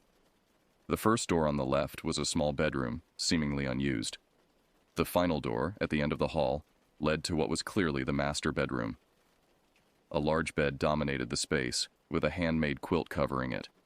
More carvings marked the headboard and window frames, the same symbols from the porch posts. There was nothing to explain the noise I'd heard. No animals had nested here. No roof was collapsing. Yet as I stood in that bedroom, I couldn't shake the sensation of being watched. I went to the window, which overlooked the lake and the forest beyond. The sun was setting now, casting long shadows across the water. As I gazed out, movement caught my eye at the tree line across the lake. I squinted, trying to make it out. For a moment, I thought I saw a tall, dark figure standing between 2 pines, watching the cabin. Then it was gone, like a shadow melting into deeper shadow. My heart pounded. Imagination, I told myself. Just my mind playing tricks after reading those notes downstairs. I turned away from the window and nearly shouted in surprise. On the bed, which had been empty moments before, lay a small object. I approached cautiously. It was a carved wooden figure, roughly humanoid but elongated, with disproportionately long limbs and no facial features. I was certain it hadn't been there when I'd first entered the room. Backing away, I knocked into the bedside table, sending something clattering to the floor. I bent to pick it up, a leather-bound journal. Opening it, I saw more of my grandfather's handwriting, dated entries spanning years. This wasn't part of his research wall downstairs. This was personal. I sat on the edge of the bed, the wooden figure seemingly watching me with its blank face, and began to read the first entry. October 3rd, 1978. I've found them, or they've found me. After years of searching, pursuing rumors and stories, I've finally seen one with my own eyes. 8 feet tall at least, covered in dark hair, moving through the forest with an ease that defies its size. Not a bear, not a man, something else entirely. The locals call them Watchers of the Woods. The indigenous people have more names for them, none translatable. They've been here long before us, and they know I'm watching back now. I flipped through more entries, my unease growing. My grandfather documented regular encounters, claiming the creatures, he never called them Bigfoot or Sasquatch, only Watchers, had become increasingly interested in him. He'd left out gifts of food, which were taken. He'd recorded strange vocalizations at night. He believed he was making progress in some kind of communication. Then, near the end of the journal, the entries became disturbing. April 18th, 1982. They want something from me. The leader, the one with the scarred face, watches me from the trees for hours, never approaching, just watching. I hear them at night, circling the cabin, testing the barriers. The symbols keep them at bay, but their patience is eternal. What do they want? What am I missing? The final entry chilled me to the bone. June 2nd, 1982. I understand now. It's not me they want. They've shown me visions of the future, of bloodlines, of return. My grandson will come when the time is right. He must. The balance depends on it. I've made arrangements. Everything must appear to be abandoned, forgotten. But the Watchers never forget, and they will wait. My grandfather had disappeared in June 1982, and here I was, his grandson, sitting in his abandoned cabin. The cabin he somehow knew I would inherit, decades after his disappearance. Night had fallen completely now. The darkness outside the windows was absolute. No streetlights or city glow to soften it, just impenetrable blackness, and somewhere in that darkness, something was watching, waiting, for me. A long, low howl echoed across the lake. Not a wolf, not any animal I recognized. It was joined by another, then another from different directions. They were surrounding the cabin. The watchers had been patient. And now I had arrived. Morning came with surprising normality. Sunlight streamed through the windows, birds chirped outside, and the lake sparkled innocently. I'd spent a restless night on the couch downstairs, my grandfather's journal and the wooden figure placed on the coffee table where I could see them.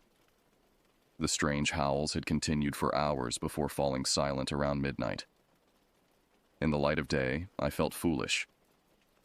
Of course, there were normal explanations for everything. The sounds were probably coyotes or wolves. The wooden figure could have been on the bed all along, just overlooked in the shadows. And my grandfather's journal. The ramblings of a man who'd spent too much time alone in the wilderness, his isolation breeding paranoia. Still, I couldn't dismiss everything so easily. The timing of the inheritance, the meticulous research wall, the specificity of his final journal entry predicting my arrival. And those symbols carved everywhere. What purpose did they serve? I made myself breakfast using supplies I'd brought since the kitchen cabinets contained only ancient canned goods. As I ate, I formed a plan. I would explore the property, get my bearings, and try to understand what had happened to my grandfather. If his research had any basis in reality, there would be evidence somewhere. Outside, the day was warm and clear. The cabin looked less foreboding in sunlight, though the carved symbols still gave me pause. I walked the perimeter, noting a shed behind the main structure and a small dock extending into the lake. Everything was weathered but solid, built to last. Inside the shed, I found tools, camping equipment, and a generator that surprisingly started after a few pulls. At least I'd have electricity when needed. More interestingly, I discovered a locked metal cabinet. After some searching, I found a key hidden in a coffee can on a shelf. Inside the cabinet were 3 items: an old Polaroid camera, a box of ammunition for a rifle I hadn't seen, and a leather pouch. The pouch contained what looked like primitive hunting tools, a stone knife with strange markings, something that might be a whistle carved from bone, and small pouches of dried plants and powders. These seemed oddly at odds with my grandfather's scientific approach documented in his journal. Pocketing the whistle out of curiosity, I headed toward the lake. A well-worn path led around the shore, and I decided to follow it. According to the maps I'd seen, the property extended well into the surrounding forest, encompassing a section of the lake shore and climbing partially up the nearest mountain slope. The path was easy to follow at first, but as it moved away from the lake and into denser forest, it became overgrown. Still, there were occasional markers, stones arranged in unnatural patterns or small carvings on trees that matched those on the cabin. My grandfather had mapped his territory carefully. About a mile from the cabin, I came across a small clearing. At its center stood a structure that made me stop short. It was a crude shelter built of branches and hides, forming a dome about 7 feet high. Too primitive for a modern hunter, too sophisticated for an animal. The hairs on my neck rose as I approached. The entrance was low, requiring me to stoop. Inside, sunlight filtered through gaps in the structure, illuminating a dirt floor with a shallow pit in the center. A fire pit, long cold. Around it were arranged stones in a pattern I recognized from the cabin's carvings. The walls of the shelter were lined with more hides, and hanging from the center was a collection of objects. Feathers, small bones, stones with holes in them, and another wooden figure like the one I'd found on the bed. This was no human campsite. At least, not any modern human. As I backed out of the shelter, a cracking twig nearby made me whirl around. Nothing visible, but the forest suddenly seemed quieter. The birds had stopped singing. That sensation of being watched returned, stronger than ever. "Hello?" I called, feeling foolish but unable to help myself. "Is someone there?" Silence answered me, but it was a loaded silence, pregnant with presence. I scanned the trees, looking for movement. Any sign of what my instincts screamed was watching me. There, between two massive pines about 50 yards away, a shadow darker than it should be. As I focused on it, it shifted slightly. Not a shadow at all, but something solid. Something tall. My breath caught. We stared at each other across the clearing, me and whatever stood in the trees. I couldn't make out details, just an impression of height and mass. It didn't move toward me, but it didn't retreat either. Remembering the bone whistle in my pocket, I slowly reached for it. My grandfather had kept it for a reason. My fingers trembled as I raised it to my lips and blew. The sound that emerged was unlike anything I expected. Not a shrill whistle, but a deep, resonant tone that seemed to vibrate the air itself. It echoed through the trees, across the clearing, and back again, multiplying and overlapping until it seemed to come from everywhere at once. The effect was immediate. The figure in the trees straightened, now clearly visible against the background. It was massive, at least 8 feet tall, broad-shouldered and covered in dark hair or fur. I couldn't make out facial features at this distance, but I could feel its focus intensify. It raised one long arm, not in threat, but in what seemed like recognition. Then it made a sound, a response to the whistle. A deep, throaty vocalization that rose and fell in a pattern, almost like speech. The hair on my arms stood on end. This wasn't random animal noise. This was communication. Before I could process what was happening, more sounds came from the forest around me. Similar vocalizations from different directions. There were others, hidden among the trees, surrounding the clearing. How many, I couldn't tell. 3, 5, more. My legs nearly buckled with fear, but some instinct told me running would be a mistake. These creatures, these watchers, could easily outpace me through terrain they knew intimately. And they hadn't harmed me, despite clearly having the opportunity. The first figure took a step forward, emerging partially from the tree line. In better light, I could see more details. A massive headset on broad shoulders, long arms that hung to mid-thigh, and dark, intelligent eyes that studied me with undeniable awareness. Its face was neither fully human nor fully animal, with a prominent brow ridge and wide nose, but expressive in a way that sent chills through me. This was no ordinary animal. There was something knowing in that gaze, something ancient and aware. It made another series of sounds, then pointed deliberately at the shelter, then at me, and finally back toward the direction of the cabin. The message seemed clear, even if I didn't understand the language. This place connects to that place. You belong to both. My mind raced. My grandfather's research, his journal entries about communication and gifts, the symbols carved everywhere as some kind of boundary marker or protection. It all suddenly made more sense. He hadn't been delusional. He'd been making contact, establishing a relationship with something science didn't acknowledge but indigenous peoples had known about for centuries. And somehow, he'd known I would come. That I would continue what he'd started. The creature made another gesture, this time extending its open hand palm up, then slowly closing the fingers. A request. It wanted something from me. Instinctively, I reached for the wooden figure I'd found in the cabin, only to remember I'd left it behind. But I did have the whistle. After a moment's hesitation, I held it up, showing it to the creature. It made a sound that might have been satisfaction, then pointed to the ground between us. It wanted me to leave the whistle. This felt like a critical moment, my first real exchange. Slowly, I placed the whistle on the ground and backed away, never taking my eyes off the massive figure. It waited until I was well back before approaching with surprising grace for something so large. It moved neither slowly from caution nor quickly from eagerness, just deliberate, confident movements. Bending down, it retrieved the whistle with fingers that looked remarkably dexterous despite their size. Then it did something unexpected. From somewhere, perhaps a pouch I couldn't see among the fur, it produced an object and placed it where the whistle had been. After backing away to its original position, it made a gesture that clearly meant the item was for me. Once the creature had retreated, I cautiously approached and picked up what it had left. It was a necklace made of twisted plant fibers with a pendant of carved stone.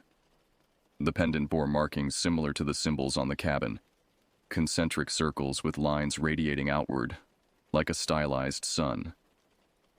Unsure of the protocol but feeling I should acknowledge the gift, I placed the necklace around my neck, then nodded toward the creature. This seemed to satisfy it. It made another vocalization, echoed by the unseen others in the forest, then backed further into the trees until it was barely visible, present but withdrawn. The message was clear enough. Exchange completed. Interaction over for now. I backed away from the clearing, retracing my steps toward the cabin, my mind whirling with implications. Once I felt I was a safe distance away, I turned and walked quickly, fighting the urge to run. The sensation of being watched followed me all the way back to the cabin. Inside, I collapsed on the couch, adrenaline finally ebbing and leaving me shaky. I just encountered something impossible, something that shouldn't exist according to mainstream science. Yet the encounter had been undeniably real. I touched the stone pendant hanging from my neck, proof that I hadn't imagined it. Looking around the cabin with fresh eyes, I now understood my grandfather's research differently. He hadn't been tracking these creatures like animals. He'd been establishing communication, building some kind of relationship. The symbols weren't superstitious nonsense, but a form of boundary marking, perhaps even protection, recognized by both sides. And his final journal entry made more chilling sense. It's not me they want. My grandson will come when the time is right. Somehow, he'd known I would inherit this place, that I would continue whatever he'd started. But why me? What made me special in this equation? I returned to the research wall, studying it more carefully. Among the maps and notes, I found a family tree my grandfather had constructed. It traced our lineage back unusually far, not just generations but centuries, and it highlighted certain individuals in each generation, including both my grandfather and me, marked with the same sun-like symbol that hung around my neck now. A folded paper tucked behind the family tree contained what looked like a translation key, rough equivalents between English words and series of symbols. My grandfather had been decoding their communication system. One phrase was circled repeatedly: Bloodkeeper. As night fell again, I sat on the porch, watching the tree line across the lake. Occasionally, I caught glimpses of movement, tall figures moving between trees, never hiding completely, but never exposing themselves fully either. They were patrolling, watching, waiting. The pendant felt warm against my skin, almost alive. What had my grandfather involved me in? What covenant or arrangement had he made that now passed to me? As darkness deepened, the howls began again, but they seemed different tonight. Less challenging, more like announcements. They were acknowledging my presence, perhaps even my acceptance of their gift. I fingered the pendant nervously, wondering what it signified to them. Was it merely a token, or did it mark me in some way? Just before midnight, as the nearly full moon rose over the mountains, illuminating the lake with silver light, I saw them emerge from the forest across the water. 7 tall figures standing in a row at the shoreline, clearly visible in the moonlight. They made no move to approach the cabin, no threatening gestures. They simply stood watching, a delegation making its presence known. In that moment, I understood why my grandfather called them watchers. They had been observing us for centuries, perhaps millennia, from the shadows of forests, from mountain ridges, from the corners of our perception. Rarely engaging, mostly avoiding, but always aware. And occasionally, for reasons I still didn't understand, they chose certain humans for contact. My grandfather had been one such human. Now, apparently, so was I. The largest figure, the one I'd encountered in the clearing, raised its arm in what might have been a greeting or a signal. The others responded by raising their arms as well. Then, almost in unison, they placed their right hands over their hearts and bowed their heads slightly. Without thinking, I found myself returning the gesture. It felt ancient and correct somehow, like remembering something long forgotten. When I looked up again, they were gone, melted back into the forest as silently as they'd appeared. But I knew they were still out there, watching. Always watching. I returned inside, picked up my grandfather's journal, and opened to a blank page. Taking a deep breath, I began to write. May 2nd, 2025. First contact established. The Watchers have acknowledged me as Bloodkeeper, though I don't yet understand what this means. I've accepted their token and returned their gesture. Whatever covenant my grandfather made continues through me now. I don't know if I should be terrified or honored. Perhaps both. I closed the journal and placed it on the mantel. Tomorrow, I would explore more of the property, perhaps find more of those strange shelters. I would study my grandfather's notes more carefully, try to understand the responsibility I'd inherited along with this land. For better or worse, I was now part of something ancient, something secret, something that existed in the shadows between what we know and what we fear. The Watchers had waited patiently for my return, and now their wait was over. In the distance, one final howl echoed across Echo Lake, not a challenge or a warning, but a recognition. They knew I wasn't leaving. And in truth, despite the fear and uncertainty, I knew it too. This remote wilderness, this cabin, these mysterious beings, they were part of my heritage, my legacy, my responsibility. And somewhere deep in the forest, my grandfather had known this day would come.